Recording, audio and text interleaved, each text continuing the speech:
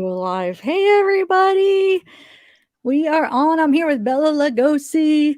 Uh, Hi. how's everybody? We're kind of just going over the transcripts. She's the only one that showed up so far. I had like 6 people fill out the form, so they might be coming later. They haven't showed up yet, which I know a couple. The one was going to be late, and Sabib, my mod, said she might help. But for right now, me and Bella, we kind of figured out our parts, and I'm going to play the defense. She's going to be the state. Yeah. I'll be Darlie, so I'll be the whole Darlie in the defense. And then like for instance, when the state is examining the witness, I'll be the witness. And then if the defense is examining the witness, then she'll be the witness because I'm always the defense and she'll always be the state. So hopefully it'll work out. It's a little bit confusing. The transcripts are a little not as smooth as I would like them to look, but we're going to try to make it work, guys. How's everybody doing? A team. Oh yeah, so we're doing Saturday. We're gonna do the panel discussion.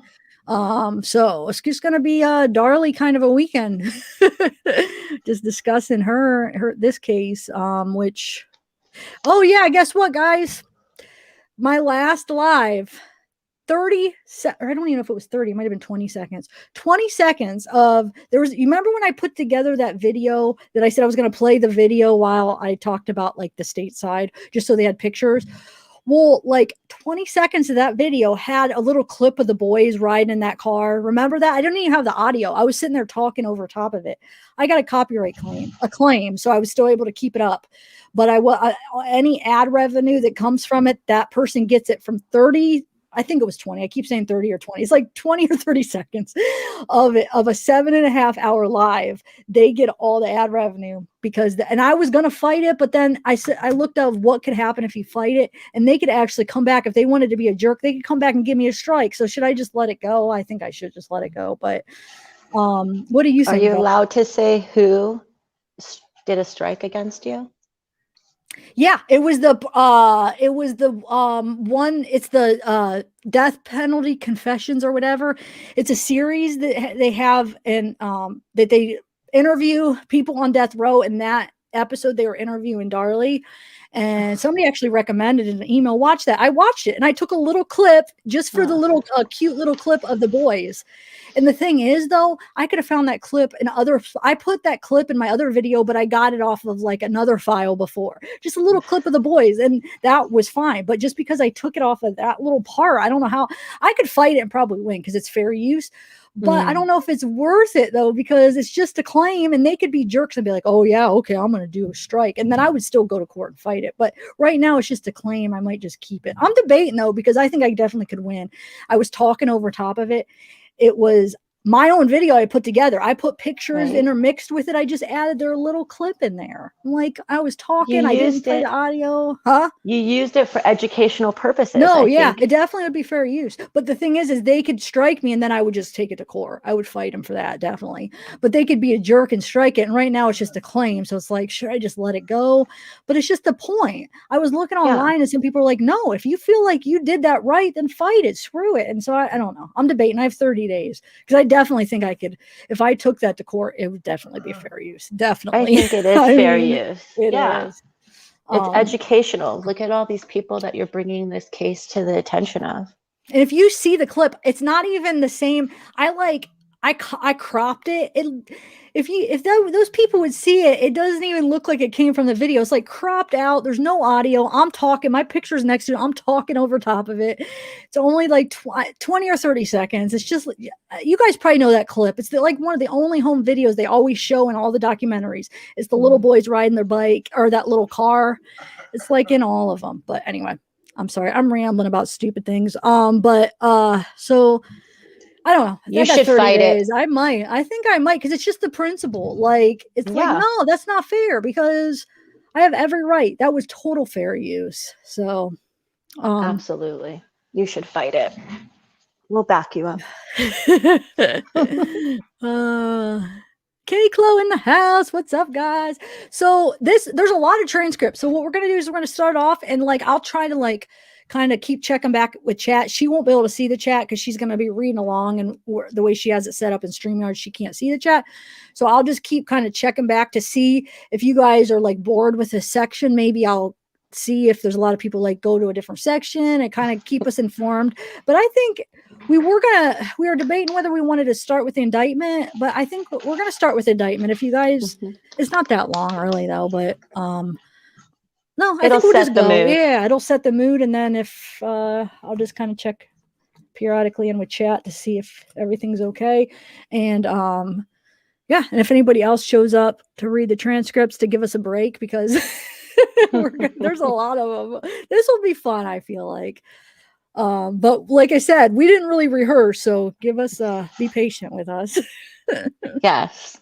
And everyone do thumbs up so that it alerts everybody. As soon as you come in, hit the thumbs up so it alerts everyone that we're doing this live. Oh, Bella, I didn't even ask. When on those forums, I asked, like, do you think she's guilty or innocent? And the thing is I had a form for this, and then I had a form for the panel chat that we're going to do. And each of them is a good mixture of guilty or innocent. So it's not like I don't have all the people that think she's innocent. It's like there might even be more people that think she's guilty that filled out the form. But I remember seeing, like, it's a good mix. What are you thinking right now? Just out of curiosity. I don't even know. When I wrote you, what I said was that I think she's innocent, but I haven't done a deep dive. It's been years since I've even thought about the case. And so maybe, my mind could be changed and I could think she's guilty, but there's just so many little things that made it seem like she was innocent. And it's shocking that she's on death row, but yeah, I know it's not like I'm 100% like she's innocent 100%, but I feel like I have enough doubt that, like, there's enough reasonable doubt that at least she needs to get a new trial, because there's no way that they created no reasonable doubt to, like, for the death penalty. I mean, I just think the state was very sneaky and manipulative, and just, it wasn't fair how they did it. I don't think. I was just seeing a documentary. I was watching one earlier where they said that they gave each other high fives when they got the guilty verdict. They were giving each other high fives. I don't know if it was like maybe behind, was it during the trial, or I'm not sure if it was behind closed doors. I don't know how the person knew that was doing the documentary, or if it was actually in the trial, but they just said they gave each other high fives. Like, they were like, yes. It's like, who does that? Yeah, they're like, yes, we got a child killer off the streets. That's probably how they looked at it. But I mean, that sock was, there wasn't enough time for her to put that sock in. And that necklace, the necklace was like embedded into her neck. Yep. They said they had to, like, pull it out. Yeah. And then the whole timing, that's huge for me too. The timing where the medical expert said 9 minutes. And if you add all the time up, how would she have had time? He was still living.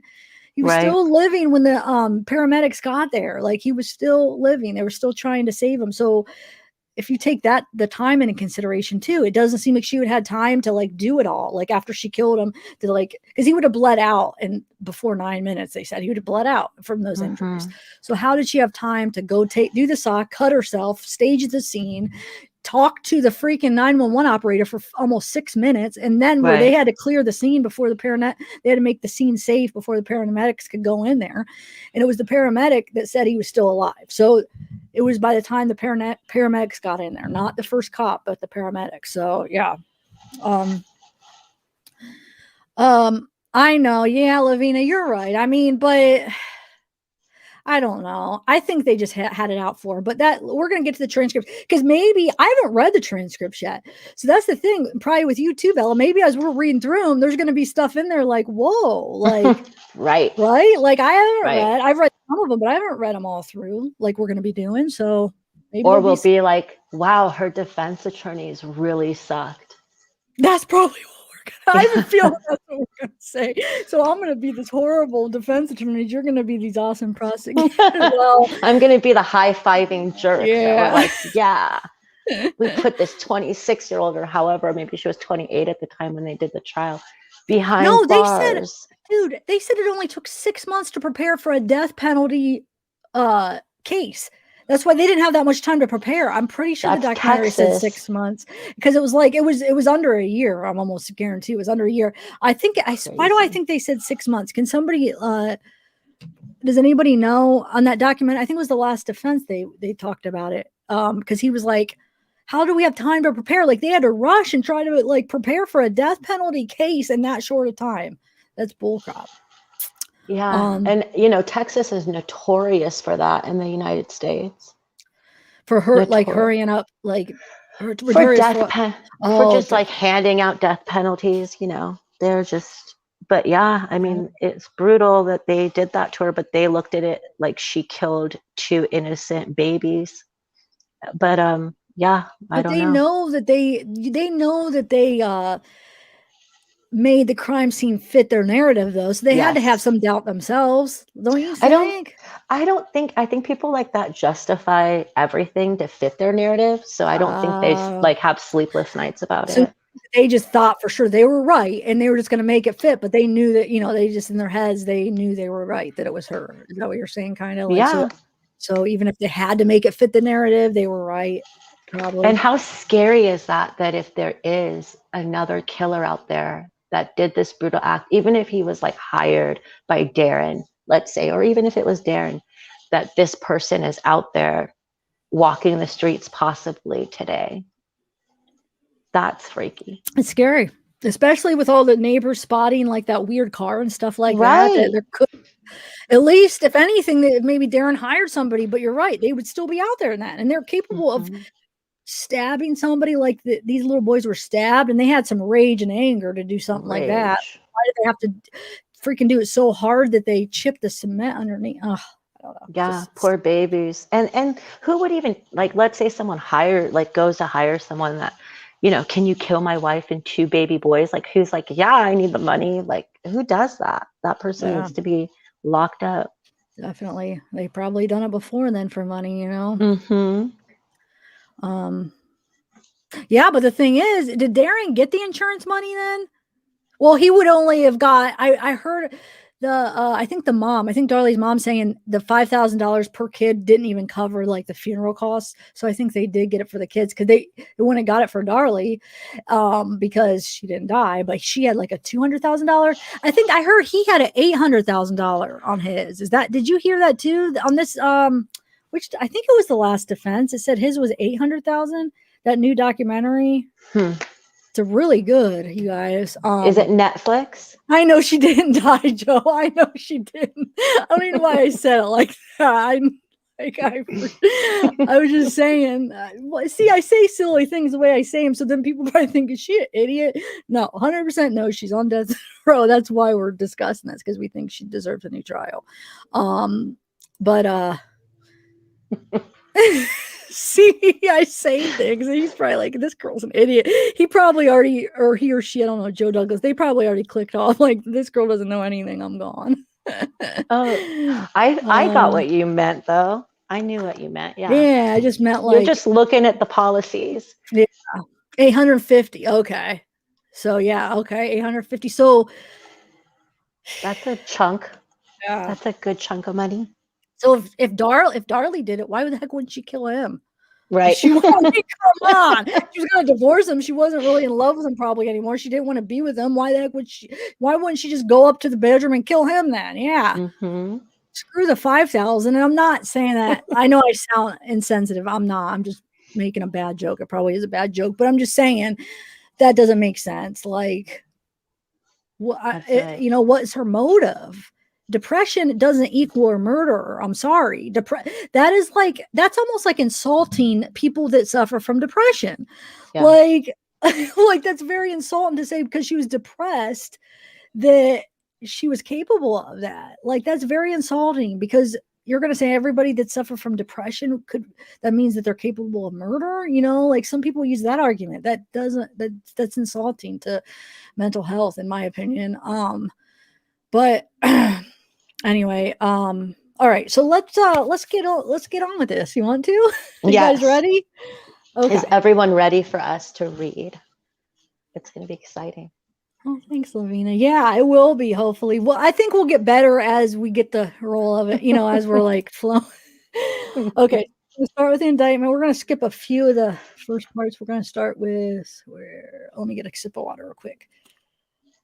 Okay, we're going to start on let's go on record. Okay. Let me share my screen. Sorry. Yes, thank you. Can you read that all right like that? I'm going to make it a little bigger on my end. Okay. So Yeah. you could do that. Okay. All right. So remember, I'm court. Let me get my list of people. You wrote your people, right? I did. All right.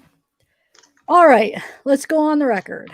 All right. This is cause 896-253. The Kerr County number, formerly F9639973-MJ.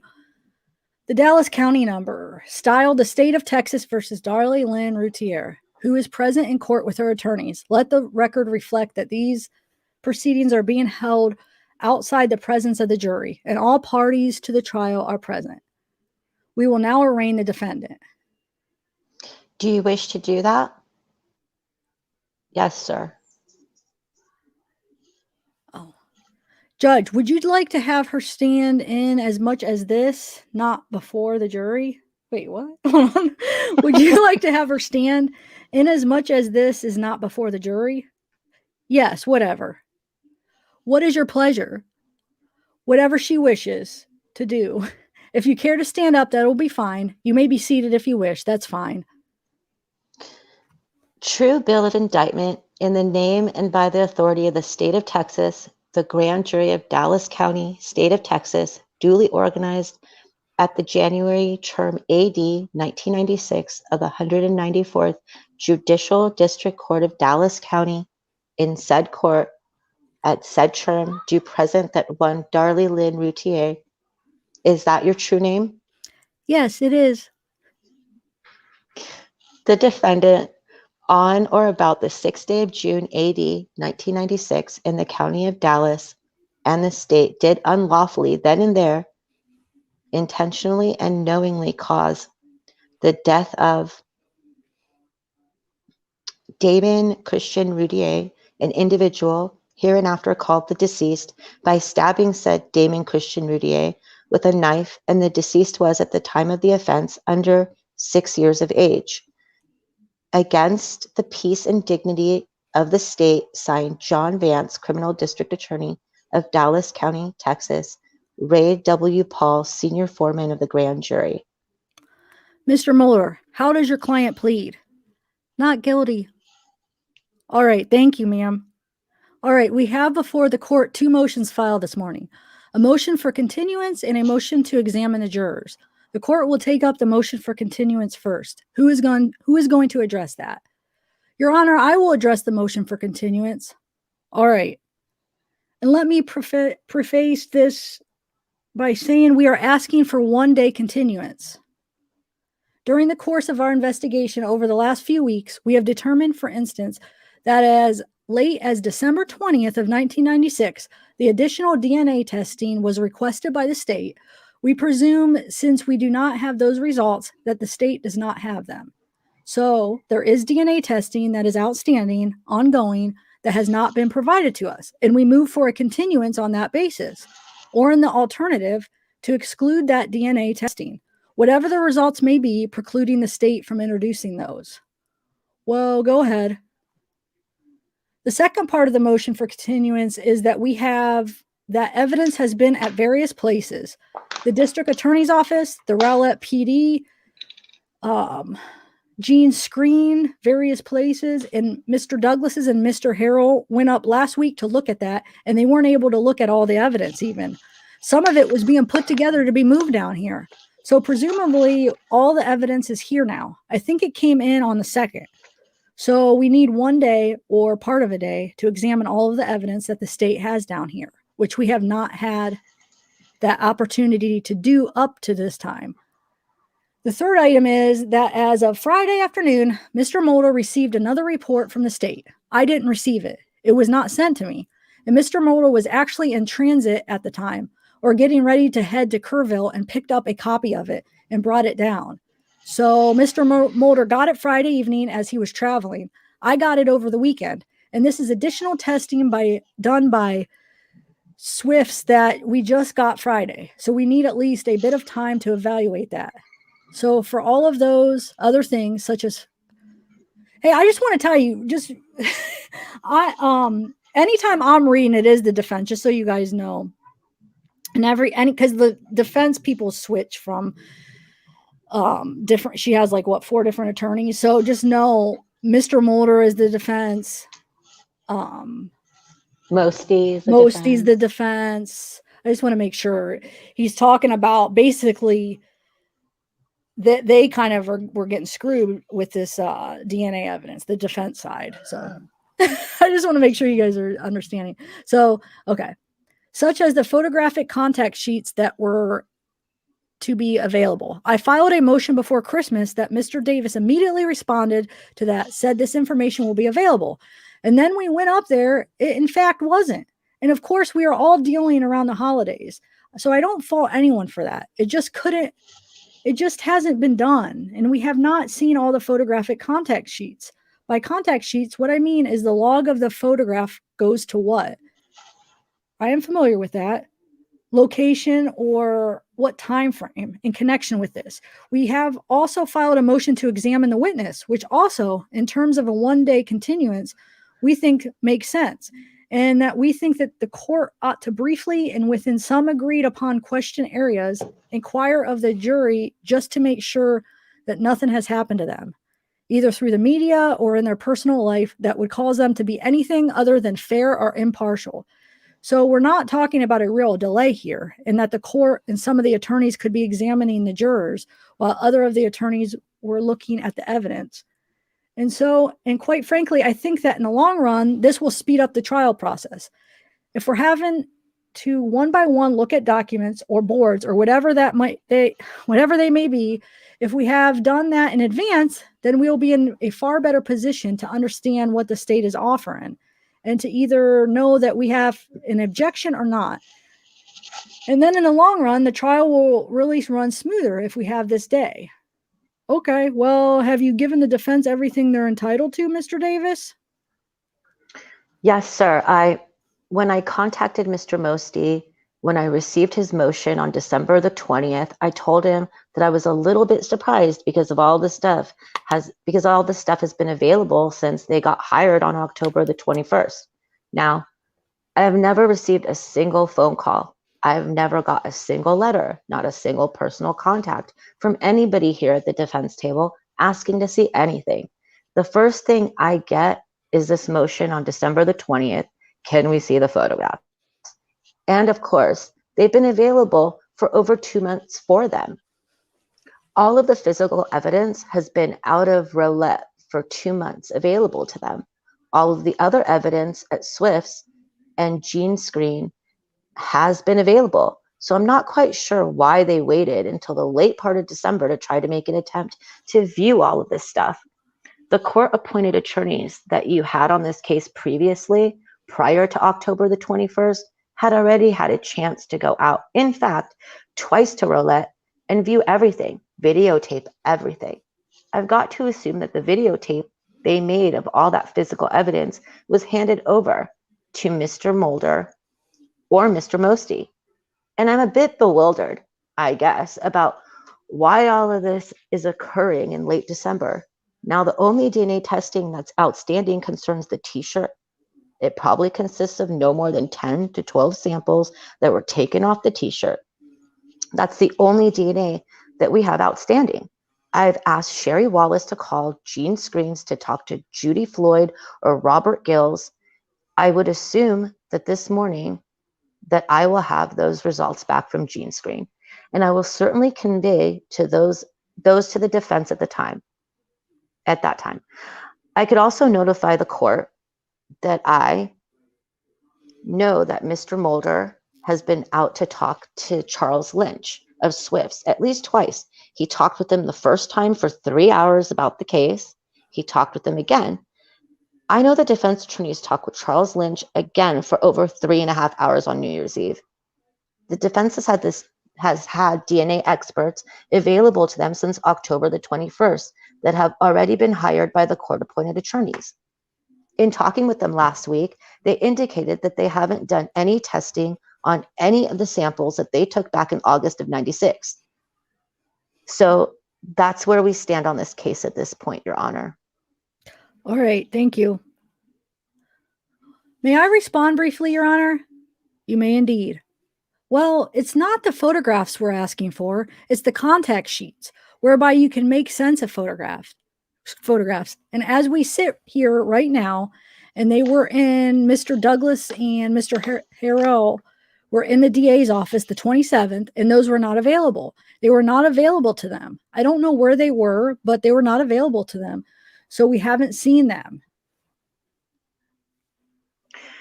I'm sorry. The second thing is that, as Mr. Davis suggests, if we get the green screen information today, or gene screen information today, then we can look at it today and we would be in a position to be prepared. If it comes in today, that will be great, and then we'll know. The third item he addressed, well, I think I have covered the main two. The one is the contact sheet.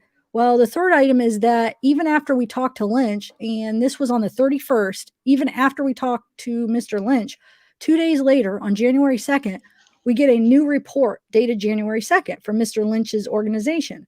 So that's the kind of thing that's happening. We go to talk to somebody, and then after that happens, then we get a new test. Well, the contact sheets, again, I indicated to Mr. Mosty that he could check with Swifts, or he could check with the Rolette Police Department. They would be in a position of those. They would be in the possession of those items. I wouldn't. So as to the reasons why they didn't see those at those departments, I don't know. All right, thank you. The court denies the motion for continuance and denies the motion to examine the jurors. All right. Judge, just one thing. Will you instruct them to give us the contact sheets of those photographs? Whatever you're entitled to, you will get. Well, I understand that, Judge, but that doesn't do me any good. We want the contact sheets. Well, you are instructed to give. Do you have the contact sheets? If you have the contact sheets, let Mr. Mulder or one of the defense attorneys have them. Yes, sir. When can we have them? Well, I imagine as soon as they can get them for you. It is 9:07 now. I imagine sometime this morning you will get them. By noon? Well, I don't know, but I think we could handle that. Do you have the contact sheets? I don't know. I have to check. I don't know if they're down here or not. I know that Rolette brought extra copies of all of their photographs down here. Well, we can work that out. We have got the photographs. We aren't concerned with the photographs. We're concerned with the contact sheets. And there's a big difference. That's what we've been trying. We understand what the photographs are. We've had the photographs forever. We want the contact sheets. Well, as soon as you get the contact sheets, give them to the defense. Yes, sir. I will do that. Well, can't we have a deadline on that, Judge, as to when we could get them? Well, why don't we find out when they could get them first, and then I will rule on that part of it again. All right, I will. All right, I will have Miss Wallace go back right now and talk with them. Also, Miss Wallace has now talked with Gene Screen. I'm about to say green screen too. With Gene Screen. All of the samples that were taken from the t-shirt, Dr. Giles has indicated to her that are that of the defendant. And those are the samples that are taken from the large bloody area here on the front of the t-shirt. And there were some additional, I believe, 3 samples of the right shoulder, off the right shoulder. Those were all the defendants. Okay, so I was reading chat, and some people are asking, what are contact sheets? Does anybody know do you know, Bella? They said something how they describe. Go ahead. Can you? I'm a little confused. What I know about contact sheets being, I haven't done film photography in a while, but it's where you line up all of the negatives in film photography, and you take a picture of all of the negatives. And so it shows up like the order that all the negatives were in, and if there's like a missing photo, that's usually what a contact sheet is. I don't know if that's what they're talking about, but that's usually what a photographic contact sheet is. And I want to make a remark. I saw at CDT, you're right. They said there was 30,000 mistakes in the transcripts. So I should have pointed that out. So they say there were as extreme as yes or no. Like it could say yes, and it really said no, like God. That big of a difference in the transcripts. Wow. So CDT is right. I just saw that they're talking about it in that documentary, that 30,000 mistakes, and serious mistakes, not just little words like the or to. I mean, like serious up and down. That's how they describe like the difference between up and down and yes or no, like that. So when we're going through this, remember 30,000 mistakes in these, but it's still interesting to go through. Just to keep that in when we say yes, we could really be saying no. Yeah, exactly. That's horrible. But I wish we could hear, like, why didn't they televise this? What, nobody was able to watch this? I mean, do they have a video of it? You would think this was a huge deal back then. This would have been televised, but was it? I don't remember it being televised. Or at least like a video. Well, they didn't have live streaming back then. Yeah, Back to the Future. Yeah, I wish we could hear the audio, but I don't know if anybody could get their hands on it. Let me know. But okay, so we'll continue. But yeah, keep that in mind. Thanks, CD, for reminding me about that. CDT. I was gonna tell everybody. Hi, CDT. I can't see the chat, but hi, she's like a really good channel. She has a great channel. Did you hear, Guy? Yeah, so you can't. Well, don't worry that you can't see it. I'll try to keep you. I know it does suck. You'll probably feel lost. No, it's okay. Well, no, because like this is the first time I'm doing a live on YouTube, and I think it'd be like really overwhelming to also see chat. Like I'd be like, I don't know how you do it, Tiff. Seriously. Oh, thanks. But you're doing really good right now, actually. I'm glad that you're doing good for your first time doing a live stream. Some people would like get real nervous and like, I don't know. I think you're doing really good. Better than me. I'm like, no way.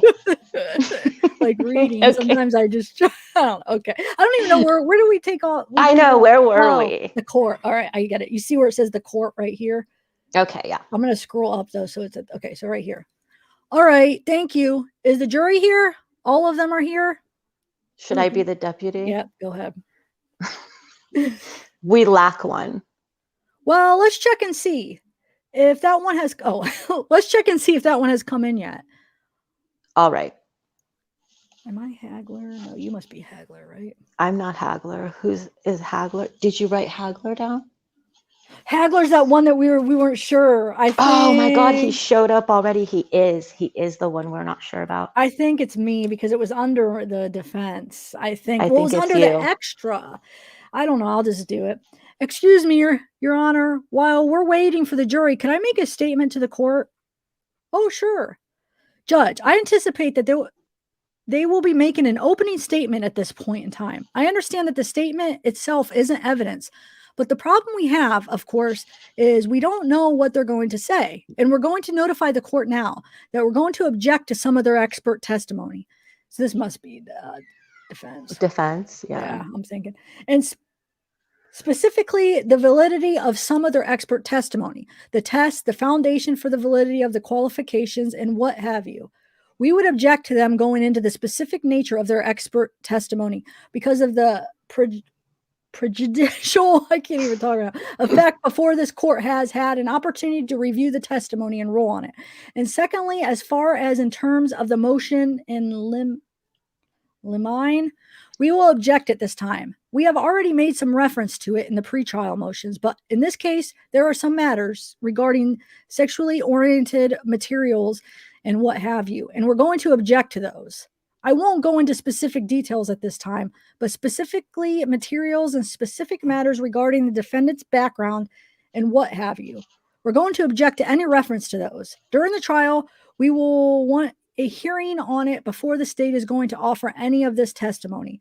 But the reason I mention it at this point in time, Your Honor, is the fact that once this comes out in the front of the jury, it is just going to be very difficult for the court to instruct the jury to disregard. So I would ask the court, instruct the state, one, not to go into any type of, I'm going to skip that word because that's one of the trigger words, oriented materials or background matters regarding or collateral matters regarding the defendant. And secondly, I know they can make an opening statement and give an overview as to their testimony, but we're going to object to any specific references or statements during their opening statement regarding the nature of the expert testimony and its contents. Well, the court will instruct both sides when they make their opening.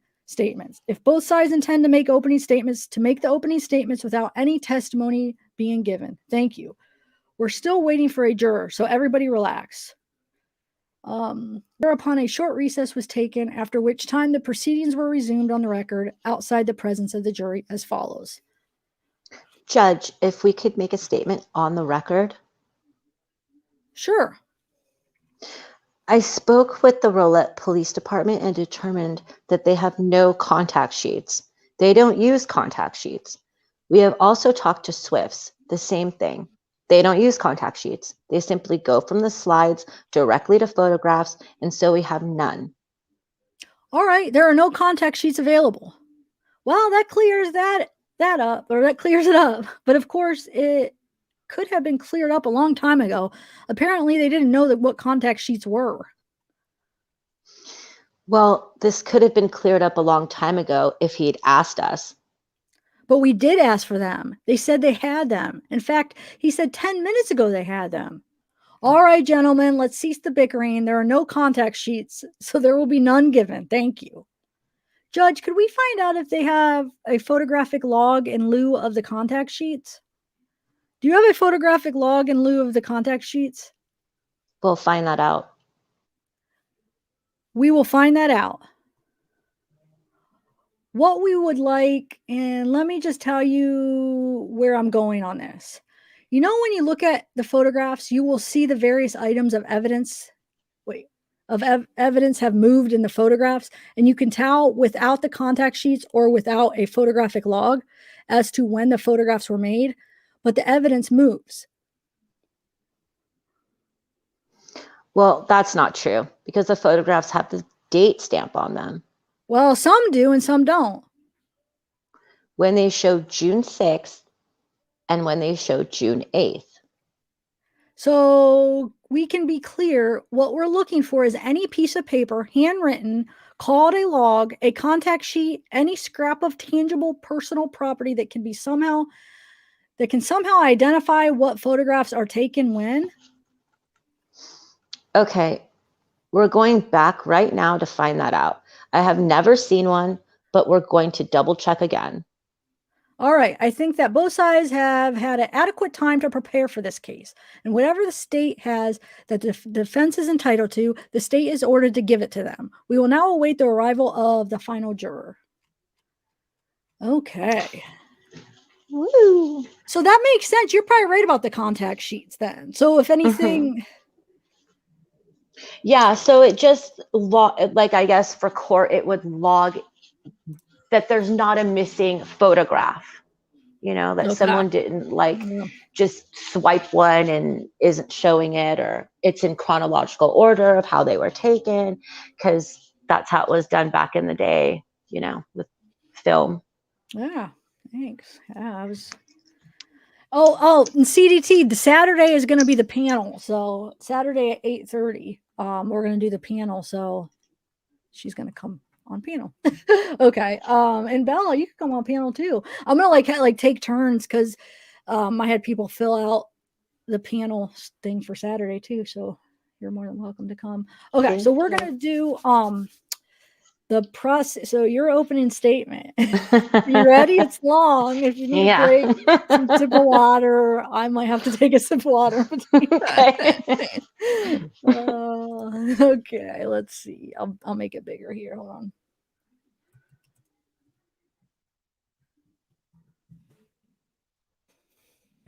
Is everyone reading along with us?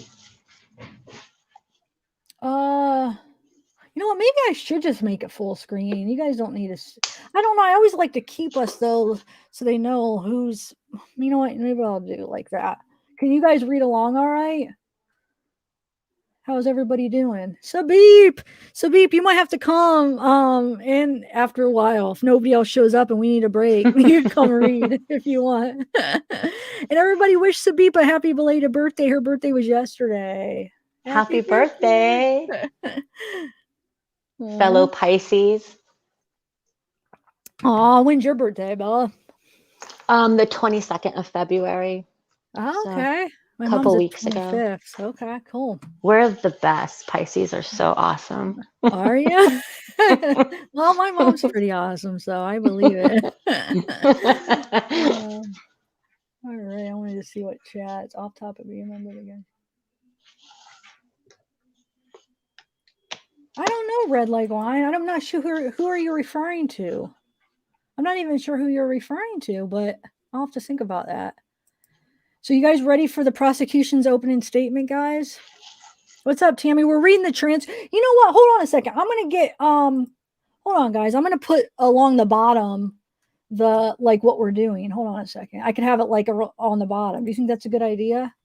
Yeah, that like ticker, like a news ticker that goes by. Yeah, I mean, you could change them in the moment. So I wonder if I should just, while you're doing it right now, I could put prosecution opening statement. I could be that specific. Yeah, it's pretty easy just to put.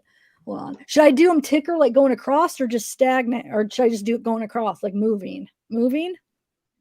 Like what is everyone saying? And what is everyone saying in chat? Oh, yeah. I forgot. Let me see. It takes a while to. Actually, let me bring up the.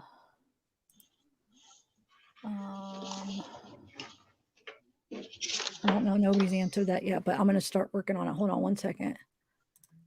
One second, guys.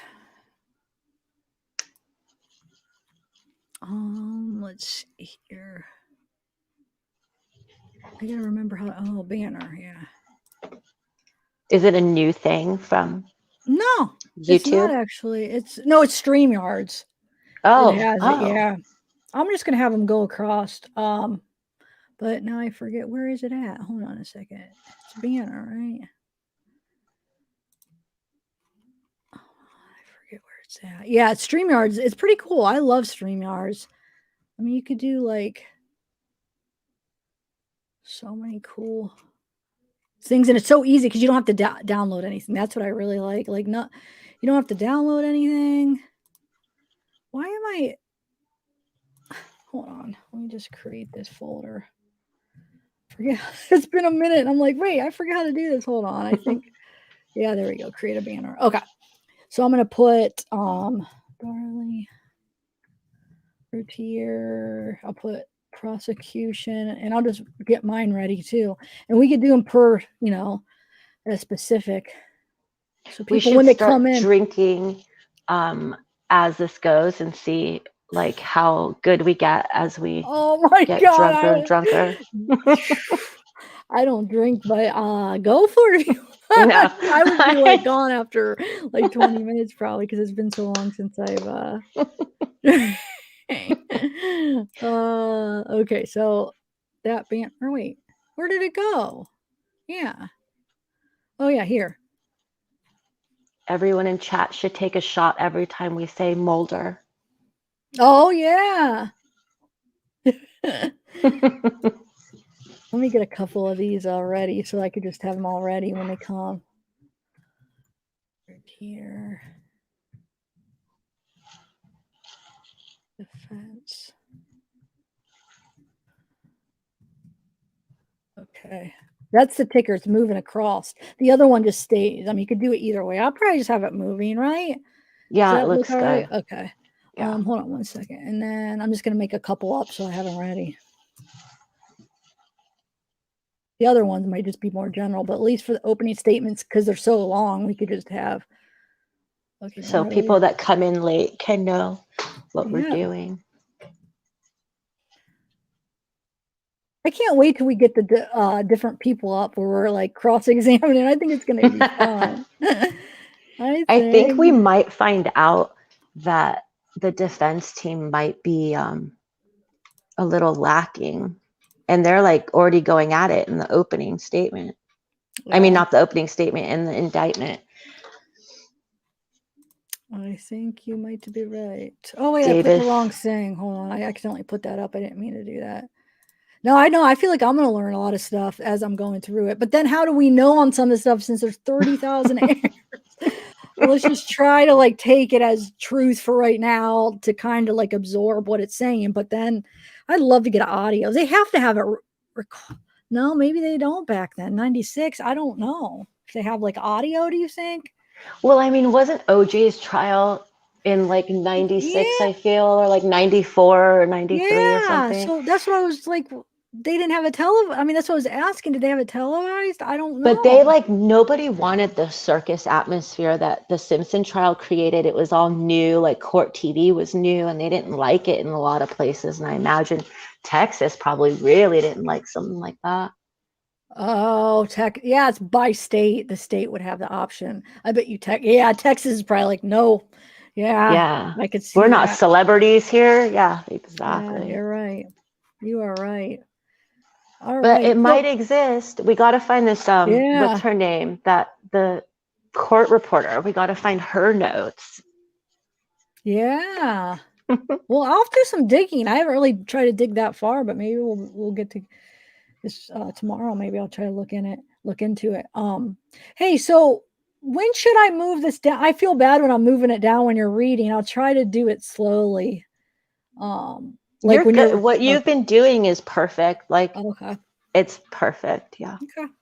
All right. Are you ready? Oh, I'm the I court. I have a am. couple. All right. You may make your opening statement. Read the indictment first. Excuse me? Thank you very much. Let's present the indictment first. Thank you. Yes, sir. Good morning, ladies and gentlemen. Again, my name is Greg Davis, and along with Mr. Shook, Miss Wallace, I represent the state of Texas in this case. I am now going to read you the true bill of indictment, which has been returned by the Dallas, is that county? Yeah, sorry, my eyes. County Right. grand jury in this case.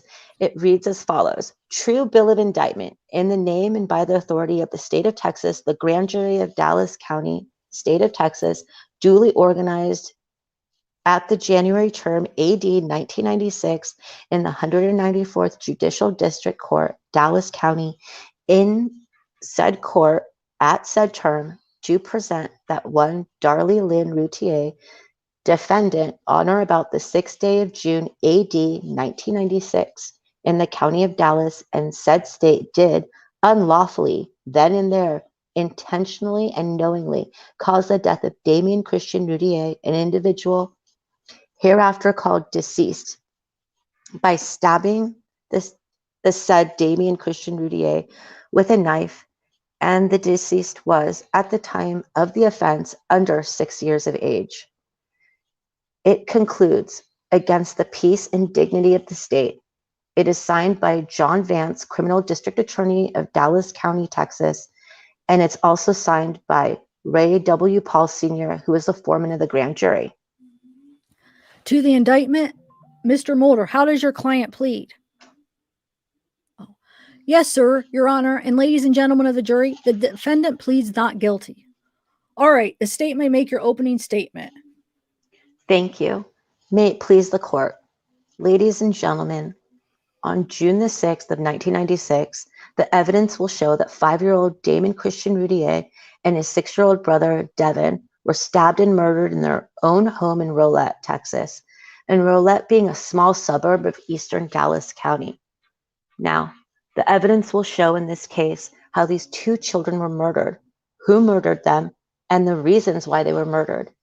And in the process, ladies and gentlemen, the evidence in this case will show to you that this woman here, Darlie Lynn Routier, and no other person, is the individual who stabbed and murdered her own children as they lay sleeping in their own home on June 6, 1996. The evidence will show you that the real Darlie Routier is, in fact, a self-centered woman, a materialistic woman, and a woman cold enough, in fact, to murder her own two children. Now, the evidence in this case also will show you that the defendant's husband is named Darren Routier. Now, Darren owned and operated a small electronics business in Rolette, Texas, and he did very well. He was a hard worker, and in 1993, the Routier family moved into a new 2-story home in Rolette in a nice neighborhood. Their address was 5801 Eagle Drive. It was a corner lot. The evidence will show that when they moved into that home, They started to buy the kinds of things that would show their success: a lighted fountain, satellite dishes, jewelry, fancy clothes, leather furniture, and a Jaguar automobile. And 1994 was another good year, and 1995 was even better. But again, instead of reinvesting the money from that business back into that business, the evidence will show that the defendant and her husband kept on spending those profits on themselves. And this time, in 1995, there were several vacations.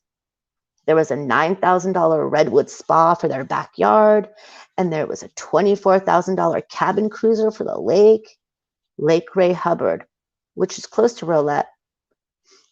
Now, as 1996 began, everything still looked good on the surface for this defendant. The evidence will show that beneath the surface, things were starting to change. For you see, in 1996, Darlie Routier had a new baby. That baby was keeping her very busy. Her other two children, Devin and Damon, were also keeping her busy. Secondly, she hadn't been able to lose the weight from her pregnancy.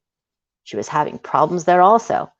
And perhaps more importantly, the evidence will show to you that the money train from Darren's business was beginning to peter out. His business was flattening out as 1996 began. When we come to June the 5th, 1996, the evidence is going to show you that those problems began to worsen, and they had worsened over time. By that date, this defendant right over here still had not lost the weight that she had gained during her pregnancy, and that had led her by June the 5th, 1996, to begin taking diet pills in order to try to get back to that figure. She was no longer the glamorous, blonde center of attention by that date. Also by that date, the baby, his name was Drake. By this time, he was 8 months old. Drake, Devin, and Damon were taking up more and more of her time. And by this time, she was becoming angry because, in fact, her lifestyle that she had grown accustomed to, the vacations, the buying sprees, the nice things, the freedom, those things were starting to go away. And she was beginning to become very angry by that time. You will also see that by 1996, by June the 5th, on that date, the Jaguar automobile, it wasn't running. So she had no transportation. That cabin cruiser on that lake, by that time, it wasn't running either. And there were problems at Darren's business. The evidence will show again that business was starting to flatten out. By June the 5th, the Routiers, the defendant and her husband, had no savings account, no retirement accounts. They had very little money in the bank. I mean, the house was still there. The boat was still on the lake, but there was very little money in the bank. And we're going to show you that on that date, there was under $2,000 cash available to these people by that date. The evidence is going to show you by June, the situation had become bad enough that on June the 1st of 1996, now we're talking only 5 days before the murder of these two children in their home, that the Routiers tried to borrow $5,000 from a bank in Rolette. Because of their credit situation, they were turned down on that loan. That's the situation that we see on June the 5th, 1996. Now, during that evening, the evidence is going to show to you that the two boys, Devin and Damon, were downstairs in the family room. And we'll be referring to it as either the family room or the Routiers sometimes refer to it as the Roman room. They were in the family room sleeping, watching television. The defendant was down there. At times, her husband was downstairs also. At about 1 a.m. that morning, both boys were asleep on the carpet by a couch where the defendant was, close to a big screen television. They had been watching TV that evening. By this time, they were sound asleep. About 1 o'clock in the morning, the defendant's husband came to her and told her he was going to go ahead and go upstairs to the master bedroom and go to sleep. Baby Drake was already up there in his bassinet. The defendant at that time, at 1 o'clock in the morning, told her husband, "I'm not going to go upstairs. I'm going to stay downstairs with the two boys." You see, the defendant was a very light sleeper, and she had complained to her husband that the baby would keep her awake simply by churning in his crib. And for that reason, she said, I'll stay down here with the 2 boys tonight, and I'll sleep down here. So at 1 o'clock in the morning, the situation will be that we have Devin, we have Damon. We have only one other person downstairs with them, and that person is the defendant right over there, Darlie Lynn Routier. Now, sometime between 1 a.m. and 2:30 a.m. on the morning of June 6, 1996, both Devin and Damon were stabbed to death. The evidence will show to you that Devin Routier, a 6-year-old, was stabbed twice in the chest. The first stab wound to the upper chest penetrating his pulmonary artery, and it went into his right lung. The second stab wound that you will hear about in his lower chest, and that entered into his liver. And the evidence will show to you that 6-year-old Devin died face up on the carpet with his eyes open. Supposedly, as a mother, the defendant was sleeping on the couch in that very same room where he died. Now the evidence will show you that 5-year-old Damon was also stabbed. That child was stabbed 4 times in the back. Some of those wounds penetrated through his lungs, other through his liver, and he died as a result of those stab wounds. The evidence will show you that he was stabbed at least 1 time in the back, again, as his mother supposedly was sleeping on a couch nearby where he was attacked. But the evidence will show to you that he didn't die immediately. Damon somehow struggled across the floor of that family room towards the hallway and towards the kitchen before collapsing on the floor. And when the first police officers got there to that scene that morning, and when the paramedics got there, they found him face down, gasping for breath with his eyes open. But the evidence will show to you that Damon Christian Routier died before the paramedics could get him to the hospital that morning. Now you will hear from the police officers who dealt with the defendant. You will hear from paramedics who dealt with the defendant that morning also. You will hear from the doctors who treated her. You will hear from the personnel from Baylor Hospital in Dallas, nurses, and other medical personnel over there who dealt with her that morning. And you will hear them tell you that that morning, immediately after these attacks on her children, this defendant was not in shock. This defendant was awake, she was alert, and she was very coherent. You will hear them tell you how they had conversations with her in which she was able to follow their instructions and able to give very detailed information to them about herself and about the events and about her condition. You will hear from those very same people that this woman over here, Darlie Lynn Routier, that morning while she was at the scene at 5801 Eagle Drive, made absolutely no attempts to help either of her 2 children, either Devin or Damon. She never asked about their condition, never asked about where they were going, made absolutely no inquiries about her 2 children at 5801 Eagle Drive. You will hear also from them how this defendant gave differing stories about what had happened out there that night. You will hear the 911 tape. You will hear that at 2:31 a.m., June 6th, the Rolette Police Department received a call from the defendant, a 911 call. And you'll hear that tape during this trial, probably today or either tomorrow. You'll hear that tape. And on that tape, you will hear the defendant's voice. You will hear her scream, sometimes very loudly. You will hear the first story, the very first story that she gives to the police about what happened out there that night. You'll hear her say to them, in fact, that she had seen an intruder while she was sleeping downstairs, that she woke up, she found that her 2 children had been stabbed, that she had been stabbed, that she saw an intruder. That intruder then started to run from the family room through the kitchen to the utility room and finally to the garage, that he was armed with a knife. You will hear her tell the police that she chased that man while she's unarmed, that she chased this armed intruder through that house, that he threw a knife down in the utility room, and that she picked up that knife.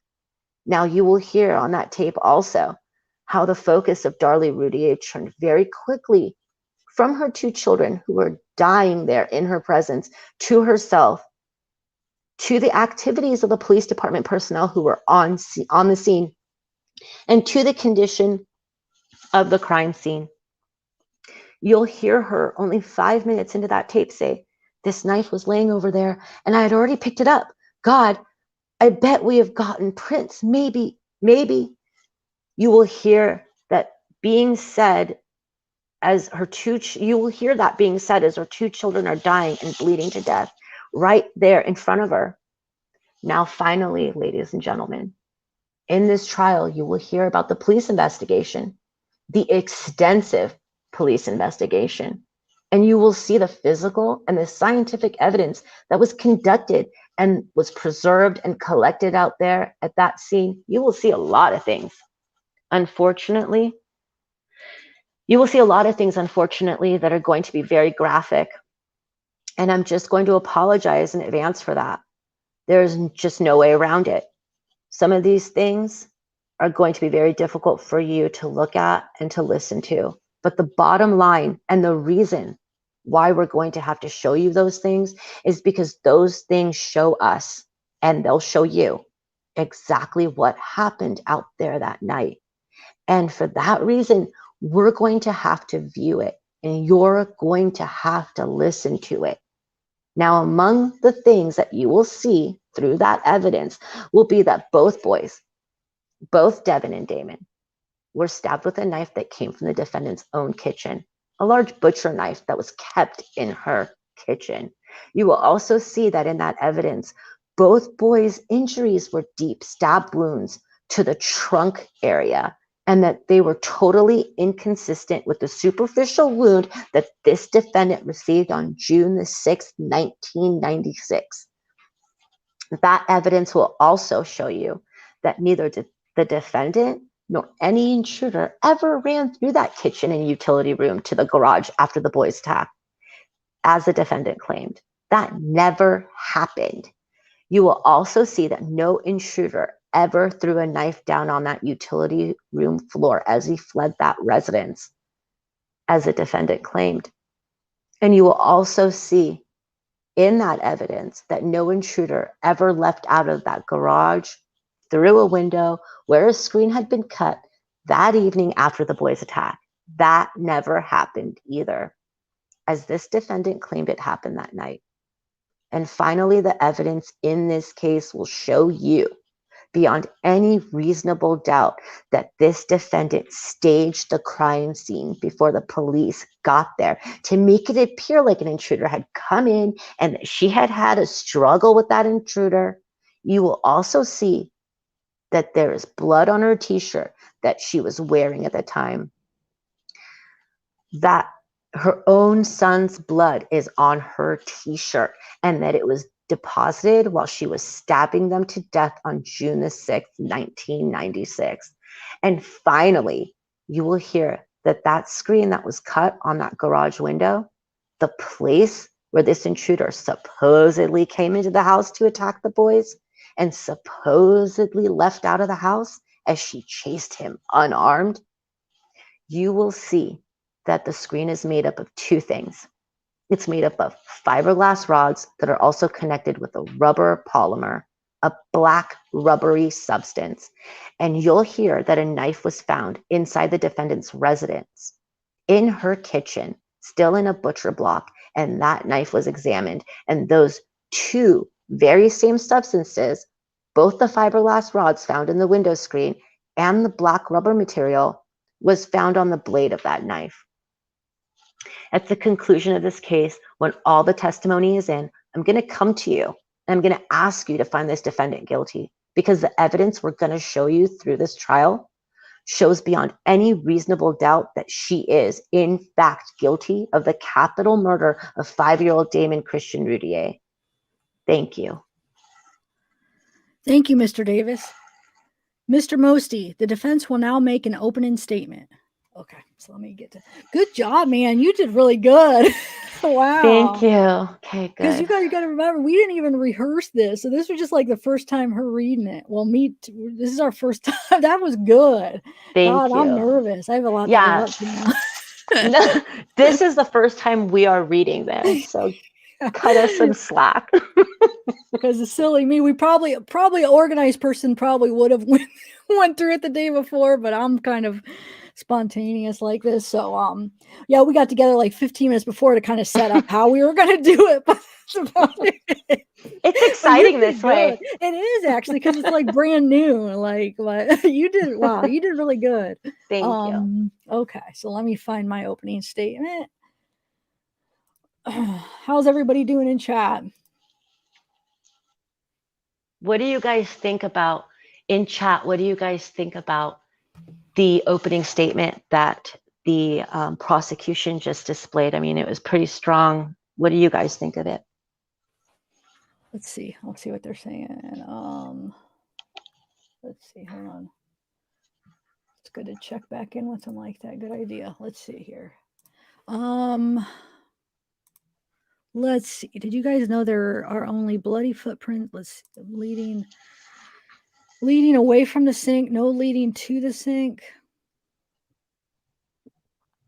Well, no, I think there was bloody footprints everywhere because she was walking all the way around. But that is true that there was a bloody footprint, like where she was standing on the sink, that appeared to be cleaned up. And when they sprayed like that luminol, you could see like her footprint, which is weird. But I think possibly, I know, I mean, this might be like not probable, but possibly, do you think from her wetting those towels that it kind of like dripped down and then she kind of just wiped it up in a way and it wasn't like her trying to clean up the scene? Is it possible from just the whole process, or do you think no? Because that is kind of weird. When they sprayed it, like they saw like an outline of her footprint on that mat, like in front of the sink. But do you think that means that she cleaned it up, or maybe just from walking with wet feet that it kind of just wiped off? I mean, I don't know what that means for sure. I'm so fluid in this case. What is everyone saying in chat? Are they? I don't know. I feel like there's other explanations that sometimes even the stuff that's like, wow, that's not that likely, but sometimes there could be some weird things that usually don't happen that do. I mean, like the one guy, that Dr. Grande, Keikla, good. I watched that, Keikla, good call on that. He said that actually, like how they said, well, most people wouldn't come in and use the knife in the house and kill somebody. Right. But actually he brought up one of the serial killers, Richard Ramirez. He actually would use the knives in the house. He would go in and his purpose was to go in and kill people. And he used people's knives that are in the house sometimes. So it's not like that it never happens. It doesn't happen as often, but it does happen sometimes. So I don't know. I mean, we'll see. I have a feeling that as we're reading it, we're going to, yeah, I think we're going to discover a lot of stuff while we read this. And I mean, I wasn't totally invested in this case. I just, at the time, thought she got a raw deal. There was, that's for sure. She got a raw deal for sure. I mean, she at least gets I feel like she deserves a fair trial where the defense actually brings up like scientific evidence and DNA stuff instead of just trying to like talk it out. Like just like, kind of like, I don't know, like try to pick holes in the states by just like talking it out and not like bringing in experts. That's what I heard. Like from the documentaries, it's like I said, we'll find out reading these transcripts, but they made it seem like that they didn't bring up like good experts and stuff. They kind of just try to like talk it out, And so no, I think she definitely deserves a new trial, and then I'll be, I'll be satisfied, as long as she gets another trial. I feel like I'll be satisfied because she has a defense attorney that's been with her like 20 some years. He's been trying to get her a new trial. Wow. Not the one that it's not any of these, but it's like a person that tried to help her right after it, and he's been with her the whole time trying to help her still. I forget what his name is. You could probably look it up. Did she marry him? No. No.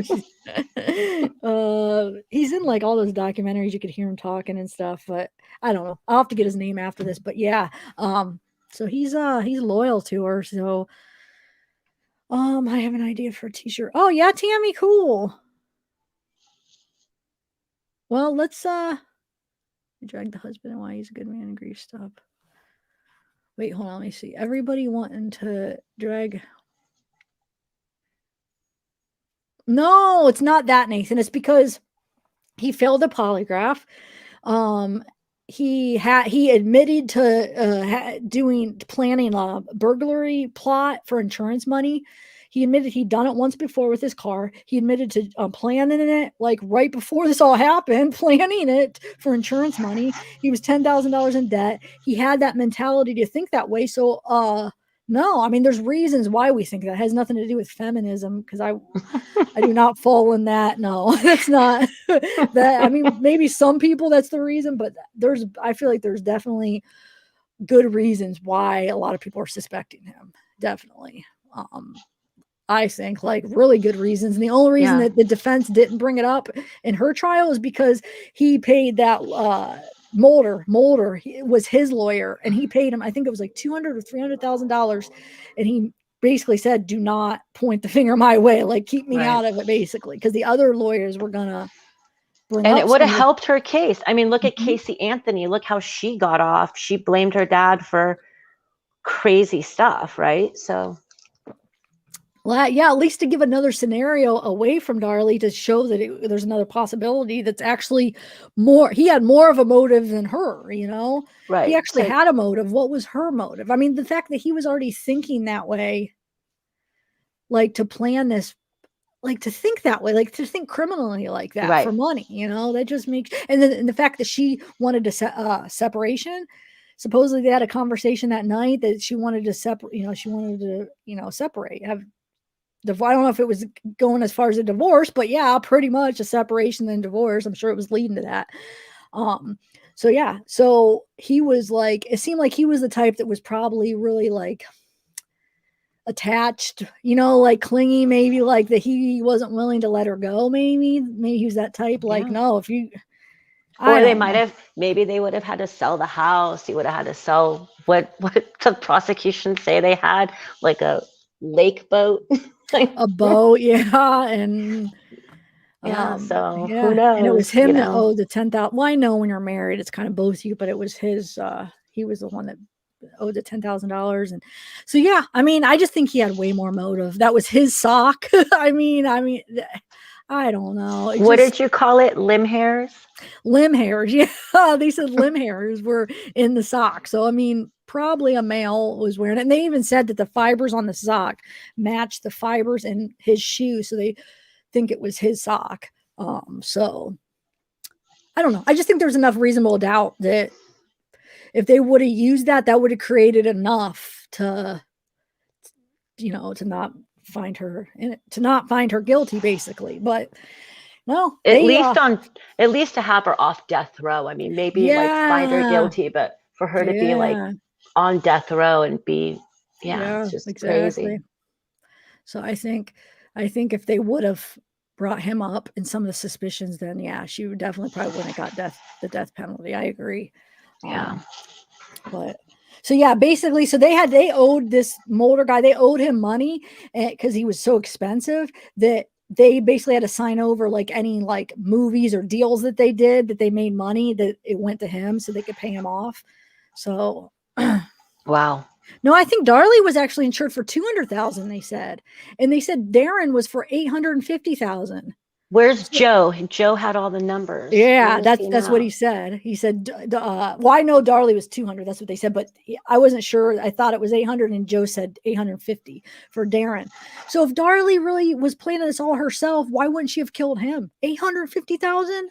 Are you kidding me? Like, there would be a motive, but he wasn't touched. I mean, he was not touched. So, and she was already wanting to separate from him. So it's not like, you know, if it was her, you just think she would have planned, if the motive, if it was money, she would have got rid of him. I guess we're going to we'll find out.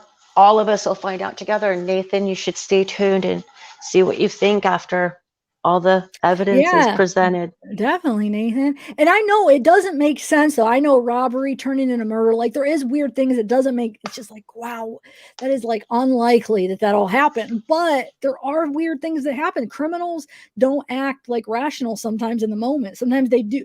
You can't like say, well, a criminal would normally do this, because criminals are so sporadic, and when they're in the moment, sometimes it might not be what you would think. Well, you don't think that a person would do that. But yeah, when you're in that moment, and if you're that crazy to like do that, then you're not thinking right anyway, you know? So I don't know. But yeah, let's continue. And Am I boring you guys? I'm sorry. It's good to just stop in and. I think this is exciting stuff. We're like finally getting like more into this case that we've heard about, and I think we get I mean, has anyone else read the transcripts? Because this is our first time. It's exciting to me. Yeah, it's exciting. No, it is. I was like, when you were reading yours, I'm just like into it because it's like the first time. Heck yeah. And like I said, you did really good. Is this the? Is Mosty the one doing it? He does the opening. Okay, I would thought Mulder would have done the opening, but I guess Mosty does it. All right. Let's see how good of a speaker Mosty is. But doesn't it look like there should be more right before this? Why does it start at 25? I guess not. Is that where it starts? May it please? Yeah, I guess. Yeah. Wait, doesn't it seem like we're missing a page? I'm going to look right now. Let me look. Okay. Defense opening. No, it was. No. It starts May it please. Okay. Yeah, I think, it's on point. Okay. It just looks weird because of that Sandra Hansley thing. I know. That's I don't like that. That gets me all messed up. Hopefully I get used to it because you already got used to it. I feel like you'll get used to it. You did good. You did good in the pre-trial. I don't know. All right.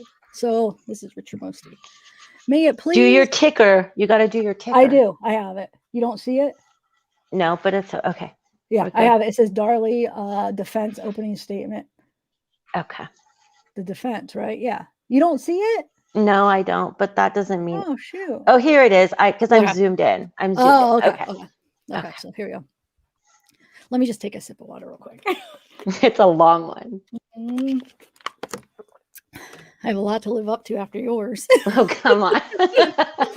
Oh, okay. May it please the court, ladies and gentlemen of the jury, I think that when we talk to y'all, to all of y'all, that at some point, one of the defense lawyers, Mr. Mulder, or myself, or one of us probably said to every one of you that one of the things that we hate about criminal case is that the state always gets to go first, and that we think first impressions are important, and that we would like to go first, and we would like to tell you our story, but we're not allowed to do that because of the rules. The state and the indictment was read to you, and you were all told that the indictment is no evidence of guilt. It means nothing. And the presumption of innocence and the burden of proof that the state has to prove beyond a reasonable doubt that Darlie is guilty. And so we don't get to go first. And I just say that to remind you again of that as I talk about what evidence is going to show and what Mr. Davis did not tell you about what evidence is going to show. Always remember that we're going to get our chance. It's just not going to be the first chance. Now, what the state has said is that a person who has witnessed their two children being stabbed to death in their own home and their own knife, their own throat slashed, that person's account given right then and under the terror of that moment, that account is by itself, and that they will take that by itself and prove beyond a reasonable doubt that Darlie is guilty. That's what the state's theory is that this person who was traumatized by her children being killed in front of them made statements that prove her own guilt beyond a reasonable doubt. And I submit to you, when I talk about the evidence here, and when you see the evidence, you will see that that isn't what happened. Darren and Darlie Routier are a young couple. It struck me that Mr. Davis talked about them not having a savings account. I hope I never get tried over how much money. I'm sorry, Your Honor. I'm going to have to object to the personal comments of Mr. Mosty. If we could just stick with what the evidence will show, please. Sustained. Just stay on the evidence, please. Darren and Darlie are a couple that met in West Texas, in Lubbock. And the evidence will show that they eventually settled and they were trying to get ahead. They're in their mid-20s trying to get ahead and ended up moving to Rowlett, which is just northeast, you would say, in Dallas. And they did find some success and they wanted to get ahead. And Darren started a little business and it gained some success. And they bought a nice house. They had two beautiful children when they moved into the house, and later a third. And you will see that the house will be brought to you. and you will see a description of that house. And you will go upstairs and you will see bedrooms decorated with Mickey Mouse wallpaper, with children's stuff, Mickey Mouse bedspreads, another bedroom that is decorated very neatly with the other child stuff in it. You will see a house that is a family in a fairly upscale, I would call it neighborhood, a neighborhood unlike you will find in Kerrville. And you will see this attention to children, that you will see that this lady's life focused around her children. She helped her husband at the store some, at the business some, but her life focused around the children. And you will see, by all accounts, from friends, neighbors, family, that she devoted everything to those children, that that's what she lived around. In fact, as Mr. Davis pointed out, she was a light sleeper, so concerned as a mother about an infant baby that if the baby just moved, she was worried about her baby. And that's the life that you'll see. And then the state suggests that in a blink of an eye, this lady changes from a doting mother of 3 babies to a psychotic killer. And not only a psychotic killer, but a forensic expert, an expert in crime scenes, such that she could stage this whole crime scene. You will see from the evidence the type of wounds that Darlie Routier had. You will see a stab wound, defensive in nature, to her right shoulder. And the state will suggest to you that that's self-inflicted or that it's staging. One of the facts that you did not hear from Mr. Davis is that there's a bloody sock found 75 yards in an alley or down in the alleyway that has these boys' blood on it. And that somehow this doting mother turned psychotic killer went and dipped just ever so slightly an amount of her children's blood in that sock and then ran 75 yards down the alleyway and planted it while her husband is upstairs asleep. And the children had been stabbed and are dying in the living room. The state, what happened at 6 o'clock or by 6 o'clock, and I submit the evidence is going to show you earlier than that. By 6 a.m. on June 6th, the Rowlett Police Department had decided that Darlie Routier was guilty and that they never blinked from that. They never turned back. They never looked any other direction. They developed tunnel vision. And the only thing they could take, maybe it's more like a rifle scope, that they had focused the crosshairs on Darlie Routier and they were never going to take them off of her. Now, I don't quarrel with the police officers going out and doing a good job and finding a suspect and focusing on that suspect. But I do quarrel when they have only focus on that suspect. I'm sorry, I've got to object to this as being argument. It's not what the evidence is going to show. Sustained. It is, Judge. Sustained. I'll tell you exactly what I'm talking about. There's a description given that night by a neighbor of a black car that is at the scene at the time of the screams. And by that time, the sirens start going off is gone.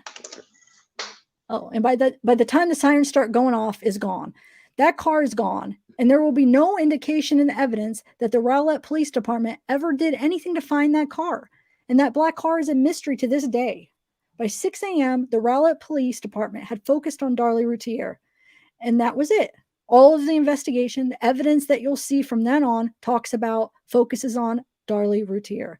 And one of the things that you will see as they have pointed that rifle scope at Darlie is that the state's evidence and the state's theory has changed, and it changes. The state's case that Mr. Davis has described and will present is not what the evidence will show they were focusing on back in June, because the June investigation has fallen apart. And let me just go through a few of them, because I won't be able to remember them all. This business, and some of these Mr. Davis didn't mention, the mulch. He said one of the reasons they knew Darlie was guilty was because the mulch outside of this window had been undisturbed.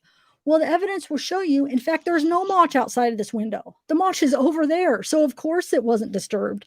The evidence the state relied upon in June, this is in June, was that, for instance, there's no blood from the assailant from the true murderer that goes out the kitchen and through the garage, as they decide there should have been. Well, the state's own evidence, the state's own witness will testify that they would not expect this assailant, this murderer, who is still on the streets, to have much blood on him. So the fact that he didn't leave a blood trail through the garage means nothing. It means absolutely nothing. The state says that she didn't try to help her children. You will see that's false. And one of the things that's very interesting is that you will see this Officer Waddell who came in. He's the one who's going to say, I came to the scene. This is a trained police officer trained in first aid. I came to the scene and I told her to help children, but she didn't. And we're going to ask him, Officer Waddell, while you were there, why didn't you go help the child? He's criticizing the mother who has had her children butchered, and he doesn't go and help the children, but that's somehow evidence of Darlie's guilt. There's some of these things that are fairly incredible. One of them is that the officer says that one of the reasons he knows that Darlie is guilty very early on is that there's no high velocity blood in the kitchen.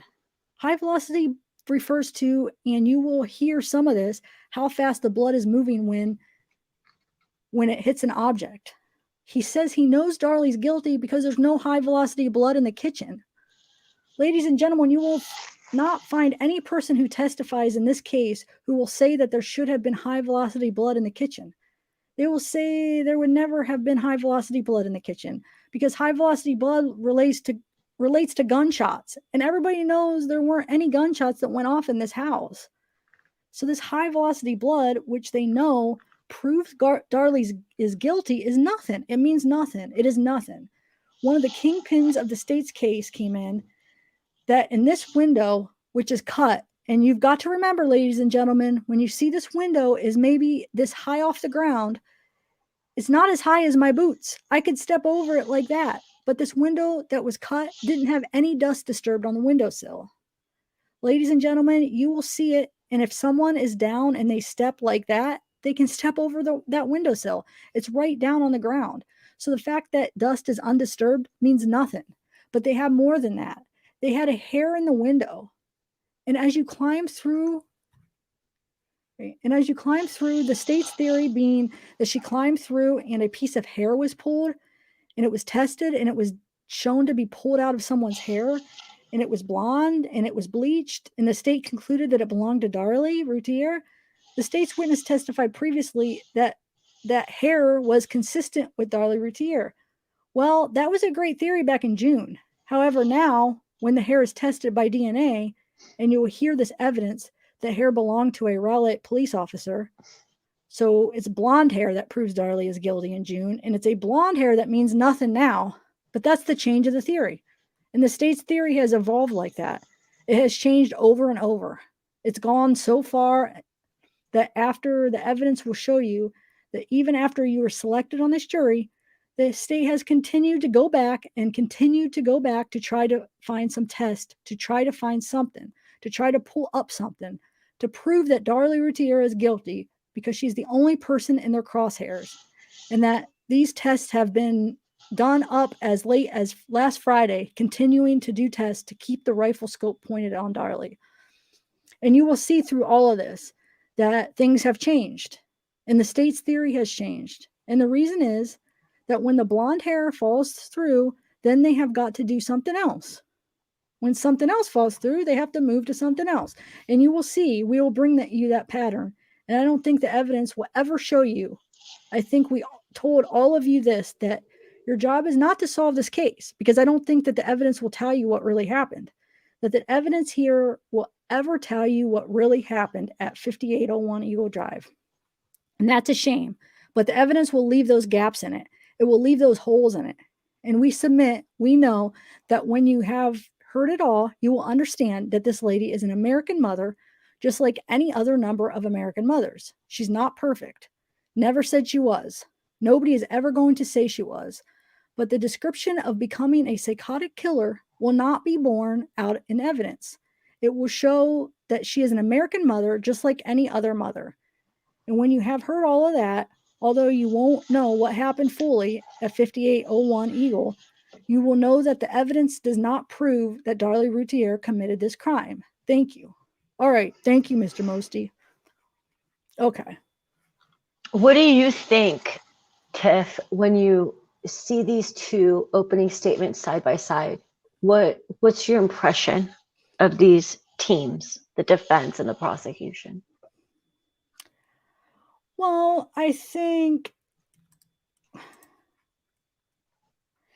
hold on. I was at the beginning of this. I want to see when I first started reading it, I had a lot of thoughts. I was really mad. Like I didn't like at the beginning of this. I was like, oh my God. Oh, where he kept trying to, wait, hold on. Oh, he made a huge deal. He wasted like what, a minute about talking about going first? What a waste of time. It's like, that's like whining. Like, shut up. Quit whining. Just prove your point. I mean, that was stupid. He should not have done that.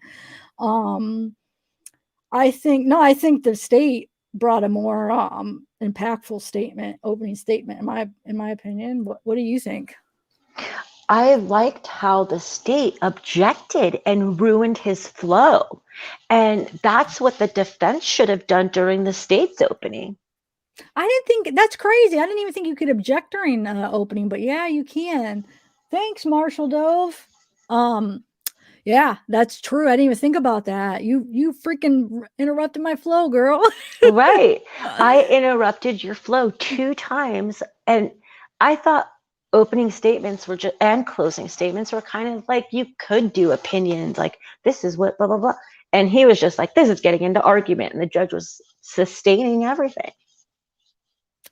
Yeah, no, that's a good point. And did you notice how the state used everyone's name, like used Darlie's name every time, used the children's name every time, but that the defense attorney made it really unpersonal and used their, like, sprinkled their name in like barely, and then said like, you'll go and you'll see Mickey Mouse, and there'll be one children's room, and then there'll be another. Like, you should say Damon's room, Devin's room, make it really personalized. Yeah. You're right. Good point. I just don't, maybe they, I don't know, like maybe they weren't as experienced. The defense is as experienced as the prosecution. I mean, it's a good chance because isn't Mosty in the first, aren't they public defenders, and then Mulder was the one that they paid for? The original ones were just public defenders, right? That's what they said. Yeah. In the opening. And why did they let this guy? I feel like they maybe should have let Mulder do the opening statement. Maybe he's doing the closing statement. I don't know.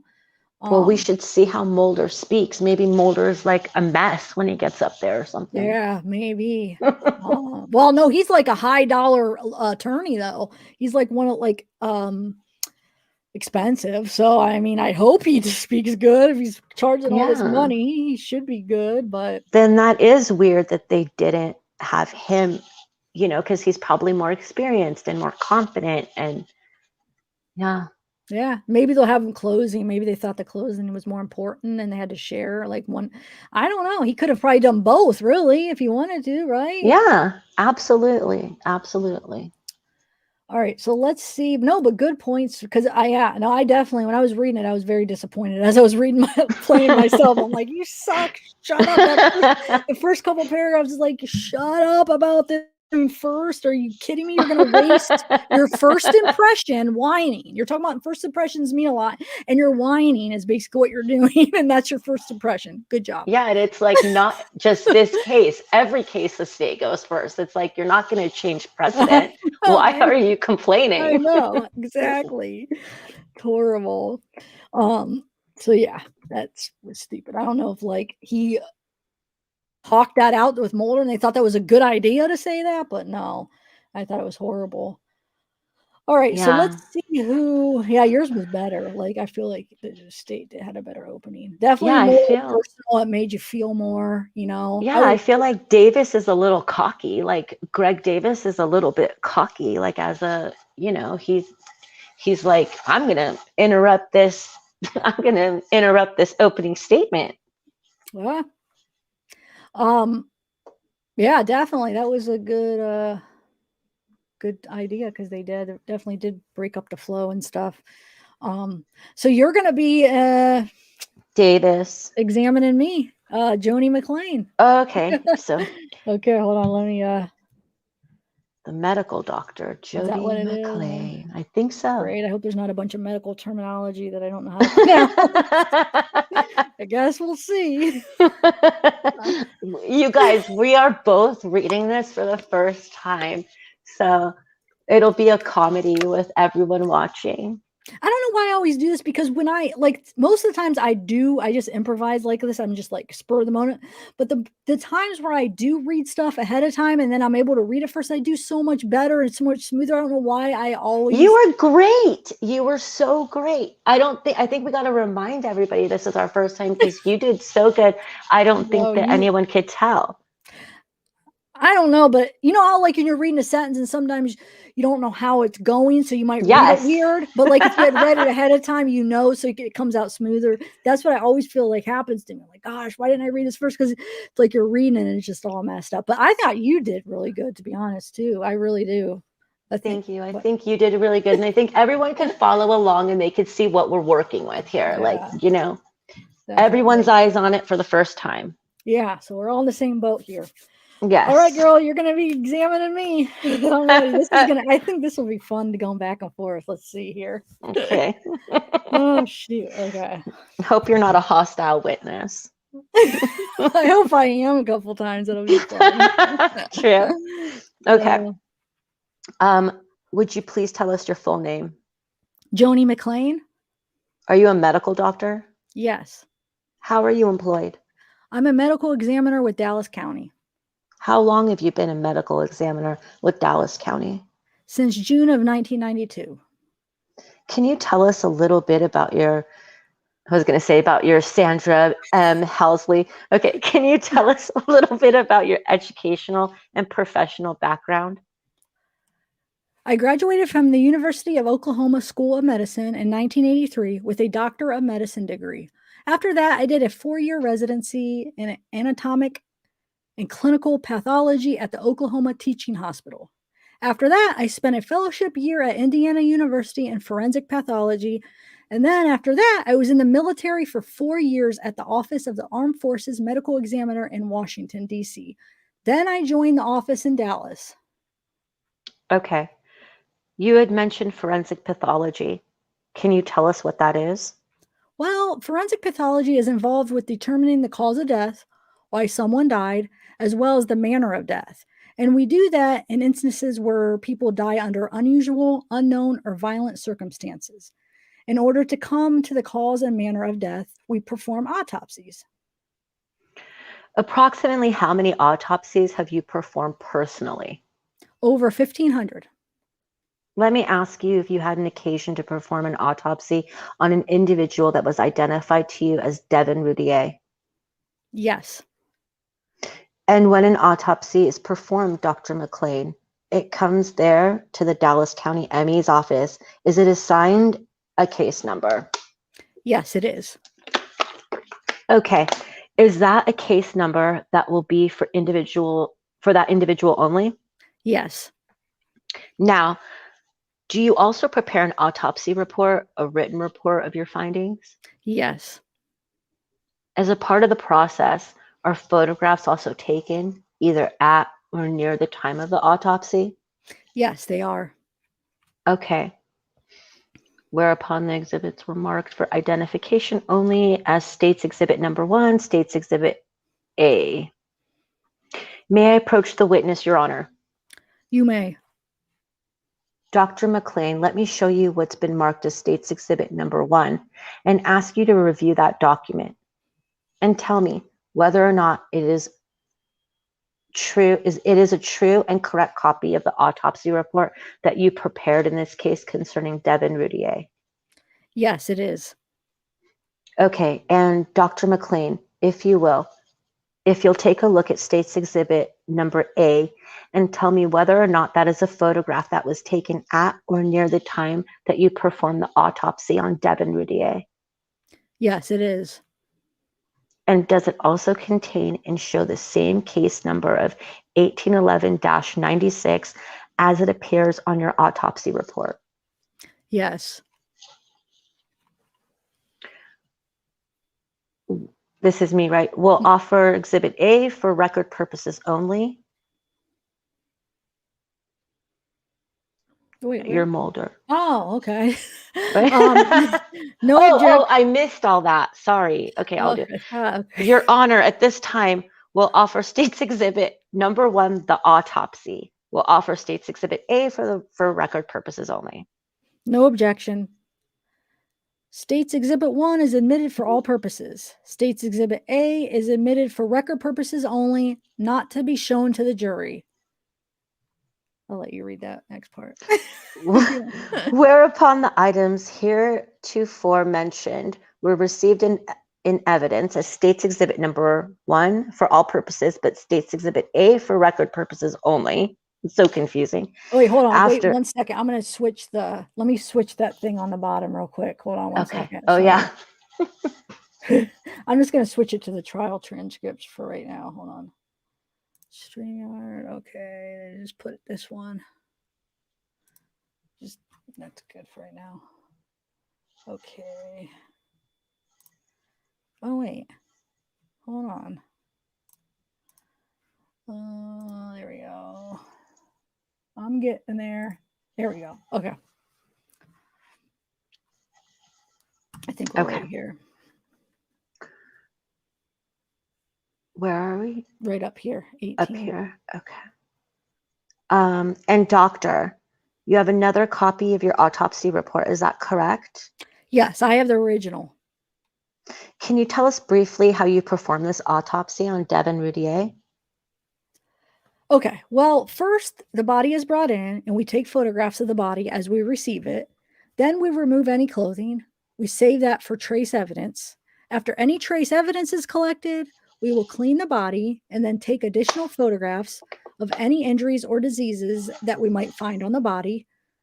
So after we document the outer portion of the body, then we look at the inside of the body for any injuries or any disease processes. We document the injuries. We also remove fluids at that time for toxicology. Okay. Now, when this child came to you, what kind of clothing was he wearing?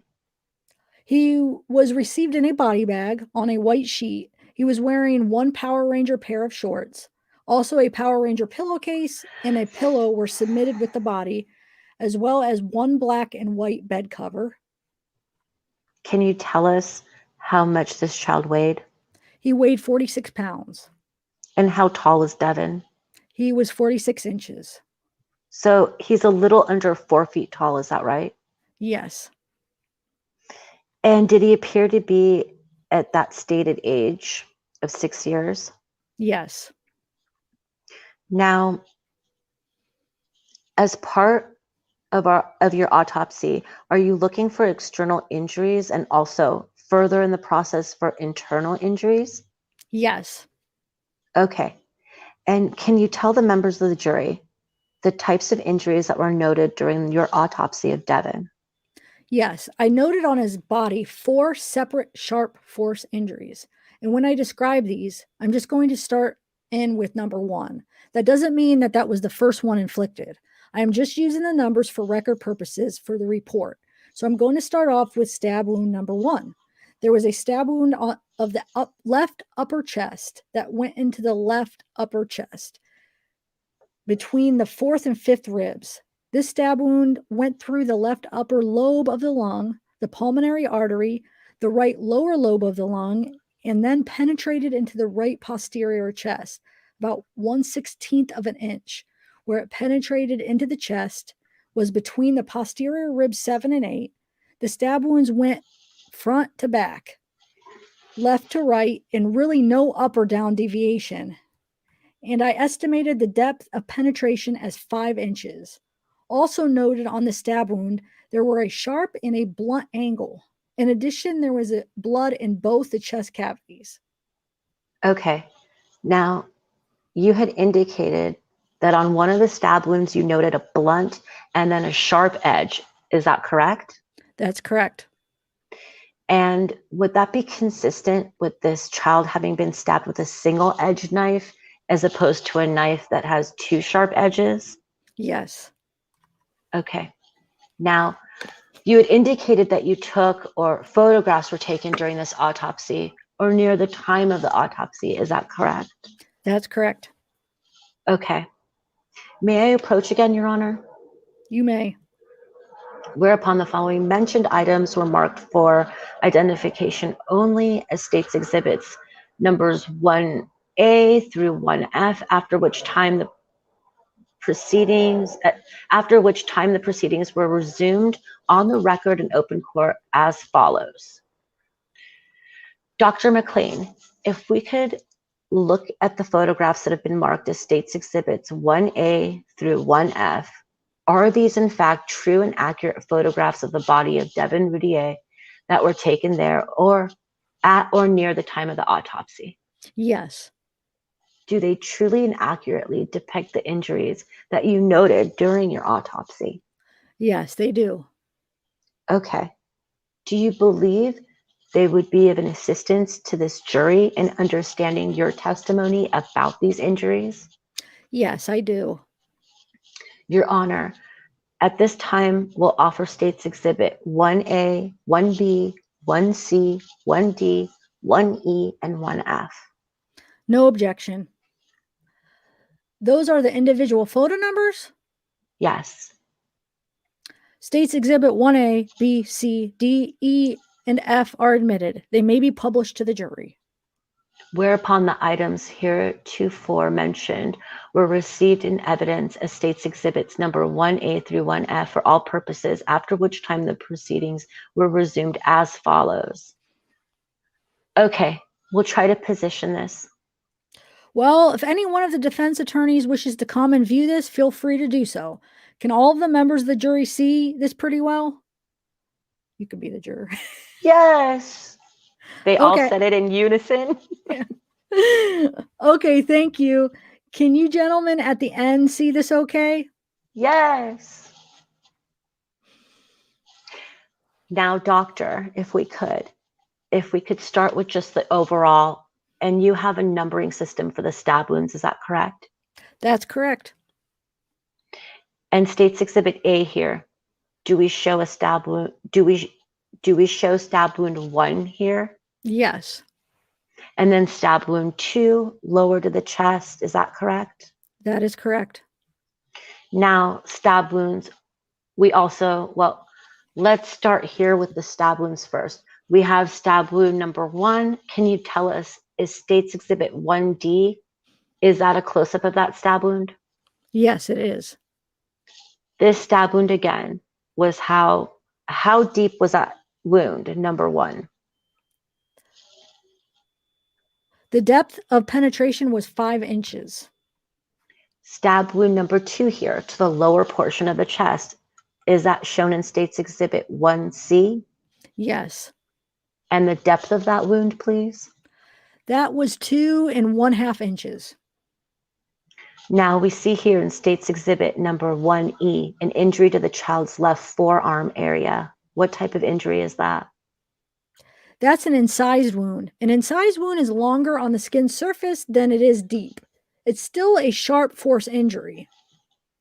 More of a cutting motion as opposed to a stab motion? Yes. And finally, we're looking at a number 4 wound here on the back portion of the child's left leg. Is that shown in State's Exhibit 1F? Yes.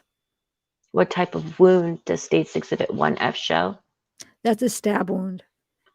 Approximately how deep was that stab wound shown in 1F? It was 3/4 of an inch.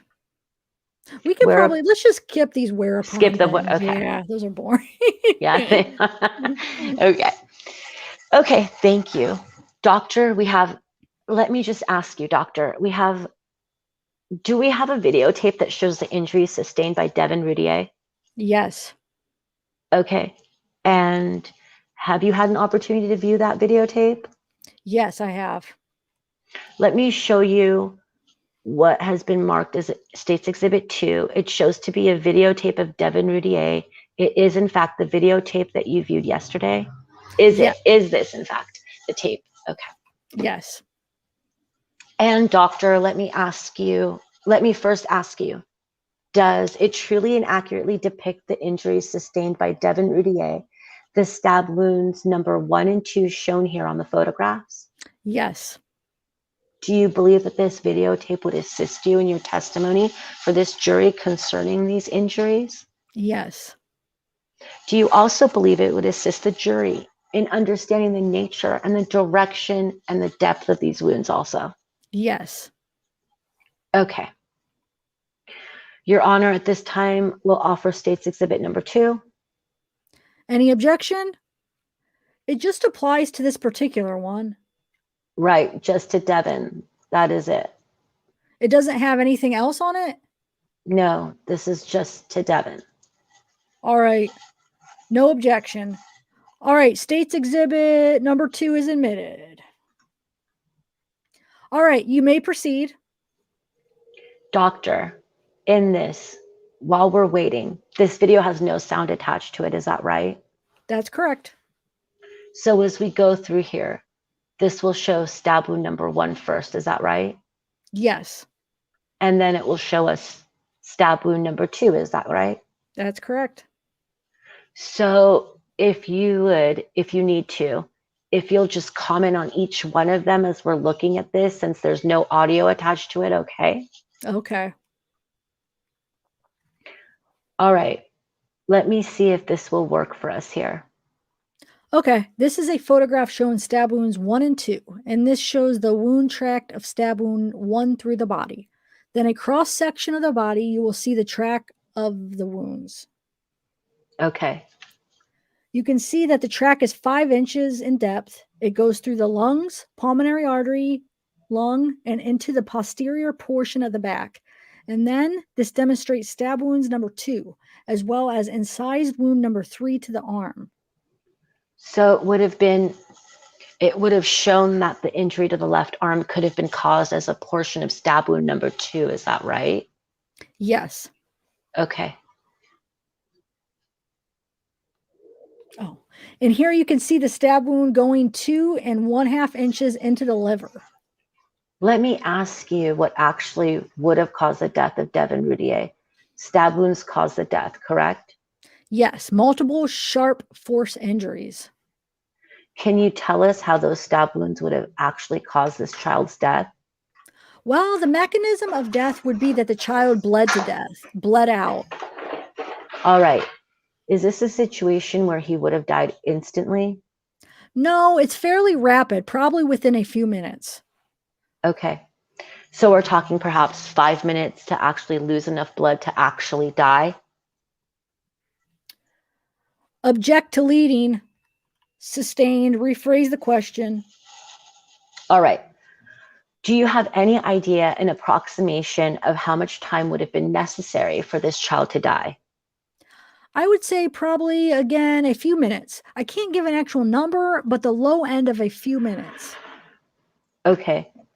Do you have an opinion as to whether or not this child would have been able to make a noise after receiving both of these stab wounds?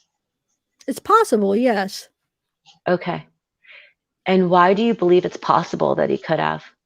Because there's nothing that would have precluded that medically, on why a child couldn't have made a noise. The stab wound itself would have not precluded that.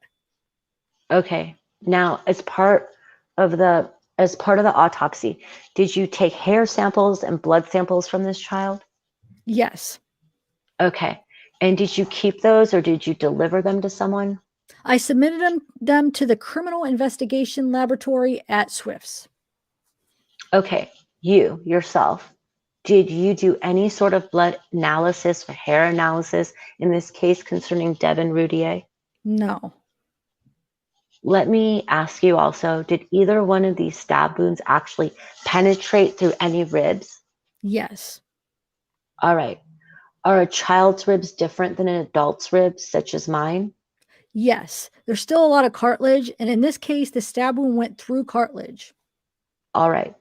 Is cartilage going to be as hard as bone? No. Concerning the amount of strength necessary to penetrate through the cartilage here in Devin Routier, what's your opinion about that? Well, it's certainly, less than bone. Okay. Doctor, just looking at State's Exhibit number 31A here. We've looked at this yesterday, have we not? Yes. Okay. There are 2 stab wounds depicted concerning Devin Routier. Are these essentially still images that were shown on the video that the jury just saw? Yes, they are. And do they truly and accurately depict the wounds sustained by Devin Routier? Yes. And again, do you believe it would assist the jury in understanding the nature of those wounds? Yes. Pass the witness.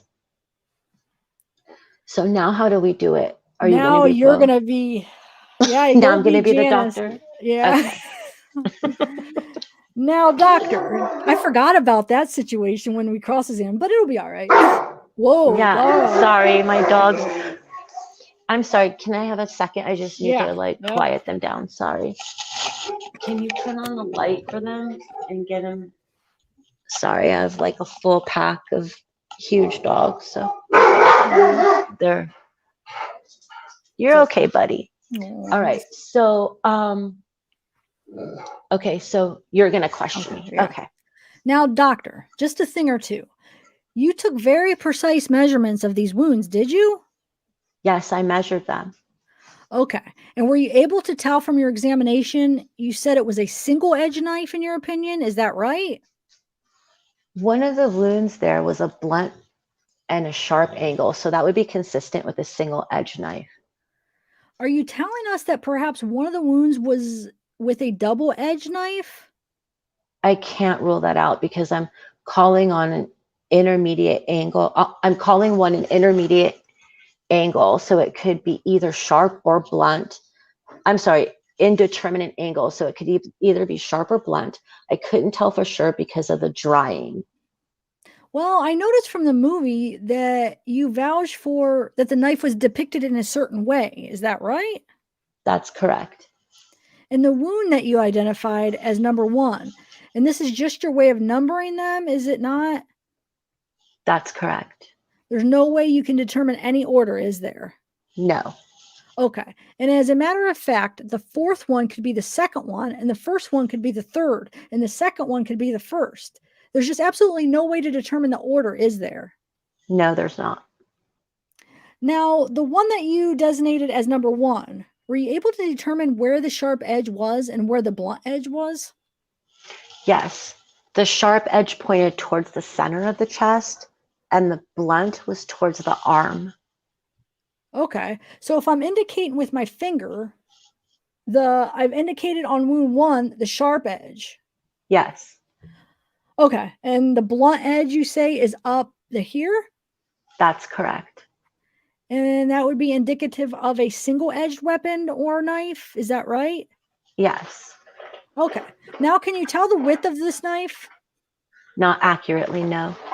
Okay. Can you tell the length of the knife blade? I can just say how far it went into the body. I can't say how long the actual knife was. Why is that? Well, a knife could be a lot longer than, what you see in the body. I can just say that the knife went in 5 inches.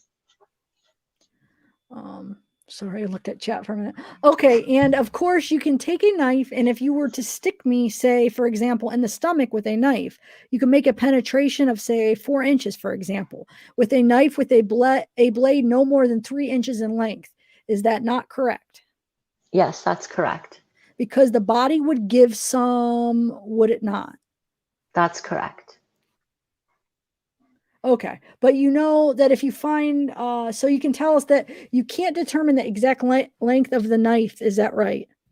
That's correct. Okay, now the wound that you've marked or designated in a report as number 2, did you examine that to see if you found a sharp edge and a blunt edge? Yes, I did. Okay, and were you able to distinguish a sharp edge and a blunt edge? I found a sharp edge down lower. I could distinguish a sharp edge on number 2. A sharp edge was here? No, it's there. Okay. The portion of the wound above it, the opposite of where you were pointing. I call that indeterminate because I couldn't say if it was sharp or blunt. So we use the term indeterminate if you can't tell specifically. Okay. Can you make any determination with respect to the wound that you've designated as 3? No. Okay. How about with respect to wound that you designated as 4? No. Okay. Can you even tell the jury with certainty that these wounds were made by the same instrument? I can't say with certainty. It's possible they were. It's possible they weren't. Okay. So it's an iffy type of situation. Well, I just can't say. Okay. Now, when you examined these wounds, did you notice anything unusual about the entrance wound? I don't know they look like stab wounds. Did you take a cross section of these wounds? I saved the chest plate. Oh, I'm shook. Turn the thing so they can see it. Y'all can't see this?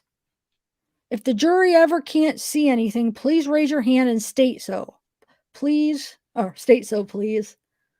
Can you see what they're talking about? Yes. Sharp edge here, Yes. sharp edge here, Yes. indeterminate here, Yes. and blunt here. Yes.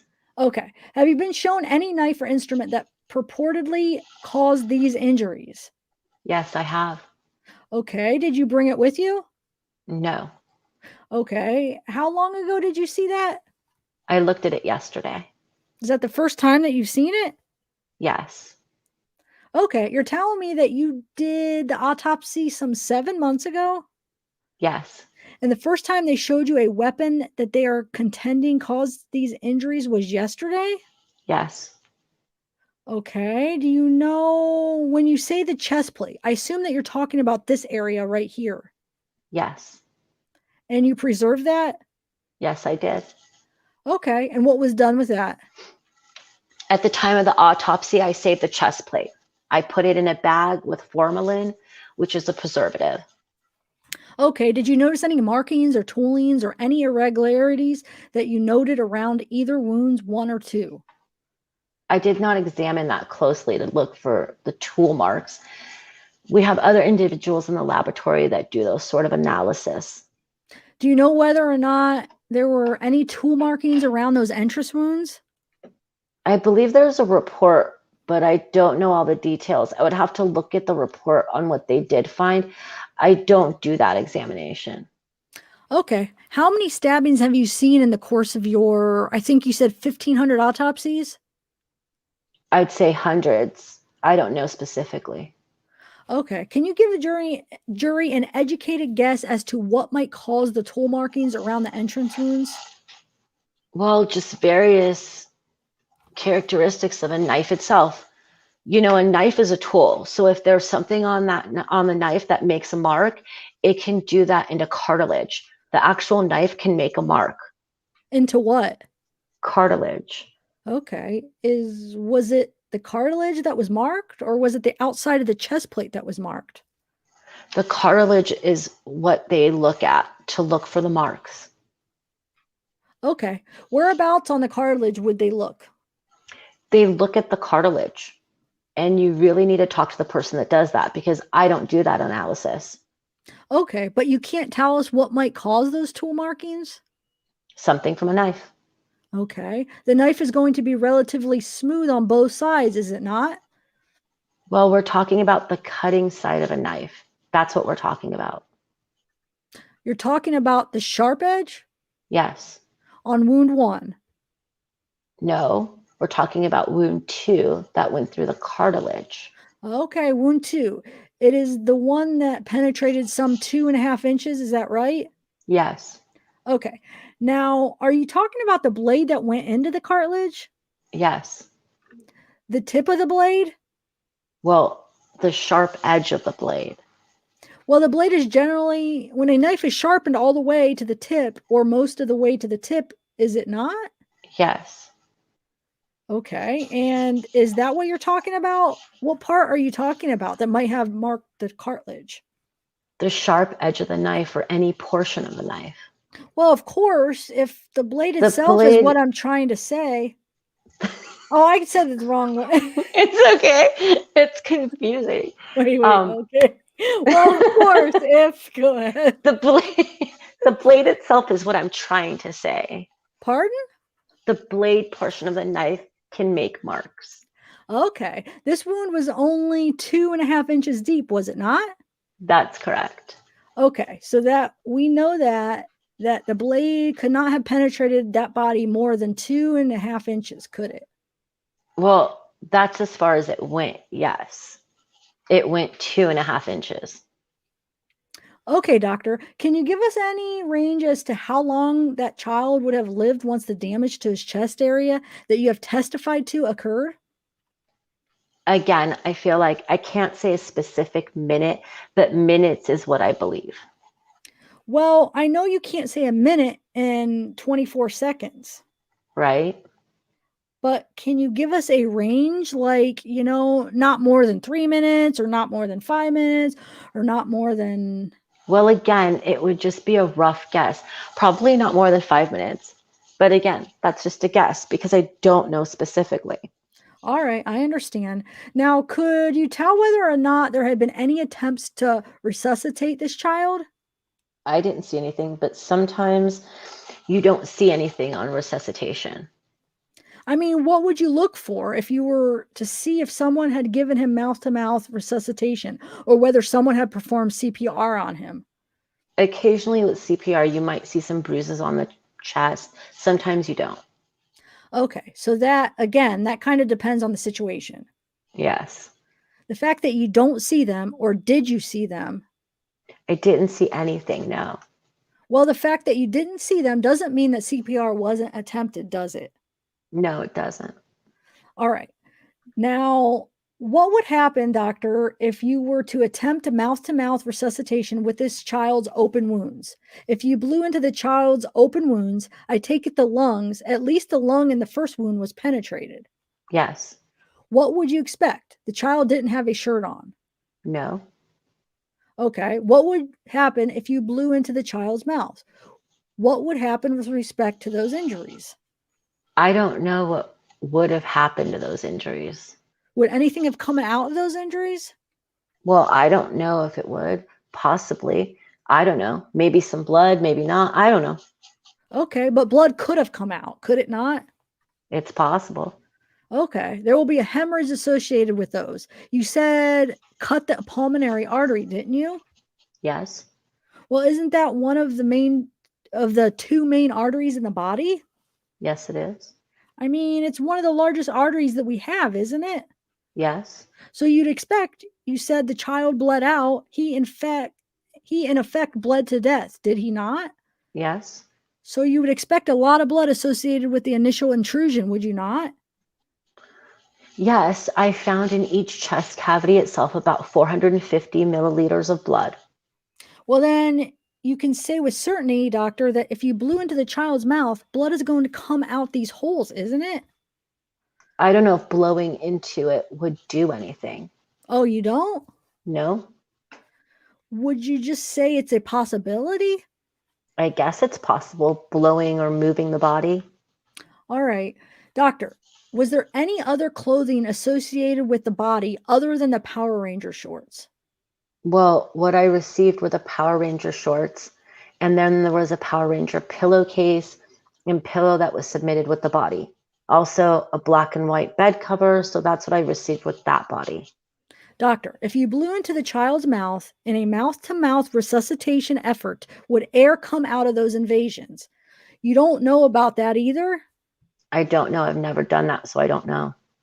You just deal with the dead bodies, don't you? You don't deal with the live ones? That's correct.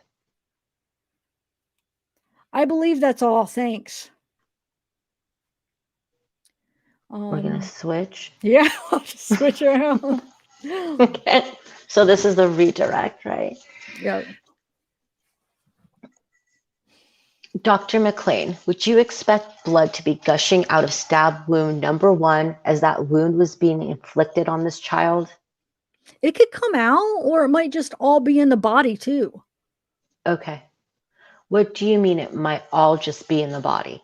That the blood seeping out of the lungs is collecting in a chest cavity. And I have 450 milliliters of blood in each chest cavity. So it doesn't have to go out of the body. It could just stay in the body. How about stab wound number 2? Would you expect blood to spurt out of it, of that wound, as that wound was being inflicted on that on the child? No, not necessarily, because it can just all be in the body. So I've got, again, 450 milliliters of blood in the chest, both sides of the chest. Would you say that that's a substantial amount of blood in the cavity? Yes. How much blood would this child have had in all? Probably about, I can give an estimate around 1,400 milliliters. And So we're talking about a third of the blood then? I've got about 900 altogether in the body because I had 450 in each chest. And then there was about 30 in the pericardial sac. So I collected 930 milliliters within the body. Okay. Mr. Mulder asked you about breastplates and impressions that you took. Do you know a person by the name of Robert Poole? Yes. Who is Robert Poole? He's a fireman and toll mark examiner at the Southwestern Institute of Forensic Sciences. Okay. And did I understand you to say you don't do tool mark analysis, do you? No. Would that be something Mr. Poole would do? Yes. Okay. May I approach, Your Honor? You may. Doctor, let me show you what's been marked as State Exhibit 67. Do you recognize that? Yes, I do. Okay.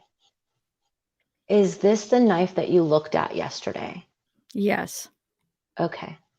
Doctor, just looking at State's Exhibit 67, is this a single or is this a double-edged knife? That's a single-edged knife. All right. Do you know approximately how long the blade is on this knife? I didn't measure exactly that. It's either 8 or 10 inches. Okay. Now on the cutting edge of this knife, on the single edge that's sharp, are there certain marks? Yes. Okay. What type of marks are on this knife? Very small serrations. Okay. Just small parallel lines that run pretty much the length of the cutting edge. Is that correct? That's correct. Doctor, looking at State's Exhibit 67, can you tell us whether or not stab wound number 1 to Darlie Routier could have been produced by State's Exhibit 67? Yes. Anything at all that would have excluded State's Exhibit 67 as having produced stab wound number 1? No. Can you tell us whether or not State's Exhibit 67 could have produced stab wound number 2? Yes, it could have. Is there anything at all that would have excluded State's Exhibit 67 as having produced stab wound number 2? No. Now, on stab wound number 2, did I understand you to say the sharp edge is downward? Is that correct? Yes. If you would, I would like for you to assume that this child, at the time that he received stab wound number 2, had his left arm covering a portion of his lower chest. Okay? Would it have been possible for this knife with the sharp edge down to have caused both stab wound number 2 and the incised wound that we see here on State's Exhibit 1E? Yes. Okay. Looking finally at wound number 4, is it possible that State's Exhibit 67 could have produced stab wound number 4? Yes. Is there anything at all that would have excluded State's Exhibit 67 as having produced that stab wound? No. Okay. I'll pass the witness, Your Honor. Wow, he's gonna recross. We're gonna go. So now you're the you guys understand what we're doing. We're just sticking to the correct lawyers. So now we're going back and forth. Like she's playing the doctor than I am. And okay. So okay, so now, doctor, can you give the first of all, you aren't saying that that's the weapon that caused those stab wounds, are you?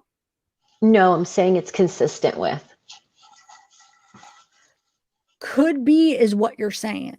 Yes. No question about that, is there? No, there's no question it could be. And you're not identifying that knife as the instrument that caused those injuries, are you? No. No question about that, is there? No, I can't say. Can you give us the maximum width of the knife that could have caused those injuries? And when I say width, I'm talking about this portion. Demonstration on the knife, or demonstrating on the knife. You really can't because there is a sharp edge. You could have a very long length of the body just by pulling a knife through. So In effect, what you're saying is that you could take a relatively narrow knife, and by pulling it down, of course, this isn't cutting even, but you could make a wide gash. a longer. a long gash with a relatively narrow, with a knife less than half this width, right? Yes. Okay. Can you tell us so you can't tell us the width of the knife, is that right? No, you can't say how long it is. Because just like you pointed out, you could pull it down. Oh, I did that wrong. Yeah, that was you. Sorry. Okay. It's confusing. No, you can't say how long it is because just like you pointed out, you could pull it down. Can you tell us how long the blade would be?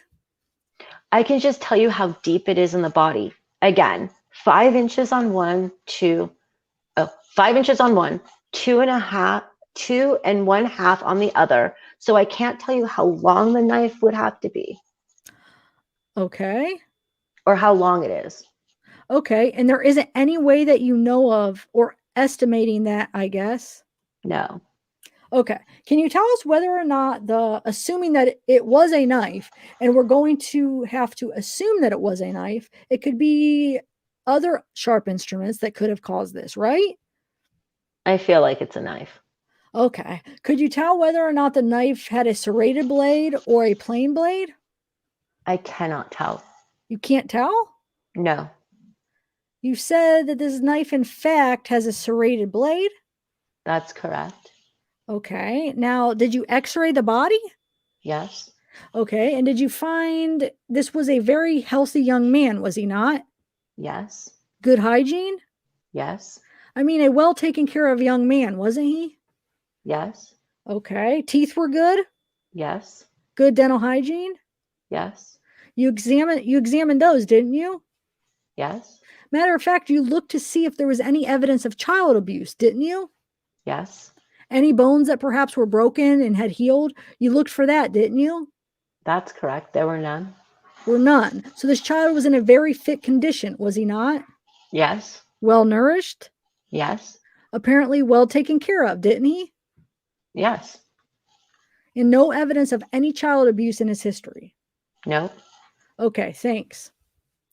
That's it. Are you through, Mr. Mulder? I am for right now, Judge. All right. Can I see both sides a minute?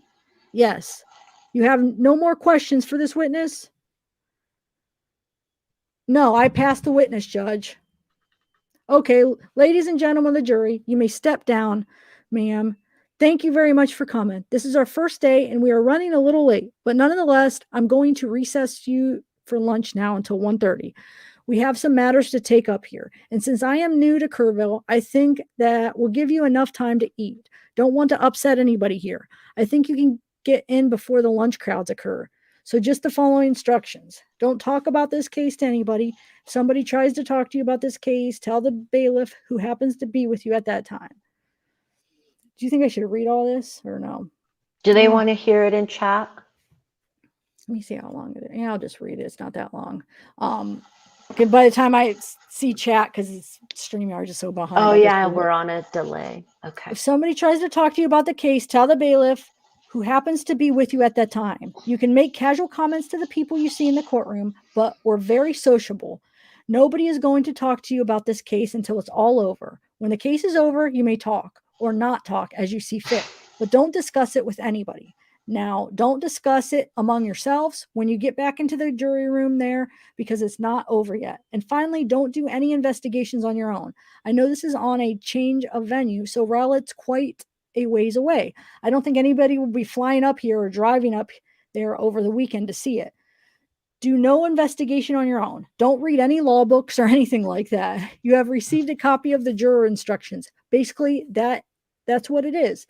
So we'll see everybody back here at 1:30. Come straight back to the jury room, please, and that'll be fine. We'll see everybody at 1:30. Wear the juror badge at all times. Thank you very much. Okay. All right. Okay, so that's when they come back in. All right. Let me see if we need to read this when we come back in. Yeah, I might as well just start there. Okay. So let's just take a break and see how everybody's doing. Do you need a break, Bella? Do you want me to see if one of the mods want to come up, or just let me know? Because I might need a break in maybe 20 or 30 minutes. I have to go feed the doggies. Okay. On California time here. They're going to start bugging me soon about it. Let me see if I can get somebody up here and when you do that. Let me see. Sabib, do you want to Are you still in here? Do you want to take a turn? Oh shoot, I just hit that. I can't believe nobody else showed up. I know. I sent like 6 invitations. Where's everybody at? They all signed the paper, like the form. That's crazy. Oh well, not a big deal though. So anybody in chat, Sabib, she might come. Let me see what she says. Hold on, let me see. I'm here for at least 30 minutes though, like 8:30ish. I mean, what time is it there with you? 11:30? 11 right now? 11. It's 11, yeah. So we could probably do like, well, I don't know. One witness might be longer than 30 minutes. So let me see. Hold on a second. Let me see something. Let me see what chat's doing here. You know what? I can always make these so specific. I should have even put like the examining the doctor, the medical expert or whatever. I can do it like for each specific, the ticker. I can't even talk right now. I'm talking about like the ticker across the bottom. I could do it for each thing. I just have trial transcripts, but I should have put like or how would I word that? What are they Examining the saying? doctor witness or the medical expert, but that was for the Yep. state side, right? You could just put her name, like, and just Okay. put like what she does for what, Dr. Joni McLean, and then. Okay, so I'll see who the next witness is and I'll put it up. Thanks, Ash. Does anybody? Well, let's see if Sabib is Sabib still in the house, because I know she was looking over the transcript, so she might already be more prepared, or if there's anybody else in here, but I don't know if she's still here. I'm glad you made it too, Ash. Hey, Heavenly Clouds, how are you guys? All thanks, Open Minds. How are you guys liking this? Is it going all right? Are you guys following it pretty good? I'm finding it interesting because this is my first time really going through it like this. I'm like finding it pretty interesting listening to it. Yeah, I think, and it's going to keep getting more and more interesting. There's a lot of files, right, Tiff? Yeah, and I kind of wish I had pictures. I do have the pictures, but I'm hesitant to put up like the crime scene pictures and stuff because you could find those. I was surprised that they're out there. Like you could just, I don't know, but not even those. But if I was more organized and had like at least a day, I was not feeling good all week because but anyway, if I was more organized, I could have had like pictures, not those pictures, but other pictures as we're going through, like what they're looking at. I don't know, that might be really complicated to have. That might take me a long time to set it up. Like, when they're looking at like the knife, to maybe put up a picture of the knife that they're actually looking at, the exhibit, that would be awesome if I could have got it all together like that. But that might be maybe pretty like hard to do it. How long do you think it's going to take to read through all of the files? I don't know. I don't know how. I really don't know how long it is because I haven't really looked through them. So I actually really don't know, to be honest. It's going to be a surprise. It's like Jack in the I think Box, there's a lot, but I don't know for sure. I'm sure it's a death penalty case. I'm sure it's a lot of trial. I mean, you would hope that they brought a lot of stuff. I mean, I don't know though. Mods are sleeping. They're saying, no, are they really? I don't know. So let me see what the next, hold on. Let me look through the things and see if there's any pictures I can bring up. Let's see what they bring up. Give me 1 minute, guys. So the next person is. Are you guys in chat learning anything new that you didn't know about the case before? So the next one is another doctor's next, Janice Townsend. Let me see. So probably the medical stuff is going to be like the autopsy pictures. I'd rather not. I don't know. I just don't want to share those. You could look them up, but I don't know if I want to have that up as we're going through it the whole time. I don't know. But maybe some of the other ones we can. Go ahead. What? While we're reading it, it's like gut-wrenching enough, right? Like even the little bit we're reading is like, ugh. And some people like that are triggered. So if you guys want to look it up, you can, but then some people that, don't like to see that, I'd rather just kind of keep those pictures out. But, hold on, let me see if there's anything else. I could have showed probably like the knife that they were talking about, but let me see here. State Exhibit B. Let me see if I can see what State Exhibit B is. Evidence. Just to see what some of this stuff is. Because I don't think I'll be able to get it all It's going to be too hard because that would take a little bit of time to set it all up like that. I feel like. Yeah. So it's a lot of info. Like, look at how many PDFs are in there. Yeah. I'm just looking at, let me see. Yeah, I'm not going to be able to. Yeah. Sorry. That's just going to be too much. But wait, actually, never mind. Because this has the state exhibits. Hold on a second. It has the pictures, and that should have exhibit. Yeah, state exhibit 85J. This does have, but it's hard to read the. Hold on. But the only thing is to put this up, since I have to share my whole screen to do it. I don't know if I'm going to be able to put this up at the same time as I'm putting. I can read, if you want, I could read it on my computer. I could read along on my computer, and you could put, if that's what it is, and you could put the pictures up.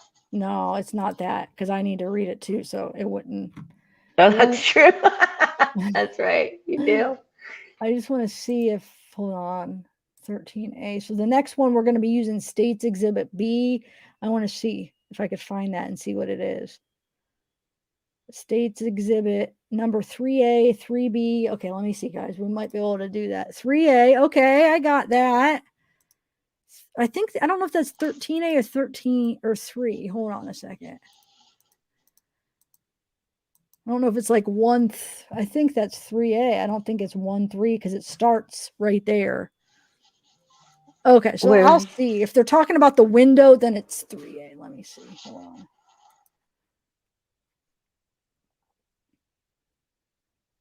No. Okay, so the autopsy. Okay, they didn't include the autopsy pictures on this website. So this next one, we won't be able to include the pictures. But in the future, I think we will, in a way. Because what I'll do is, hold on. I think I got a good idea. Hold on one second, guys. I think I'll be able to share both. I don't need it for this one, but I think I'll be able to do it for the next one. Just give me 1 minute. Because we're going to just go into Joni. Or not Joni. Janice is the next one. Okay, guys. I don't know if we should do the end of this one, though. Let me see. Well, we'll worry about it the next one because I'm not going to be able to I'm not going to show the autopsy ones. So do you want to try to? Yeah. And then let me know. So Sabib can't right now. Well, Lady D, if you filled it out today, I did the everybody that filled them out like yesterday. I didn't get any new ones. You filled out the transcript one. Do you want to come on? I didn't send you an invite then, Lady D. What's your email? I'll send it to you. Can you either email me your email or let me just go. Hold on. Let me look at the transcript. Hold on 1 second. Maybe you filled it out after I looked at it. But I figured there was like 6. I was like, oh, that'll be plenty. But Bella was the only one that showed up. Okay, let me see real quick. I got to find the part where I could look up. Here we go. Are you guys liking this so far? Is it informative? Lady D, you must have filled out. Oh no, I'm looking at the wrong one. Hold on. I'm the one that looked at the wrong one. Yeah, are you guys liking it? Hold on. Where is that? Hold on. Or you don't have to hold on. Go ahead, Bella. I'm talking to myself. Oh, here it is. Lady D. Okay, yeah, there was a bunch of people that added it at the end. Okay. Shoot. Well, 2, 4. Yeah, there's 5 more people that added it after I had sent everybody out some. Okay. So Lady D, I'll send you a invite. And does anybody else? I'll just send these emails real quick. Bella, go ahead. You could talk to them or whatever. I'm going to send these invites real quick to them, if you don't mind. Okay, I'm going to, I'll go check in chat and see if anybody. Oh, I keep forgetting you can't see chat. I'm sorry. It's okay. No, I just had it closed, but I can go in So what do you guys, is this stuff that most of you guys know about that we're reading through already? Are you guys really up on Darlie and her case?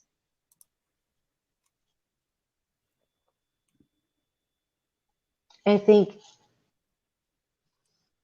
Alexandria, are you really knowledgeable about this case?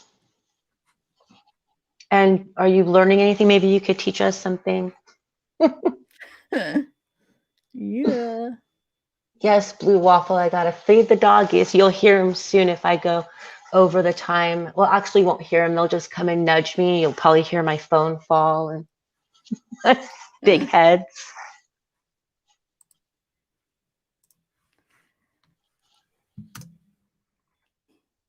Hopefully, hopefully you guys are. I'm sending out all the people that did this, so you guys look for invites if you're. But yeah, hopefully you guys are enjoying this and learning something new. Yeah, and it sounds like a lot of people are. Heavenly Clouds, Jessica, Linda, you guys are learning with us. I think that's fun. Nice. Yes. Alexandria, she's read the transcripts and appeals. She says it took her a month.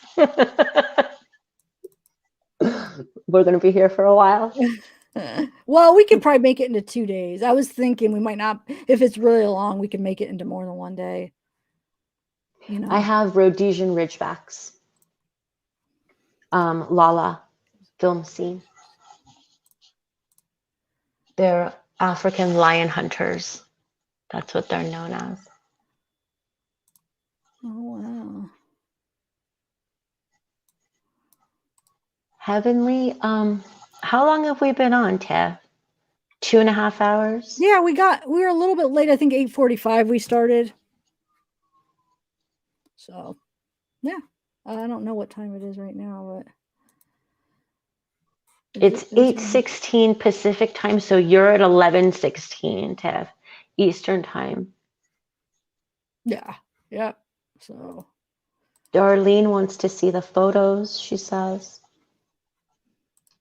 well, when we get to the other photos that are in this website,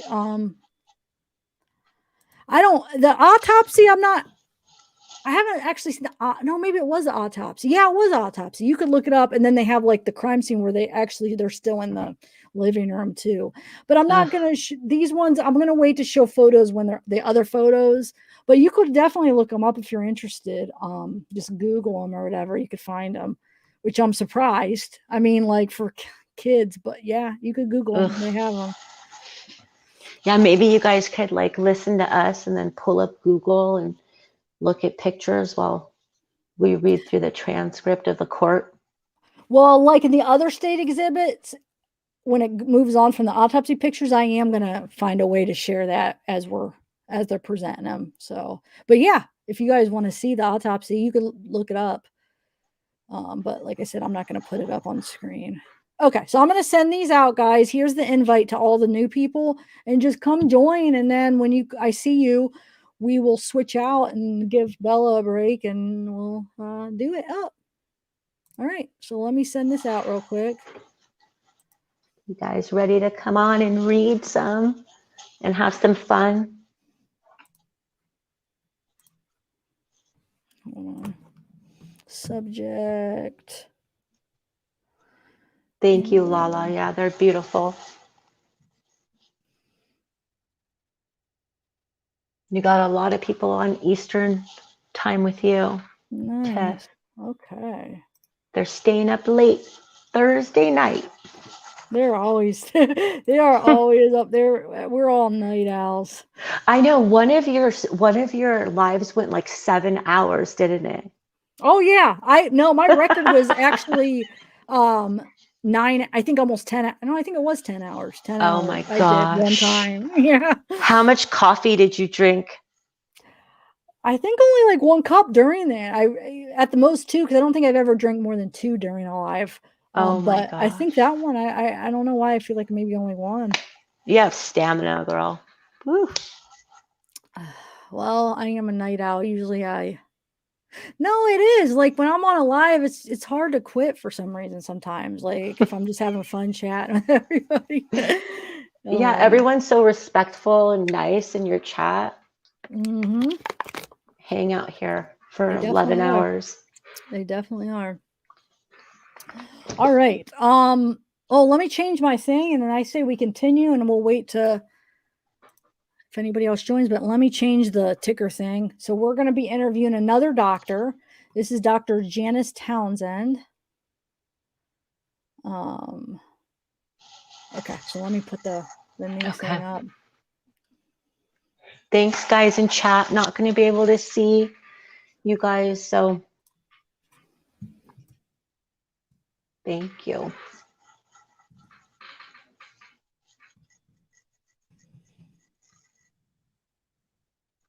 How should I word it? Just I would say Janice Townsend Parchman, medical doctor, and then with testimony. Testimony, yes. How they basically have it on the PDF. All righty. You guys are understanding how we're doing. Like when they cross-examine, we're staying true to our sides. So basically, I'm always playing the defense attorneys. She's always playing the prosecution, but sometimes we'll kind of take turns on the person playing the witness, basically. Yeah, to make it interesting. Because I feel like we should stay true to the side we're on. Not that we're on, you know what I mean? Like I'm staying true to so you always know when I'm talking, I'm the defense if it's the lawyer side. You know what I'm saying? And she's always the state. So we have to obviously take turns on the witnesses. But yeah. Yeah, if we had more people, we'd probably like have people for witnesses and lawyers, but oh, definitely, it's the two of us. Yeah, that's what I was planning on having, but nobody else came. We're making it work. We're doing a good job, right, guys? Oh yeah, I think we are. Yeah, I'm not mad at all. I understand things come up. And maybe I wasn't clear. She thought I was. She originally emails me. She's like, wow. She's like, I'm on Central Time, 8 a.m. That's going to be 5 a.m. I don't know. I'll try to make it. And I'm like, but that was my fault. That was my fault. I did it like at night, and I don't know. I guess my eyes are like, by the time night rolls around, I'm like ready for bed or something. So yeah, that was totally like my brain fart. That was funny though. I know Tiff is so sweet because she writes back and she's just like, yeah, no, I don't do it at AM. I was talking 8 p.m. I'm like, oh, okay. She could have been like, you're really dumb. Like, I didn't write that. She was so kind.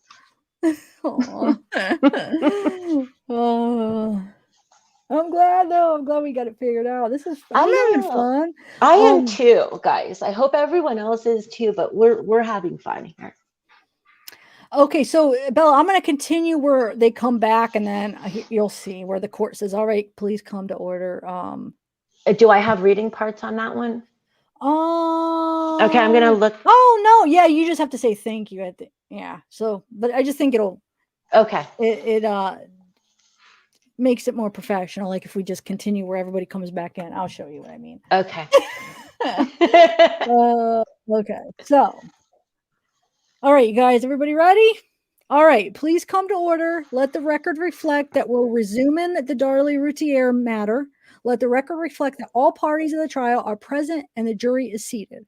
Ladies and gentlemen of the jury, for your planning, due to the inclement weather, we'll be breaking today around 4:30, plus or minus a few minutes each way. All right? Your next witness. This witness has already been sworn. Go ahead, Mr. Davis. Thank you. I'm going to make it bigger. Hold on. All right. Ma'am, would you please tell us your full name? Janice Townsend Parchman. Are you a medical doctor? Yes, I am. Would you please tell us how you're employed? I'm employed as a medical examiner by Dallas County. How long have you been a medical examiner for Dallas County? I've been working for Dallas County for 5.5 years. Ma'am, would you please tell us about your professional and educational background prior to becoming a medical examiner? I have a Bachelor of Arts degree in biology with honors from Princeton University. I have a Master's of Arts degree in zoology from Indiana University at Bloomington. I have a Doctor of Medicine degree from the University of Texas Health Science Center, San Antonio. I then did a 1-year general surgery internship at the teaching hospitals at the University of Texas Health Science Center of San Antonio. I then did the first year of a 4-year combined anatomic and clinical pathology residency program, also in the teaching hospitals at the University of Texas Health Science Center in San Antonio. I then transferred my pathology residency program to Methodist Medical Center of Dallas and completed it.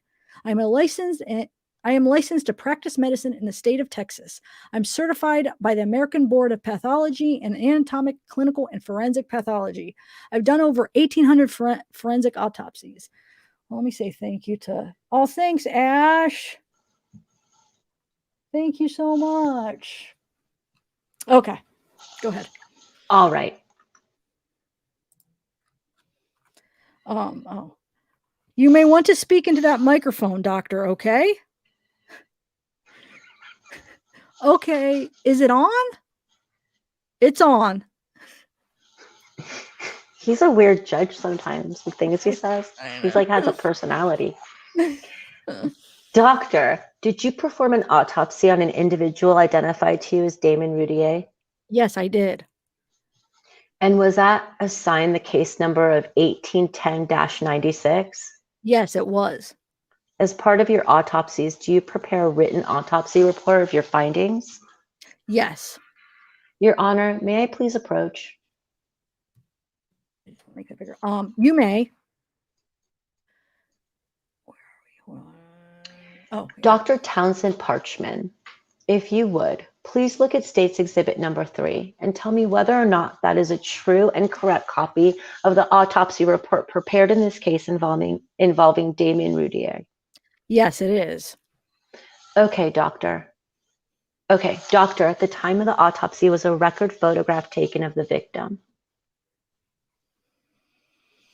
I just lost one on. Where am I? You just say yes, but it's 15. Yes. If you would, please look at what's been marked as State's Exhibit B, and I'll ask you whether or not that photograph bears also the case number of 1810-96, the same number that appears on the autopsy report concerning Damon Routier? Yes, it does. All right. Your Honor, at this time, we will offer State's Exhibit number 3.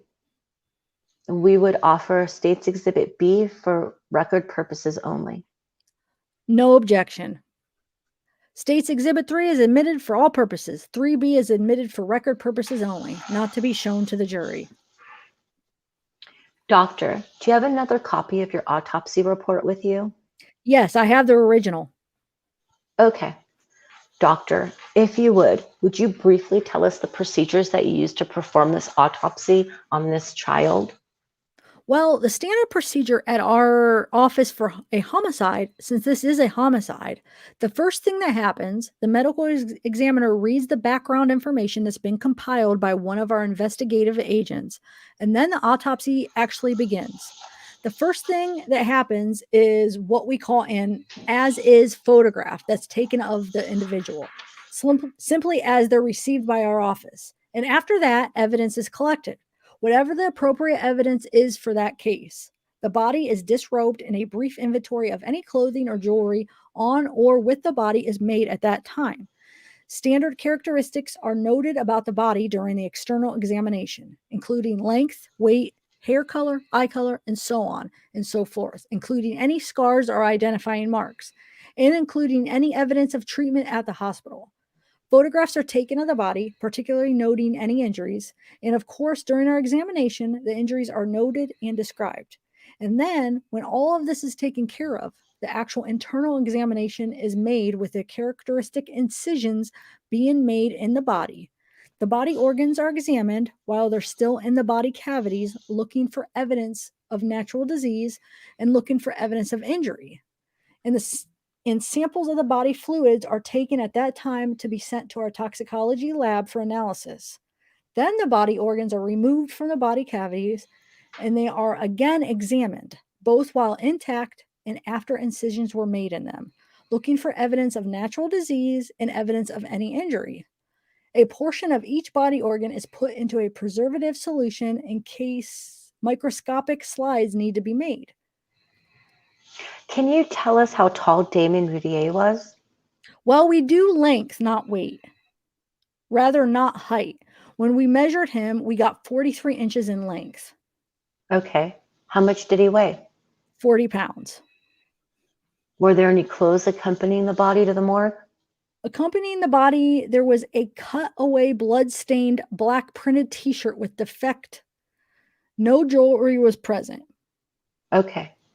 Now, when you talk about a t-shirt having a defect, what do you mean? Simply that there were one or more defects or holes in it. Do you recall whether the defects were on the front or the back of the t-shirt? I don't really recall in any detail, to tell you the truth. So that's the only clothing that came with him, correct? Correct. And there was no clothing on his body. Okay. During the course of the autopsy, did you know any injuries to Damon Routier? Yes, indeed. Would you tell us what those injuries were? There were 4 stab wounds and there were 2 incised wounds. Incised wounds, like stab wounds, are sharp force injuries, injuries caused by a sharp-edged object. Incised wounds are commonly called cuts. They are longer on the surface of the body than they are deep into the body. The stab wounds are just the opposite. They are longer within the body than they are long on the surface of the body. Okay. May I approach, Your Honor? You may. Doctor, if you would, look at the photographs that have been marked as State's Exhibit 3A and 3B. I'll ask you whether these 2 photographs truly and accurately depict the injuries that you noted during the autopsy of Damon Routier. Yes, they do. Do you believe that they would assist the jury and would assist you during your testimony in describing these injuries? Yes, I do. Your Honor, at this time we'll offer State's Exhibits 3A and 3B. We have no objection. States Exhibit 3A and 3B are admitted. After which the proceedings were resumed as follows. Doctor, can you still see the board? Yes, I can. Doctor, again, if we look at the injury that's marked with the black 1 first, can you tell us what type of injury this one is? That's one of the incised wounds or cuts. Okay. This is going to be more of a cut than a stab, correct? It's not a stab, it's a cut. Can you tell us about how deep injury number 1 was? Into the body? Yes. 1/8 inch going into the muscle. If we look at the wound that's marked with a black 2, what type of injury is that? That's another incised wound or cut. How deep was this wound number 2? It also goes into the muscle, and the depth was 3/4 inch. Hold on, let me just stop real quick. Guys, if I wasn't clear, if you guys do want to see these, if you Google Darlie Routier crime scene photos, autopsy photos, if you really want to see them, you could find them. All you got to do is Google them. They're pretty simple to find. If you guys do want to be looking at them as we're going over them, yeah, they're pretty. It's crazy how easy they are to find, but if you just type it into Google, you'll be able to find them if you guys really want to. I don't know if I was really clear on where to find them, but go ahead. Sorry.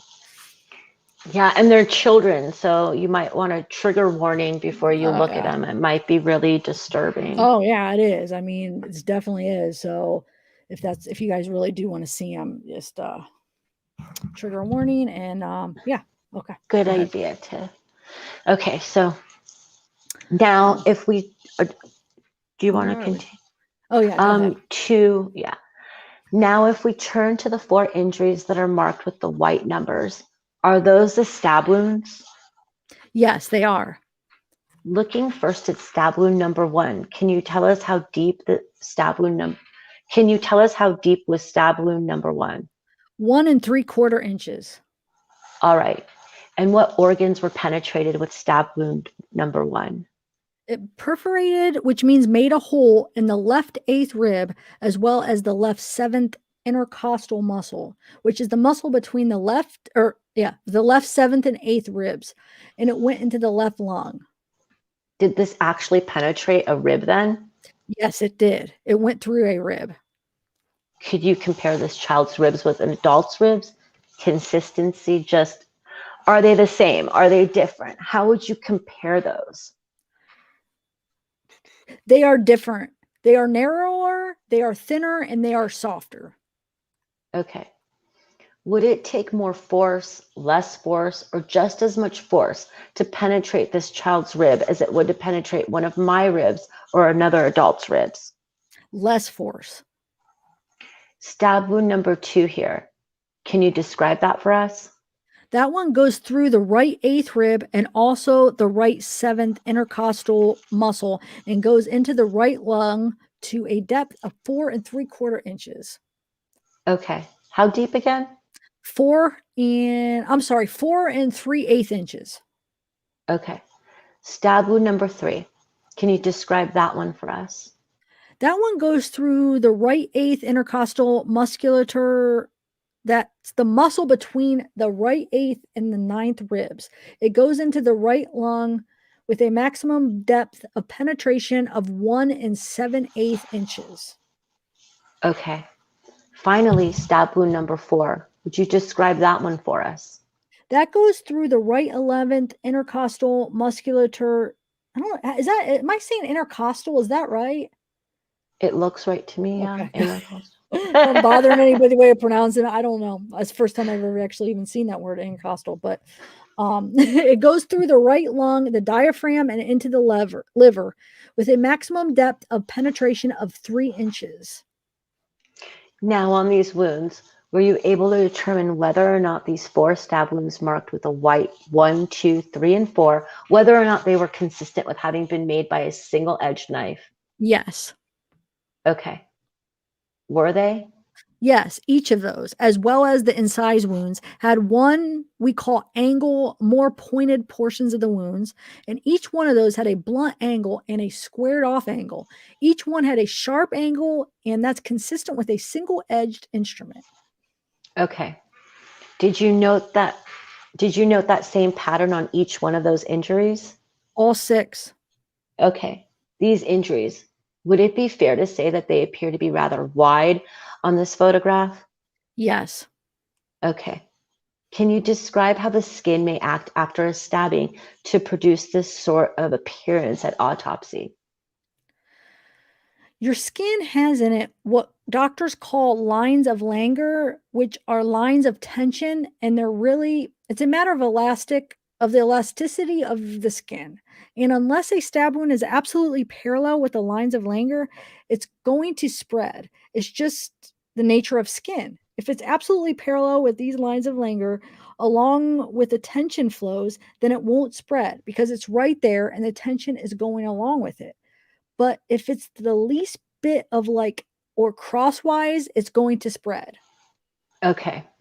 In this case, did these wounds spread after the wounds were actually inflicted? Yes, on all of them. You talked about these being consistent with a single-edged knife. If I may, let me show you State's Exhibit number 67. Have you had an opportunity to look at this knife? Yes, I have. Hold on a second. Let me see if I could find that one. The knife. Or I don't know. Should I even? Or, well, I guess it's just a knife, right? I mean, 67. I mean, well, hold on. Let me just see real quick. Yeah, look for it. Hold on. I share my whole screen, so I have to do it like this. Okay, so State's number 67. All right, hold on. Let's see. 67. It'll be a knife. Just to kind of, is that 67? No, it's 37. What's weird is they're going to be like, are you sure this knife did this? And they're going to be like, no, we're not sure that's the specific knife, but it looks like it's the knife. Like that's what the first doctor was like. Yeah, it looks like it, but we can't be 100% sure. You're right. So this is the knife real quick. I'll just share. Hold on.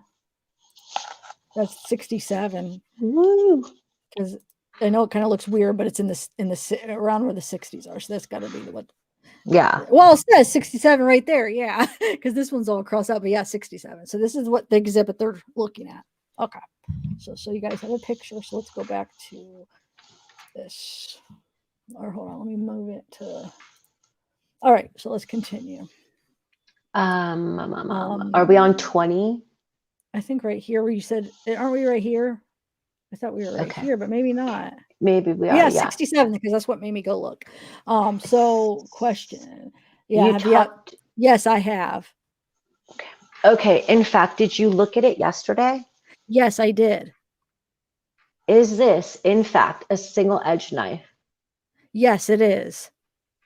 If we look at stab wounds 1, 2, 3, and 4, starting with stab wounds, well, the first incised wound, is there anything about stab wound number 1 that would eliminate State's Exhibit number 67 as the instrument that actually produced that wound? Is there anything that could exclude that?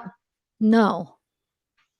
Is this wound number 1, the incised wound, is it consistent with having been made with State's Exhibit number 67? Yes. The incised wound number 2, is that consistent with having been produced with State's Exhibit number 67 again? Yes. Is there anything about this wound that would exclude it from having been made with State's Exhibit number 67? No.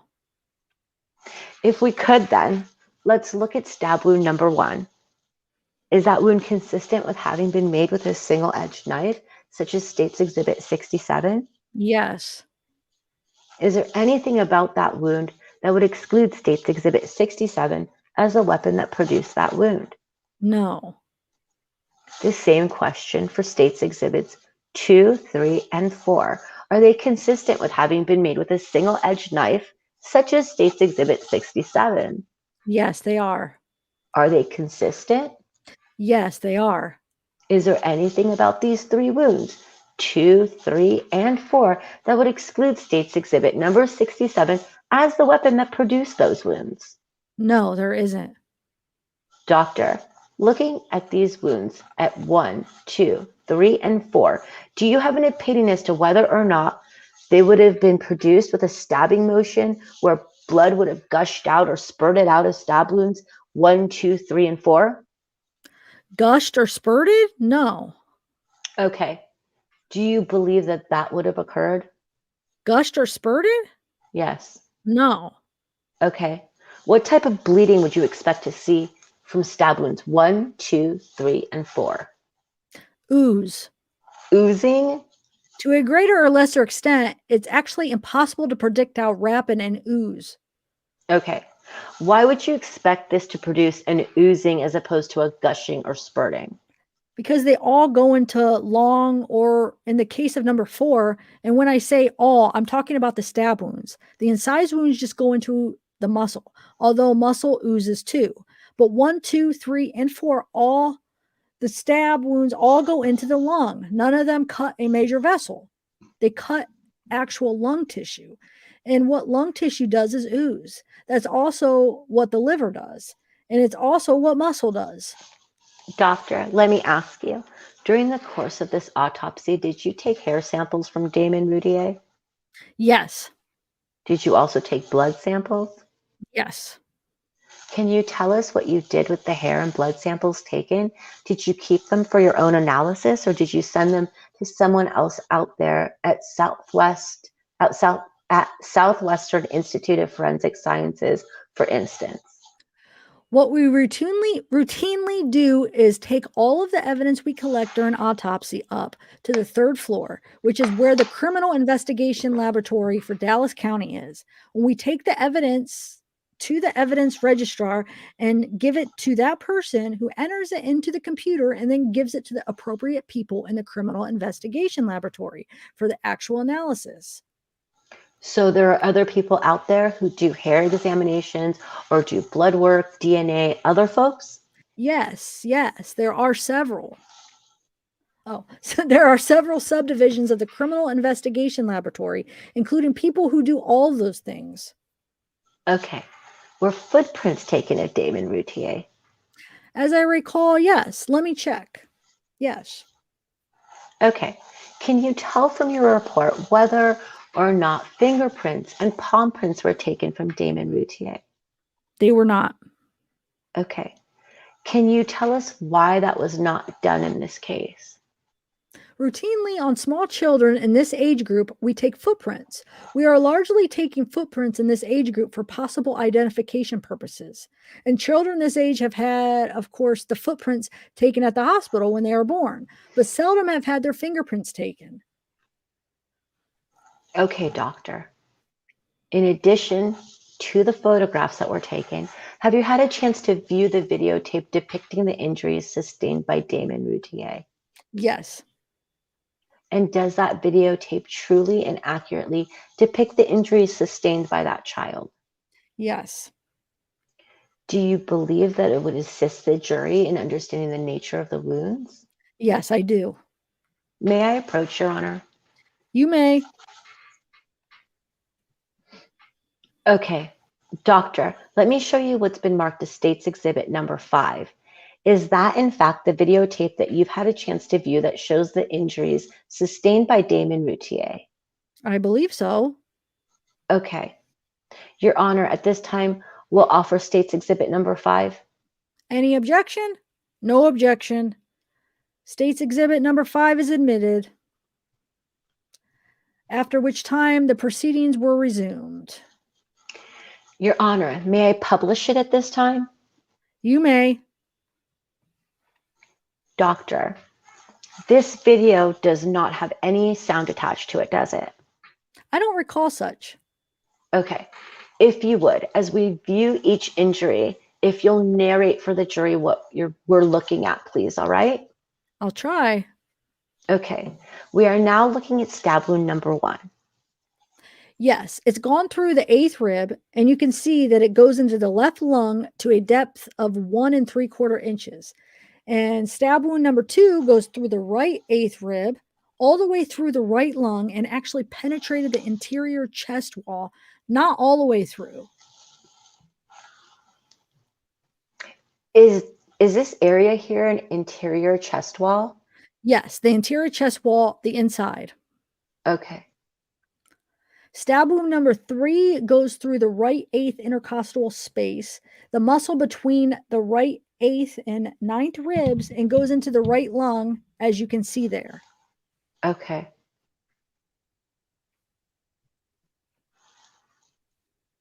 Oh, sorry. Oh my God. And stab wound number 4 is in the right 11th intercostal musculature between the right 11th and 12th ribs, and it goes through the right lung diaphragm into the right lobe of the liver. Okay. Thank you, doctor. Doctor, let me just ask you, what is your opinion concerning the cause of death of Damon Routier? Sharp force injuries to the back. Okay. The cause of death, would that be consistent with this child having been stabbed with a knife? Yes. Okay. A single-edged knife? Yes. Let me also ask you, doctor, whether or not on June 6, 1996, you received a call from the Rolette Police Department. Not me personally. Someone out there at the medical examiner's office? Yes. Okay. As a result of that phone call, did you go to Baylor Hospital in Dallas? Yes, I did. And while at Baylor Hospital, did you have an opportunity to see the defendant in this case, Darlie Lynn Routier? Yes, I did. Did you see her here? Do you see her here in the courtroom this afternoon? Yes, I do. Would you please point her out for the members of the jury? She's the lady over there in the red dress with the white collar. Your Honor, may the record please reflect that this witness is identifying the defendant in open court. Yes, sir. Doctor, at the time that you saw Darlie Lynn Routier, where was she? She was in a hospital bed. Okay. And was anyone in the room when you were there with her? There were many people in the room, but you have to understand this was a large 4-bedroom, 4 to 6 bedroom. And although there were many people in the room. When I was actually looking at her injuries, there was no one in the immediate vicinity. Do you remember about what time it was on June the 6th that you saw her? It was afternoon, late afternoon, I think. Okay. Did you have an opportunity to observe the wounds that she had at that time? The wounds on her neck and right shoulder, the dressings were removed so that I could better look at them, but they were still completely covered by steri strips. The wounds in her right forearm, one of them was suture closed, the other one was open, and there was no dressing on those. So she had a wound to her left shoulder, is that right? Interior left shoulder. One to her neck area? Yes. And then another wound to her right arm, is that correct? 2 in the right forearm, one a little bit bigger than the other one. And you had an opportunity to see them, is that correct? Yes. And as I understand, the wounds to the neck and to the interior portion of the left shoulder, they were still covered with steri strips, is that right? Hold on. Yes. What is steri strips? Steri strips are long, thin, adhesive pieces of a somewhat translucent, partially see-throughable, but not really very see-throughable tape. Oh my God. Which surgeons and other doctors will put across. Say your incision is this way, they'll be put across it in order to hold the skin edges in very good close proximation.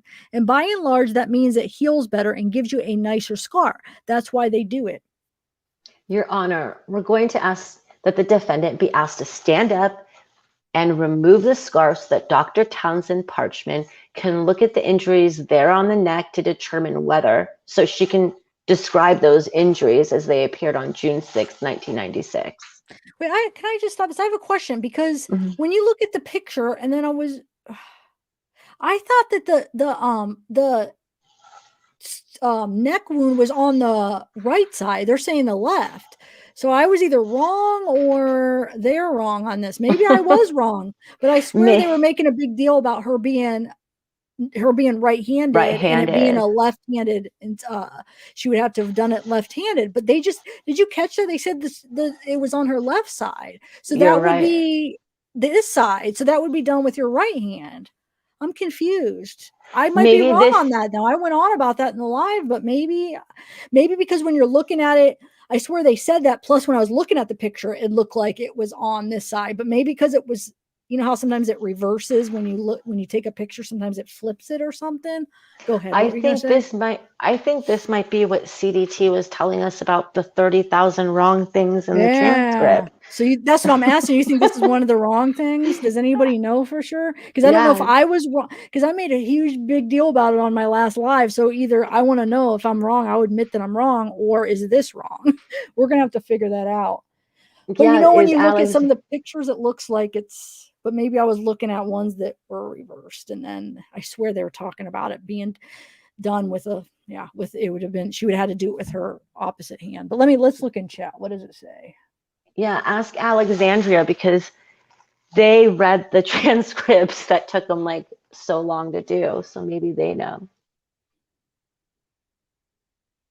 Well, no, see, that's Alexander. There's a lot of accounts that say they had to pull it out of her. It was in her neck and they had to kind of pull it out. And there is nicks in the necklace will show. So definitely it got cut because there's 2 nicks in the necklace she was wearing.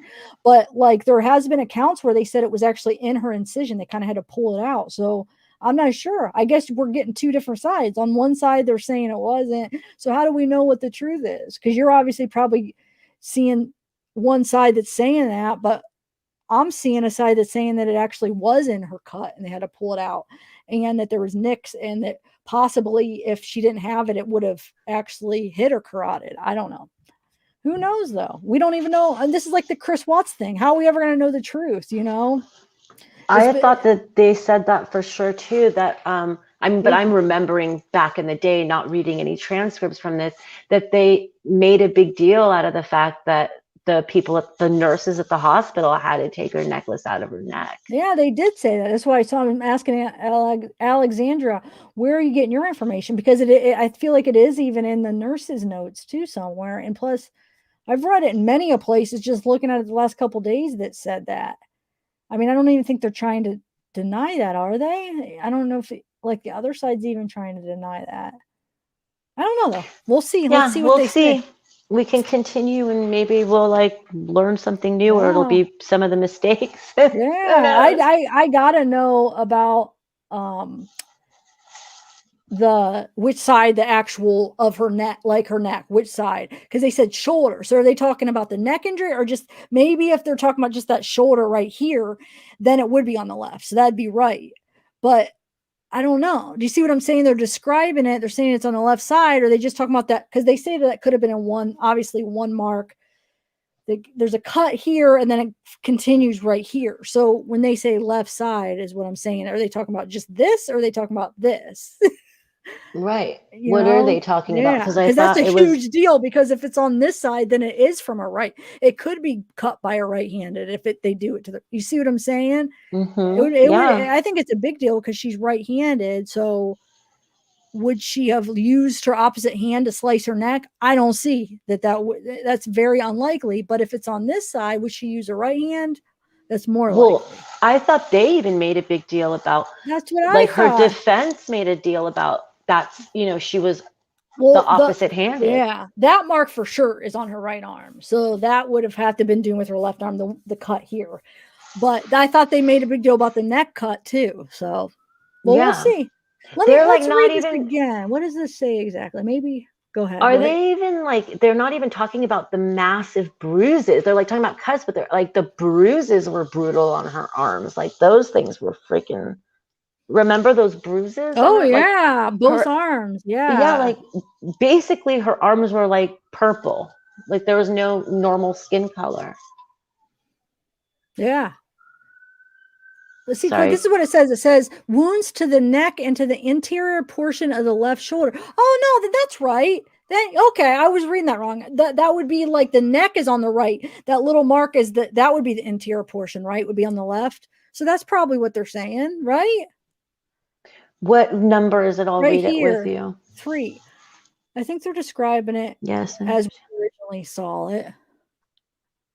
Yeah. Okay. Yeah.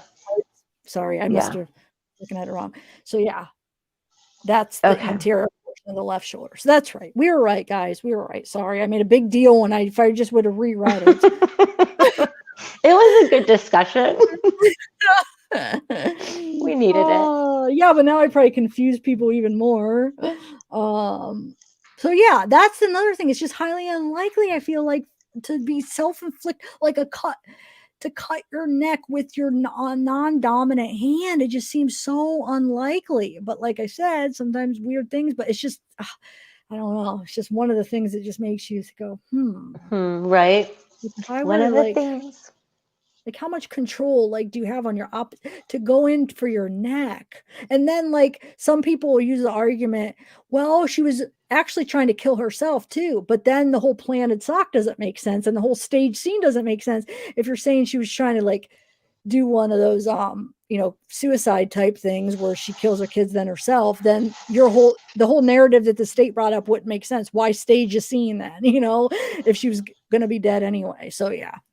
I mean, in how many instances do women use knives on themselves as a form of suicide? I think that's really low. Usually it'll be they'll hang themselves, or maybe get in a car and put in, or the wrists, not on your neck. There's gotta be easier ways to non-dominant hand on your neck. Why would you do that? Just use your dominant hand if you're so inclined to. And why do your kids like that? Do something more peaceful if she was planning on, killing herself. But that's obviously not. That was. I mean, I don't think that'd be really hard to argue that she was planning. She meant to die. I don't buy that. It was premeditated. Yeah, it would be. That she was gonna kill them and then kill herself. No, there's too many things. I mean, that just seems really far-fetched of how it was all done. That would just be wow. Very crazy way. I don't think that would have ever happened in the history.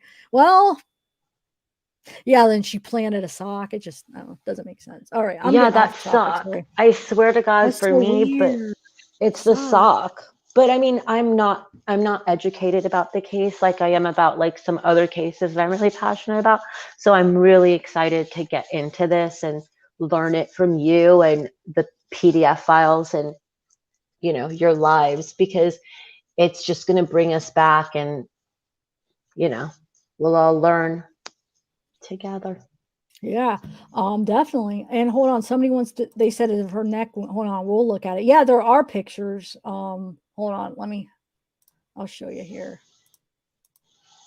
Right here.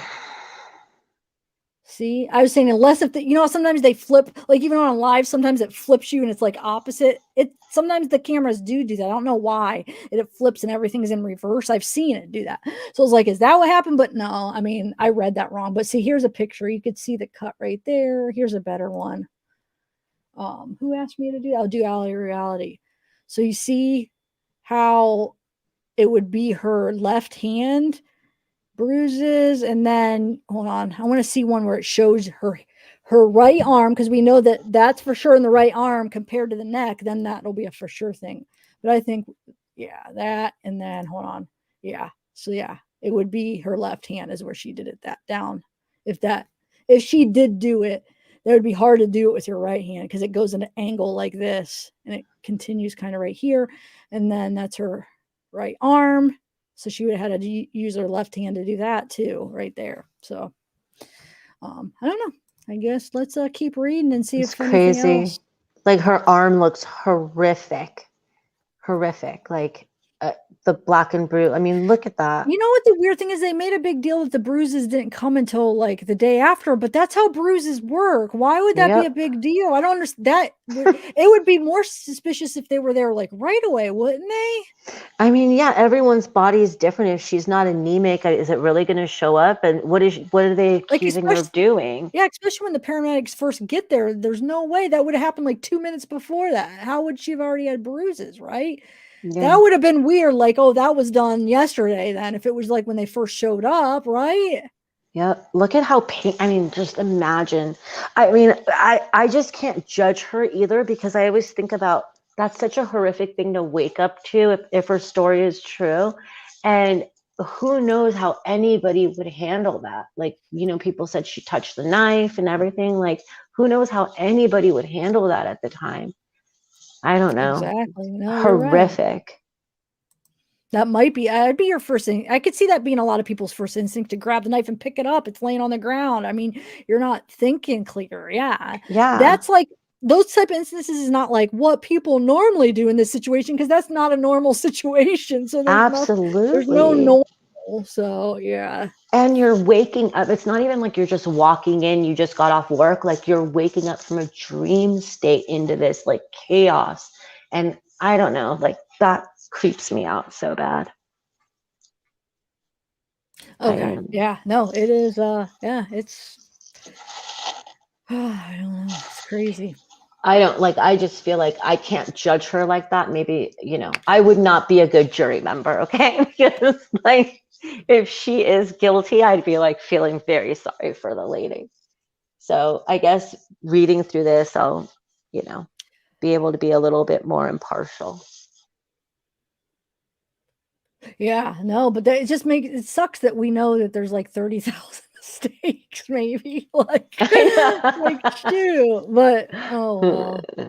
Like, where they just say yes, it's like no. What, steri strips? Maybe that's even wrong. Maybe they're called something else. Okay, are we on 16? I don't know. That's what I'm trying to figure out. Hold on. It's when Darlie's about to stand up and show her. Oh, you're right. Stuff. That's right. Hold on. I don't think I'm going to have any. Okay, so I think it's where you 22, where Mr. Douglas says, "Excuse me, I don't think." Okay. Well, did you read this part already? I don't remember you reading this. Did you? Yeah, because that's what I'm asking. Where I can read it again. Oh no, if you read, so it's right here. Oh yeah, it is. Excuse me. I don't think I'm going to have any objection to this, but I thought the doctor said that it was bandaged at the time and she couldn't see it.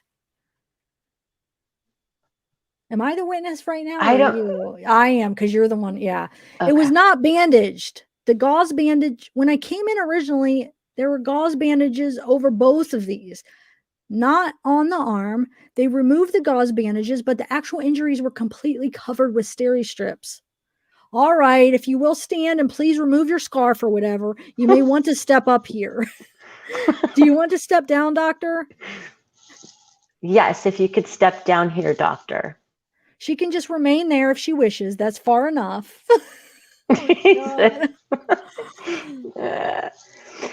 Doctor, if you could just go over there to the defendant and just point to the areas of the injuries and describe what you see today and what you saw on June 6, 1996, please. Well, what I see today is a scar from here to here, witness pointing on the defendant on the portion of her neck and the base of the neck that I can see, which is angled from her right superior to her left inferior. And it's a scar that looks about 6 months old. It's in the same location as where I saw all the steri strips going across her neck, her neck back in June. Okay. How about the injury to the anterior portion of the shoulder? We can't see that one right now. Can we? Okay, there's a scar right there, which is about an inch long. And again, that's in the same location that I saw the steri strips across her interior left shoulder back in June. Okay. How about the injury to her right arm? Okay, there's a scar here with stitch marks, which is appropriate for what I saw back in June that has healed. And there's also a little scar corresponding to the other defect that I saw back in June.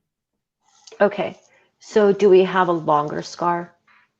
We have a longer scar here with stitch marks, and we have got a shorter scar more on the dorsum of the forearm. Okay, thank you, doctor. You can take your seat. All right. You have indicated that you saw the injury to the neck, to the shoulder, and the 2 injuries to the right arm. Did you note any other injuries while you were examining Miss Routier back in June? Yes. No. Did she complain of any other injuries that she wanted you to look at while you were with her on June 6, 1996? No. Okay. Any other injuries to her hands, to her legs, to her trunk, her face, any other injury whatsoever? No. Okay. May I approach, Your Honor? You may indeed. Judge, may we all approach? Yes. We're going to object to displaying anything before the jury until it's been properly identified and authenticated and the chain of evidence has been proven and it's been admitted into evidence. I tell you, he can do all that. We have no objection to it, but we want to see him do it first. That's the only proper thing to do. He knows the rules. Well, I think that's what he's getting ready to do. He's not going to put it in through her. Wait, he's not going to put it in through her. Well, if he is, let's see if it's going to be offered. Well, Judge, I'm not going to bring it in through this witness at this time. Well, then we object until the evidence is admitted into evidence. I understand. Anything, Mr. Davis? No, sir. If that's I'll hold this back and I will bring this witness back from Dallas if necessary, and we'll do it at that time, Your Honor. All right. All right. Let me just ask you, doctor, did you see any injuries to Miss Routier that morning or that afternoon of June 6, 1996, that would have corresponded to 3 defects in a t-shirt that she was wearing during the attack on June 6, 1996? Any injuries to this portion of her shoulder up here? No. Any stab wounds up here? No. Any scratches up in this area of her body? I didn't see anything on her right shoulder. Did she complain to you of any injuries to this portion of her body then? No. Okay. Now, with regard to the injuries to her neck and to her shoulder, how would you describe the severity of these wounds that you saw? They are relatively superficial. I'm astonished that they just said that. Okay. And by that, what do you mean? Well, they didn't go very deep into her body, and they didn't strike any vital structure. Do you have an opinion as to whether or not the injuries to Miss Routier's right arm, her left shoulder, and her neck could have been self-inflicted? Excuse me, Your Honor. I don't think this witness has been qualified as an expert in the area to know whether that is self-inflicted. We don't question her qualifications as a medical examiner, but not this line of questioning. Overruled. Go ahead and answer if you know it. Oh, I'm Glover too. Okay. Judge, you might note that some of these wounds were concealed and covered. The doctor didn't even see them at the time. To make a determination like that with something concealed, thank you very much. Overruled. Go ahead. It is possible that they were. Okay. Is it possible that someone else did it? Yes, it's possible someone else did it. But it's possible from their location that she could have done it also. Object to the leading. Yes, it's possible. Overruled. Go ahead. It's possible. How long were you with Miss Routier that afternoon? Oh, possibly 10 minutes. Did you have any lengthy conversations with her? No. If we could go back to the injuries sustained by Damon Routier. Can all of the members of the jury see that if you can't speak up? Do you have an opinion whether or not these wounds would have caused this child to die instantly? Yes, I have an opinion, and no, he would not have. Okay. Can you give us an estimate of the amount of time that you believe this child could have survived with those 4 stab wounds to the back? Minutes. Okay. Doctor, I would like for you to assume for a moment that this child had received all 4 of those stab wounds at one time. Okay? Do you have an opinion whether or not this child could have remained mobile and could have moved on his own, say 10 or 15 feet? Yes. Okay. What is your opinion? He could have. I would like for you to also assume that the child, again, has received all 4 of these stab wounds at one time. Do you have an opinion whether or not this child would have had the ability to make a noise, to be audible after receiving all 4 of these stab wounds? Yes, he could have. And can you tell us why you believe that this child could have remained mobile and why he could have actually made a noise after receiving all 4 of these stab wounds? Well, again, we have to go back to the nature of the injuries. These stab wounds are penetrating the lung. And in the case of a stab wound number 4, the lung and liver. Now, what lung and liver do is ooze. It's rapid ooze, but they ooze. They don't spurt or whatever your verbs were. And that means that until you or whoever the victim is loses enough blood volume that they lose consciousness, until that time, they are able to move around and make noise. Now, in this case, since we are dealing with the lungs, and you have to think about the business about the idea of the lungs collapsing, you have to realize that lungs are not like a balloon. It's not a matter of either it's inflated or it's popped. It's like that. It's not like that. Once a lung is punctured, it's slowly, however slowly, sometimes relatively rapidly, but nonetheless, over a period of time, deflates. Both as blood comes out of the lung, and sometimes you will also have air coming into the chest cavity through the wound passageway, from the wound passageway itself. But until that gets to the point that the lung is no longer inflating and deflating somewhat with breath efforts, then the person is able to cause sound or make a noise. Doctor, finally, if you would look at State's Exhibit number 31B, do you see depicted on this board certain injuries pertaining to Damon Routier? Stab wounds 1, 2, 3, and 4? Yes. Do these truly and accurately depict the injuries sustained by Damon Routier? Yes. Okay.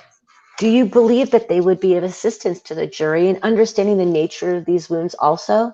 I think so. I personally find it easier to follow this than to follow the videotape. Okay. I'll pass the witness, Your Honor. Mr. Mulder? Yes, sir. Okay, so cross-examination. So now I'm the witness. Dr. Townsend Parchment, can you give us your best estimate as to how long this child would have survived after he had received the last of the series of 6 wounds? Minutes. I know you said a matter of minutes, but... It's minutes. But I mean... My very best estimate, and it's an estimate, would be that if we're still assuming that all 4 stab wounds were inflicted at the same time... Okay. That... Or at approximately the same time? Yes, approximately the same time. That from that moment until the time he collapsed because of blood loss and difficulty breathing would be a few minutes. Less than 5 minutes? Would that be fair to say? Likely. Likely. All right. And that from the time he collapsed until he actually expired would probably be another few minutes. Okay, so from the time he received all of these injuries, he could have lasted as little as 2 or 3 minutes, or as much as 5 or 6 minutes, something like that. Yes. Okay, Even conceivably a little bit longer. maybe as much as 8 or 9 minutes. You can't tell. All right, now there isn't any way that you know of that you can determine the order in which these injuries were received, is there? No. No. In fact, let me add that when we number these injuries, we're numbering them for ease of identification and ease in talking about them. It's a lot easier to say stab wound number 3 than for every time, for instance, have to say the middle stab wound or the right side of the back. So we numbered them for ease of description in court and ease in talking about them. But it is in no way meant to indicate what order they actually happened. Okay, they're generally numbered from the top of the head, don't you, down? As a rule, for instance, on this time, it's the back of the body. And, our society with English, you tend to go top to bottom, left to right. So I started on the left side of the body and went top to bottom, and then go to the right side of the body and then went top to bottom. Okay. So it's arbitrary. Now, could you tell me from your examination, based on the 1800 autopsies that you say you have done, Yes, forensic. could you tell whether the instrument, and I notice you didn't call it a knife when you told the jury what the cause of death was. You simply called it a sharp instrument Yes, because it may or may not be a knife. correct. Okay. Were you able to tell whether or not this sharp instrument had a serrated blade or not? No, You could not? no, Okay. Can you tell the maximum width of the instrument? no, Could you tell the maximum length of the blade of the instrument? no. Okay. When you say it's consistent with this one, just all you're telling the jury is that you can't roll this out. Correct. Okay. And it could be consistent with any number of pocket knives or buck knives that we may have. Or other kitchen knives. Yes. Thank you. Now, for example, doctor, if we'll just start off with this stab wound number 1. And it says that you found a defect in the back of one of the 5/8 inches. That's going to be this one right here, right? Yes. And when I say 1 5/8 inches, I mean that's the length on the surface of the body. Okay, not to be confused with the depth of penetration within the body tissues, which on stab wound number 1 is 1 3/4 inches. Okay. Oh, is that? Oh, wait, we got, hold on. Am I question? Wow, I read your, It's okay. oh It's my okay. I think we're just tired. God. Are you ready? You have to go soon. Hey guys, nobody even responded. If anybody, I would like to anybody want to volunteer that thinks she's guilty to come up here and read? Somebody, because when do you got to go? Or is it already been I a half had hour? to, yeah, I had to go like a while ago, but we can finish this and then, because Okay. I don't know how someone's going to pick up, or you're going to have to read all of it by yourself and it's going to be. Okay. We'll finish this witness and then I'll try to get somebody up here. Okay, cool. Thanks. No Where are we problem. now? I don't know where we missed. Okay, so. Oh, right here. I think 8. Okay, right? so. Oh, yeah. I'm the 5A. questioning, right? Yes. Yeah, you answer 5A. Oh Okay. my God. It's okay. I mean, we're tired. I think our eyes are like, woo, woo. Okay.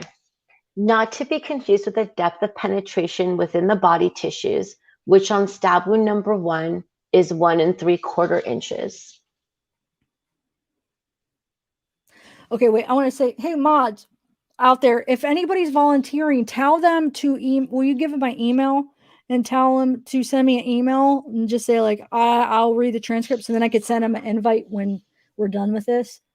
and preferably actually somebody that thinks she's guilty. So let's get the balance up here, just for the heck of it. Why not? Yeah, just for that'd be just good. for next, since you think she's innocent, now let's bring somebody that thinks she's guilty. Get a little absolutely mix. Okay, so where are we? Sorry, I didn't mean to interrupt you again. No, it's okay. You're on 8Q. Okay. And if we know that then that if this instrument actually made this cut, it couldn't have gone in more than how far? 1 3/4 inches, and it's a stab wound. It's not a cut. Well, I understand what you mean when you talk about a stab and how you differentiate the incised wound. It's longer generally than it is deep, and the stab wound is simply deeper than it is. That's right. That's generally accepted, is it not? Yes. And by cut, I simply meant that the body was penetrated. I'm just trying to keep it straight in everybody's mind. I understand. Because it can get tricky and confusing. Well, we don't want to be tricky, but we can agree, can we not, that, for example, stab wound number 1, if this knife was used, it couldn't have gone in any more than 1 3/4 inches. Well, I'm saying I don't think whatever instrument was used went in any further than 1 3/4 inches. It could have gone in a little less than that. I noticed you have it maximum.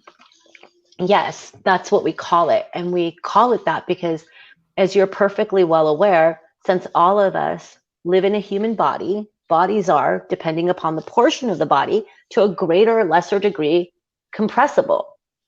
And even the thorax and even the that's probably cage, right? Even the rib cage is somewhat compressible, particularly on a child where the bones are softer. So what I'm measuring is the maximum depth, and I cannot rule out at the time of the actual injury, the body wasn't somewhat compressed with that. So the instrument didn't have to go that far in. But then once the instrument was out of the body and the compression was released, the track expands a little bit.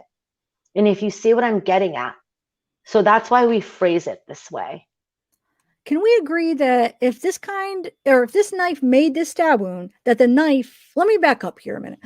We could take a knife, a pocket knife, and stab me, for example, and shove it in, and a 2-inch blade could penetrate me to a depth of as much as 4 inches, couldn't it? Probably only in the abdomen could you get 4 inches. In the thorax, you probably couldn't get more than 2.5 to 3 inches. I'm just pointing out that the portion of the body makes a real difference in terms of compressibility. Okay. But yes, well, we can agree on that, right? Yes, that's what I was trying to explain to the jury. All right. But so if I'm kind of doing this as I'm standing up and thinking as I'm going along, but you're saying that this knife I could have held it like this, for example, in a test and shoved it in and gotten it in 1 3/4 inches, right? Because that may have given I may have been able to push down on it and compress it and push it in. Well, again, the factor of almost 2, you're probably pushing your luck. But the general idea that the portion of the blade actually used could be less than the wound track left because of the compressibility of the body is accurate. Okay. Are you saying that oftentimes in stab wounds, the individual moves or the individual doing the stabbing moves, and that can enlarge the stab wound itself? Well, you can have 2 things happen. Instead of, let me start out with what perhaps it certainly is the simplest idea of stab wounds. The simplest idea, I think, of a stab wound is the idea that the knife blade goes into the body. There's no compression. There's no cutting of force by the blade during the stab. Rather, the blade just goes in and comes back out. That's the most simple case. Now, what we've been talking about is the idea that the blade goes in while the body is compressed, so that when the blade comes back out and the pressure is released, the track of the body actually is longer than the amount of the blade that was in the body at the time the wound was inflicted. I think Mr. Mulder is also getting at the idea that while the blade is in the body, it's possible for the sharp cutting edge to cut through the body so that you got essentially a cutting on the surface of the body, and of course, into the body motion as well as the stabbing motion. And yes, both of those things are possible. Okay, so we can agree, can we not, doctor, that these injuries could have been inflicted with quite a bit smaller instrument than the knife that you were shown.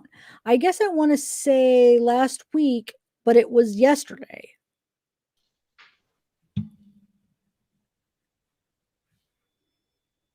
Wait, did you disappear?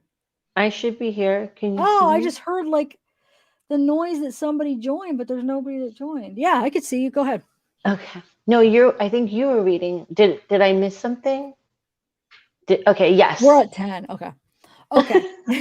I just heard that noise, so I thought maybe, I don't know what I was thinking, but nobody's there. So I thought maybe you disappeared and then I don't know. Okay. Okay, and it's possible. Oh, wait. Okay, and it's impossible, doctor, is it not, to testify that all of these stab wounds and incised wounds were made with the same instrument? There's no way to know that. You can't tell that, can you? Nope. And there's no way for you to look at this and tell me how many people participated or how many assailants may have been present at the time these injuries were inflicted. Oh my, no. Now, doctor, did you x-ray this youngster? We did a chest x-ray. I don't like, do you hear, he says, did you x-ray this youngster? This guy, wow, she did not have a good defense. Like, yeah, he should have said his name. Like, And isn't this Mulder? yes, this is. This is the expensive dude. Wow. So not personal at all. Mm-mm. Okay. Okay. Was he x-rayed and examined to see if there's any evidence of past child abuse? We did a chest x-ray because we were looking for the question of whether there was air embolism. But I think what you're getting at, perhaps, is the idea of, did we do a total body x-rays, including the long bone survey? And I can't tell you for sure, but I have no memory of that. Okay. You don't know why one would be x-rayed and the other one not? If the other youngster was x-rayed, in all probability, this one was too. It's quite likely. Okay. And it's fair to say that you found no evidence of child abuse when you examined this young man. No, I did not. Okay. In fact, found him to be in good health, did you not? Yes. Good hygiene? Yes. Teeth? Yes. Just appeared a well-nourished, well-taken care of youngster, didn't he? Well, except for these 6 sharp force injuries, he seemed to be a perfectly healthy, normal little boy. Yes, and you can agree with me then that you found no evidence of past child abuse. I did not. You know, sometimes y'all will x-ray the children where you suspect child abuse, and you'll find broken bones that have healed, won't you? Yes. Now, when you went up to see Miss Routier in the hospital, you were there at the suggestion of the Rowlett Police Department. Is that right? Indirectly, yes. Okay. Had they made a request of medical examiner's office? Yes, that's what I was told. All right. And did they accompany you when you went up to see Miss Routier? There was an officer either in or outside the room, but there was not one at the bedside while I was looking at her injuries, no. Okay. Did you weren't there to take any complaints that she might have, were you? No. Okay. And you weren't there to treat her or to check on her treatment, were you? I did talk with one of the surgery residents about what they found during their exploratory surgery, but I was certainly not there to treat her. I was there to inquire into her injuries. And of course, in all fairness to her, you identified yourself and told her why you were there, didn't you? I introduced myself. I told her who I was, where I was from. Well, she knew then. And I told her that I would like to look at her injuries. And is it fair to say that she knew from your introduction, you knew then from your introduction to her that if she had complaints, of course, she wasn't going to direct her complaints to you. She understood that, I assume, didn't she? I don't know what she understood. I mean, you would have thought it inappropriate if she started directing. I mean, you cut bodies up after they're dead. You don't, as a general rule, treat live people, do you? Not anymore. Okay. Now, at any rate, you did talk to one of the attending physicians. I talked with one of the physicians on the case. I don't remember his name. Okay, but I assume you made some notes? No, I didn't make any notes. Didn't make any notes? No? So you're just sharing with us what you are retrieving from the halls of your memory? Yes? Okay, there is a particular. I'm sorry, Mr. Mulder. Could we have this examination done at the counsel table unless there's some exhibits being used? Well, Judge, it's so difficult to get in and out of here, in and out of there. If I could just stand to the side. Oh, he's a liar. Oh, That's hilarious. that will be fine. Just stand there. Yes. Is there a reason that you didn't take notes? Well, why would I take notes? Oh, It's my not God. pertinent to the autopsy. I was there at the request of the police through the people in our office. And the question I can't hold on. And the question I had been asked to answer was, is it possible the injuries were self-inflicted? I went in, I examined her without touching her. I talked with this one surgeon, and my opinion at the time is still the same opinion, Could be, maybe yes, maybe no. was that it was possible. And that's what I told the Rowlett policeman who was there. Well, I mean, that's tantamount, almost tantamount to no opinion. I mean, you're saying maybe yes and maybe no. Is that about the size of it? That is what I can conclude from the information I have available. Did you take any photographs of her? I did not. Were photographs taken while you were present? Yes. Have you had a chance to review those? Not recently. And again, did you introduce yourself to the doctor that you visited with? I don't recall. Okay, but you didn't get his name? No, I don't recall. Was it a male doctor? It was a male doctor. Okay, did you ask him about the injuries that she had received to her right forearm? I just asked about her injuries. Okay, and did he tell you that she had the two, what do you characteristically call those injuries to this area of the arm? Well, If they were on this young man and he had the injuries that you've described and observed from Miss Routier, would you not characterize those in your autopsy protocol as defensive wounds?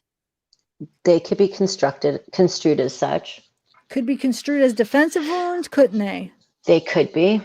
Yes. Or I don't even know what the. And did the physician who was there whose name you can't recall, did he tell you that the one wound did more than just penetrate the skin?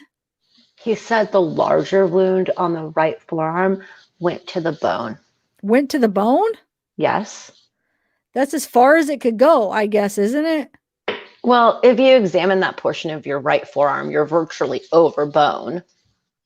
Well, didn't you? I'm just saying you don't have to go very far in terms of portions of an inch Yes. to get to the bone. I understand, but he told you it went in an inch to the bone, did he not? I don't recall that. You don't recall that? Nope. Okay, all right. Would you tell the jury what a defensive wound is, please? It's not uncommon in a case where the victim has sustained sharp force injuries and where the victim has put up a resistance during a struggle for the victim to sustain sharp force injuries on the hands and the forearms. And those, I believe, is what Mr. Mulder is referring to as defensive wounds. Okay. Have you had a chance to review a statement that you had made on another occasion? Have you had a chance to review your testimony? You mean during the bond denial hearing? Yes. Yes. You have? Yes. Okay. Let me ask you. If you were asked about how deep the wound on the right forearm was, and you answered, the surgeon I talked to said that it went through and hit the bone. But if you look at that portion of your forearm, you realize that the bone is less than an inch away. Did you respond in that fashion? That sounds right. Okay. So it's approximately an inch that penetrated to get to the bone, isn't it? Well, less than an inch. All right, but it's on the high side, is it not? It's closer to an inch than it is to a half an inch, and that's why you use that reference. Is that not fair to say? Not necessarily. And remember, I wasn't there during the surgery, and I certainly wasn't able to measure the depth of penetration. Well, and of course, he may have said an inch and a half, and since you didn't write it down, you simply were calling on your memory and your knowledge of anatomy. Well, with knowledge of anatomy, it would be difficult to get more than an inch. Okay. That's it's not just a little nick. This is can you estimate about the length of that defect? On the surface of her body? Yes. Well, the thing to do is measure it. Okay, well, There's no reason to estimate. okay. How large do you recall it being? I don't. You don't remember. I didn't. No, I don't. Okay, you do recall it being. Please do not lean on the bed. Oh my God. Oh, it had to be Mulder. I knew it. Judge, I'm sorry. I knew it. I want to now see a picture of Mulder. Such a lazy whiner. Anyway, Judge, I'm sorry. Thank you very much. Oh, geez, this is funny. Who knew it would be a comedy? I know. Poor Darlie. On this one. I know, wow, that comment is going to make a lot of people mad that think she did it. I'm sorry, guys. I do want to get somebody up here also that does think she's guilty. And on the panel that we have Saturday, it's going to be a mixture. So I'm trying to get a good mixture of people that think she's guilty versus innocent. So, we have both sides, but yeah. Okay. So where are we? I can't believe this though. After he was yelled at for leading. No. Okay. So court says, thank you very much. And well, you bet. Don't do it again or you'll be back sitting down. Yes, sir. Yes. Would you say that it's in excess of an inch and a half? You wouldn't quarrel with that. I would measure it. Well, do you want to step over here and measure it? Well, you can. I'm perfectly happy to have you report to me whether it happens to measure. Well, I measure it nearly 1 3/4 inches or right at 1 3/4 inches. Okay. Okay. And there were 2 wounds that could be characterized as defensive wounds then. There was another much smaller one. Okay. And did you know how deep that was? I could see it went into the dermis. Okay. Which is the deep portion of the skin. Okay. All right. The skin on one's forearm is probably less than 1/8 of an inch thick. Okay. Doctor, you said that with respect to whether or not these are self-inflicted or not self-inflicted, you can't say either way. Basically, is that correct? It could be either. Okay. And generally associated with self-inflicted, say a suicide, for example, or attempted suicide, don't you have what are frequently referred to as hesitation wounds? They may be present. Okay. And this is just a situation where the individual, once they cut the skin, decide that maybe it's not that good of an idea after all, and then they jerk back or stop, and then they get a little more, and then you will see a lot of jerks in the outer portions of the skin, won't you, traditionally? Yes, you may. Okay. Isn't it fair to say, in all fairness to Miss Routier, isn't it fair to say that her wounds in the neck are quite deep for hesitation wounds? Not necessarily. Okay. Is that another maybe yes, maybe no type of deal? I would say that usually what I think you're thinking of is hesitation wounds go into the dermis. But certainly I've seen hesitation wounds that went deeper than that into the musculature. Okay. Traditionally, they aren't as deep as Miss Routier's, are they? Well, ordinarily? Most of the hesitation wounds I have seen were not that deep. Okay, doctor. Did you look at her medical charts? I've seen portions of her medical chart from that admission to Baylor. Did you make any copy of those? I made copies of the few pages from it, chiefly the operative report. Okay. Now, was she usually when you see hesitation wounds, you see a series of them, don't you? Oh, I've seen a few cases where there were only 1 or 2. There are usually a few more than that. It's variable. Okay. Now, doctor, when you saw Miss Routier, was she wasn't ambulatory, was she? She was in the bed. Okay. Mark these, please. What numbers will these exhibits be? Your Honor, they will be Defendant's Exhibit 1 through 5. Thank you, Judge. But I thought I would number them. Well, I can do that, or I can do them. Whatever you wish. A, B, C. In the future, I would like for both sides to have all their exhibits pre-marked prior to admitting them into evidence. This guy costed like $200,000 to $300,000, guys, and he doesn't want to be hassled about fitting into an area to, and then he's leaning on the bench. He can't even number it. Oh my god, this is crazy. Anyway, I mean, pre-mark before you come in with them so we don't have to go through this delay. Judge, we don't know who the witnesses are going to be. There's no way we can put them on. Thank you. All right. So what are they going to be? Defendant's exhibit number what? I think that's a good idea. If I had a list of their witnesses in the order in which they'll be, I'll have them pre-marked. Okay.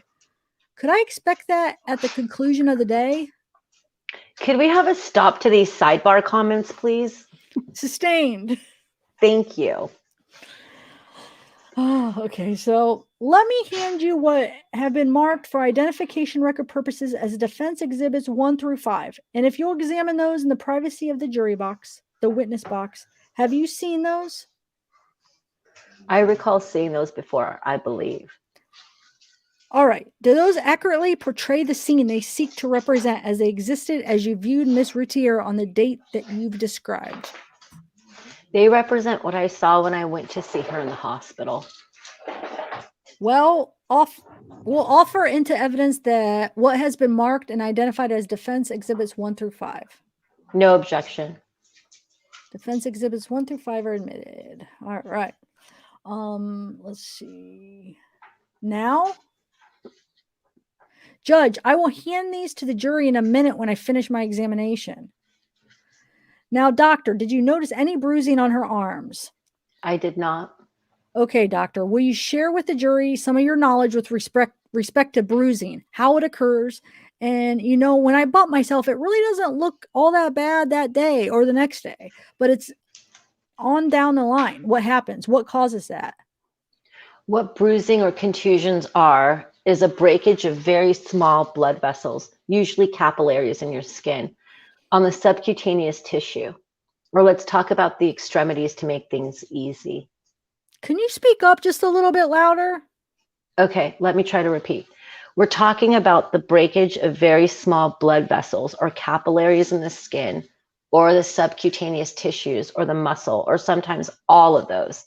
If they break in the skin, usually you will see the bruise within 24 hours.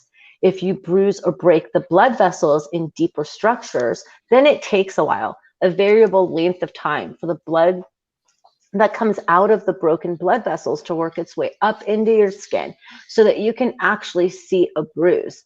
And I expect most of you have had that experience. We, of course, have bumped into things, and by the next day, we've seen a bruise. But I expect most of us have bumped into something or gotten clobbered by something pretty hard, and you didn't see anything for a day or two, or maybe 3 or 4. But eventually the bruise, as we say, comes to the surface and you'll see it. Mark these 2, please.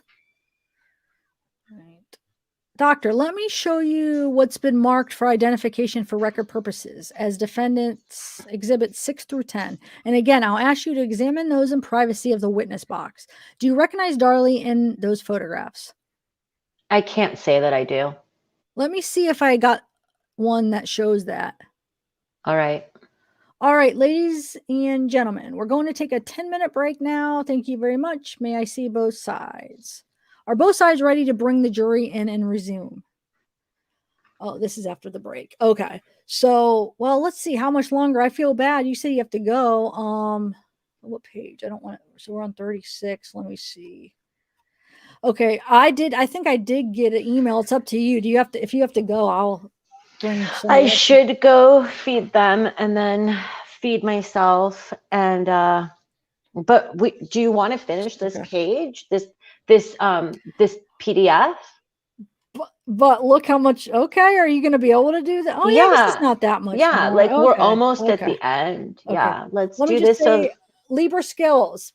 When we finish this, I'll add you. Okay, I got your email when we finish. Okay, so let's. Yeah, that way you can start fresh, and it's not like I know, but I feel bad. confusing. This has definitely been It's longer than a okay. half hour. Okay. No, yeah, my SO is feeding them. Yeah, it's Okay. fine. They're not going without right now. They're getting fed.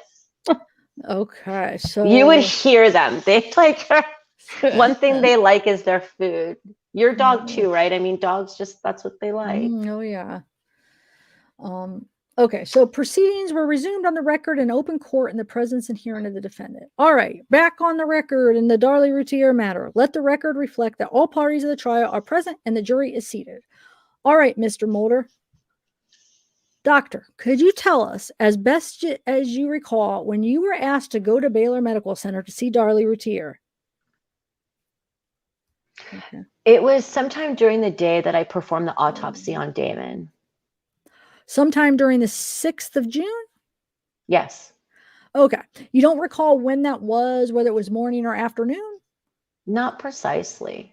Okay. And you didn't make any notes about check out of the office or anything like that? Not that I recollect. All right. And I assume you didn't dictate any sort of memo when you returned? No, I did not. So we're relying strictly on your memory. Is that correct? Yes. Okay. Did you examine either of her hands? No. Did you ask to see her hands? I asked to be shown her injuries. Okay. I was shown her steri-strip neck, her steri-strip anterior left shoulder, and her right forearm. Okay. And who did you ask to see her injuries? The Rowlett police officer, the treating physician, whose name escapes you? Or I was talking with one of the ICU nurses, who in turn talked with the doctor and surgery resident, who was the person who actually removed the dressing on her neck injury and her interior left shoulder injury. okay. Did you make any determination at that time as to the instrument that had caused those injuries? No. Okay. And doctor, how closely did you examine the injury to her right forearm? The longer one was sutured up. The shorter one was not. I looked at them. Okay. I mean, you just eyeballed it from a distance of 4 or 5 feet? I was at the bedside. Okay. Did you examine her legs? No. Doctor, what is blunt trauma? Blunt force injuries are usually divided into 3 categories. There are lacerations, which are breaks or tears in the skin. They're different from cuts or incised wounds, and they're different from stab wounds because, as we've said, stab wounds and incised wounds are caused by a sharp edge, whereas lacerations are just that. They're blunt force injuries, so that the break or tear in the skin, as a rule, if you look into the depths of the wound, will have tissue bridging, what we call tissue bridging, which a stab wound or incised wound will not have. There are also contusions, which is the same thing as bruising or ecchymosis. I don't know how to say that. Ecchymosis. Forgive me, everybody. That is what we're talking about. The idea of small blood vessels being broken and blood leaking out of the small blood vessels. And the idea is that it's blunt force that causes the breakage of the blood vessels. And you also have the third variety of blunt force injuries, such as abrasions. Abrasions are scrapes or scratches. Okay. Doctor, where were you prior to coming to the medical examiner's office in Dallas? I was working in Denton at Ford's lab. Okay. And what were you doing there? I was a pathologist. Okay. Do they have a medical examiner in Denton County? No, they do not. How long were you there at Ford's lab? About 6 months. Do you have an independent recollection as to how long you were there at Baylor Medical Center with Miss Routier on the 6th of June of 96? As I've already mentioned, I was with her approximately perhaps 10 minutes. I believe that's all. Thank you, doctor. I saw that too. Okay, Redirect. so that's me. Yeah, you, and then okay. Go ahead. And you're the doctor. Okay, doctor. I just have a couple of questions for you. Defensive wounds. When you see defensive wounds in your line of business, on what part of the body do you normally see those? I almost Wait, I most commonly see defensive wounds on the hands. They're also seen on the forearms. Sometimes, if the person winds up essentially fighting off the assailant with his or her legs, you'll see them on the feet and lower legs. Okay. When you see defensive wounds to the hands, can you please describe for the members of the jury what those defensive wounds look like when you see them? The most common thing I see when I see defensive wounds on the hands is what I see is deep incised wounds. Now I'm talking about deep incised wounds. Most of these wounds go all the way through the skin into the subcutaneous tissue on the fingers and on the palms. Some of them will go into or through tendons, sometimes all the way to the bone. Now it may sound real foreign to you, the idea of grabbing a knife. I know it does to me, but you've got to understand that these people are fighting for their lives. And the alternative to grabbing a knife is letting the knife come into their body, their neck, their head, their chest, their body organ area. So when push comes to shove, people will grab a knife and get these deep cuts on their hands. And that's what I most commonly see in the way of defensive wounds. Okay. And so does it go through the skin then? Almost all of them go into deep dermis or through the skin into the subcutaneous tissue. What is subcutaneous tissue? It's actually fat. I don't know if you've ever seen a cut or laceration all the way through the skin, but what you've got underneath your skin is a layer of fat, which is yellow. It's fat. And then what you've got underneath that is the muscle tissue. Okay. Now, when you looked at Darlie Routier on June 6, 1996, did you see any wounds to her hands that look like what you've just been talking about? Excuse me, Judge, she's already answered that. She said she didn't examine her hands. She didn't see her hands. Overruled, overruled. She can answer it if she knows. Go ahead. I didn't see any injuries to her hands. I didn't look at her hands. And that's why if you don't look at the hands, I'm going to object to his comments. sustained. Let's both sides sit down, ask the questions. I'll rule on the objections and no sidebar. Is that clear, Mr. Mulder? Do you notice he's always went with the prosecution side? He's never. Yep. He's always overruling the defense and always sustaining the prosecution. Always. Yep. Every so far. So far, yep. Okay. So yes, sir. Thank you. Now, you've also mentioned hesitation wounds. Now, how deep do hesitation wounds normally go? I would say most of the hesitation wounds I've seen go into the dermis being the deep white part of the skin. You know, on the very surface, you've got a thin layer of epidermis, which is where the pigment is. And then you've got the deeper part of the skin, which is the dermis. And once you cut into the dermis on everybody is absolutely pure white, pure white.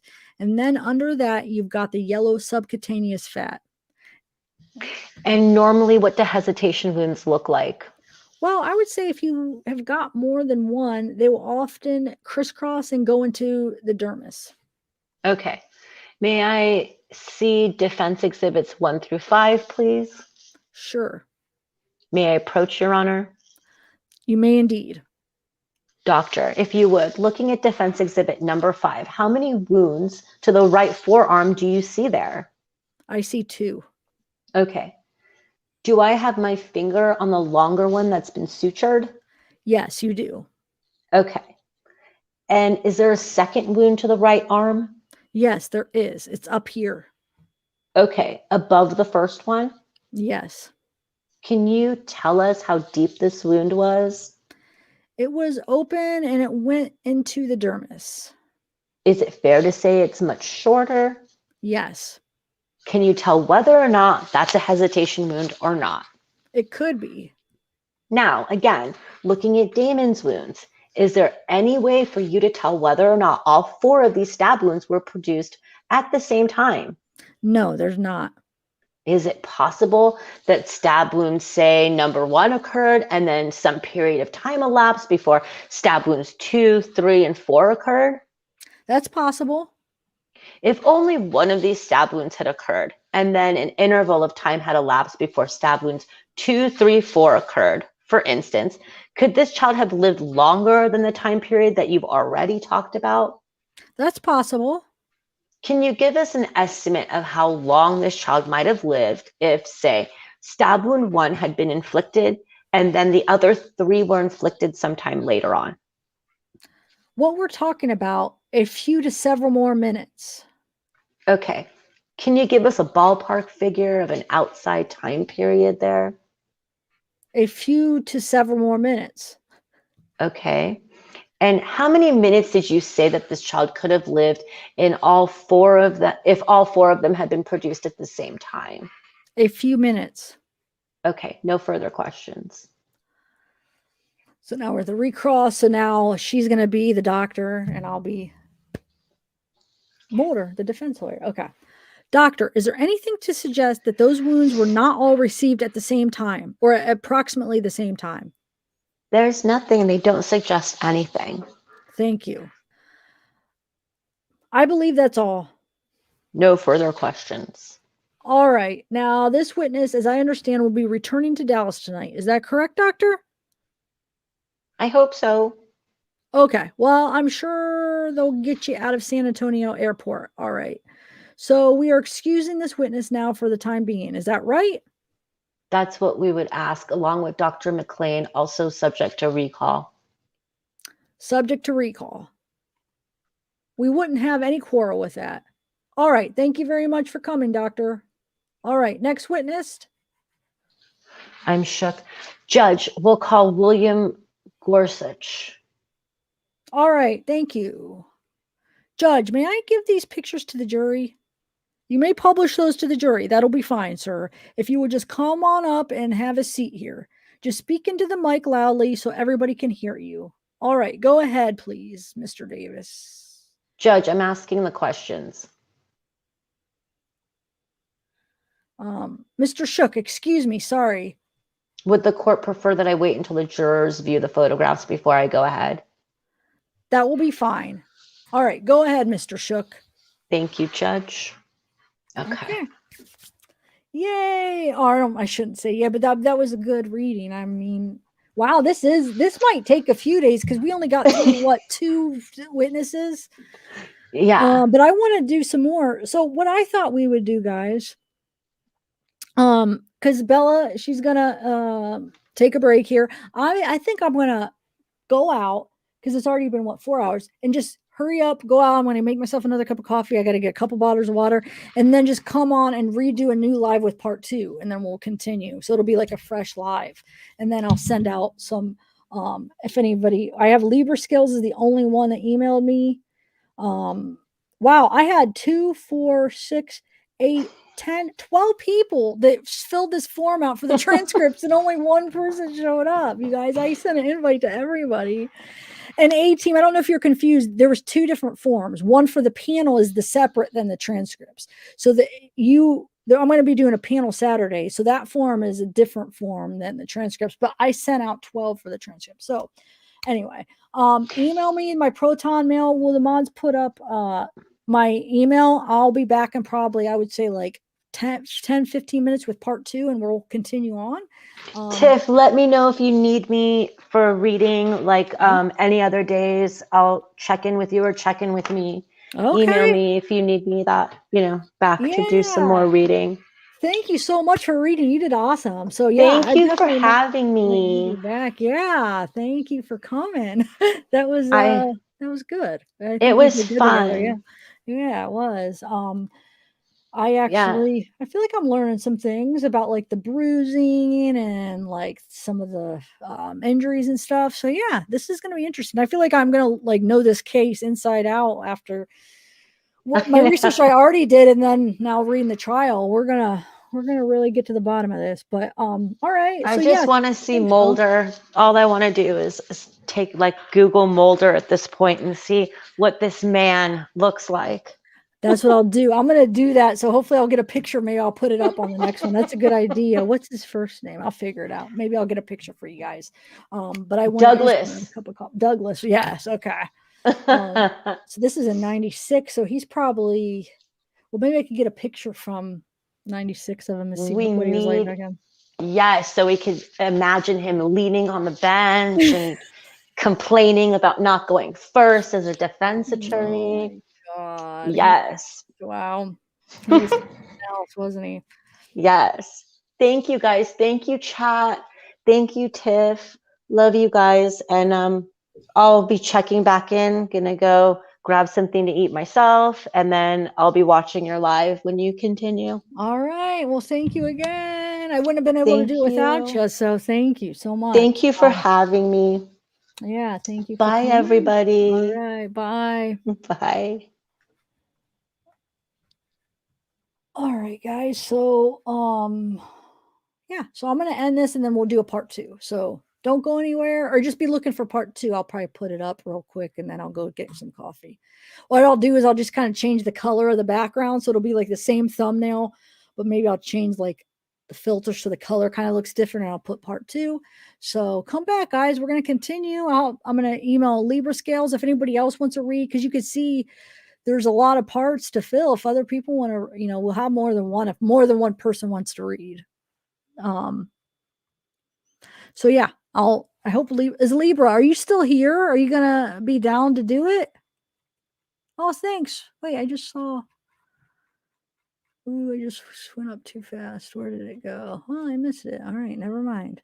Libra, are you still, is it too late? Or are you going to be down to or come back and read it I don't even know if she's still here. Hopefully. And then if anybody else, just email my Proton email and let's.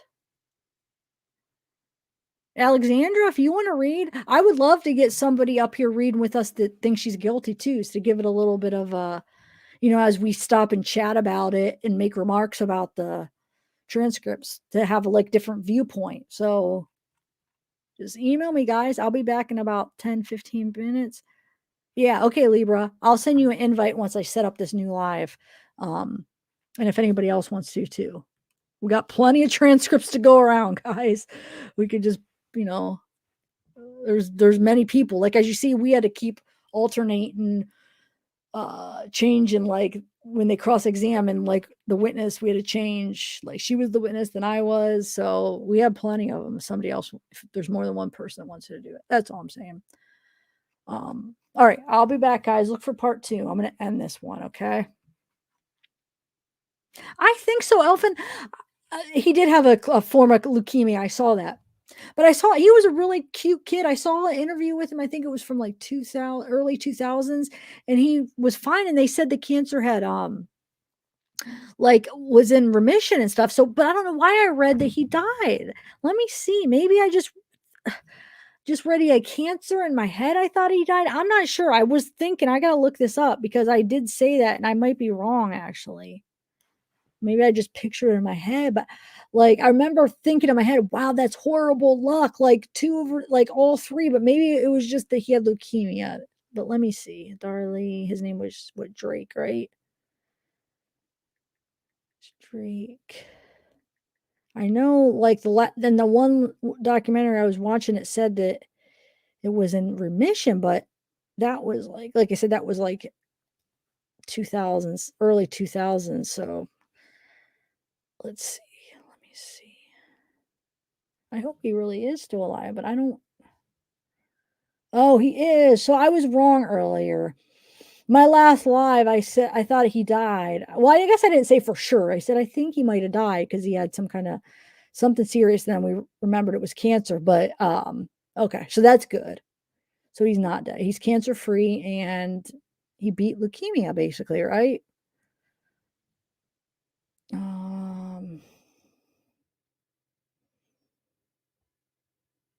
Sorry, I'm just looking, but cool. Okay. That makes me feel better. He's okay. All right. Oh, thanks, Elfin. Come back. I'm going to be back in about 15 minutes. I just want to get a refill on my drinks and stuff. So just look for part 2. I am going to get the thumbnail real quick. So I'm going to end this now.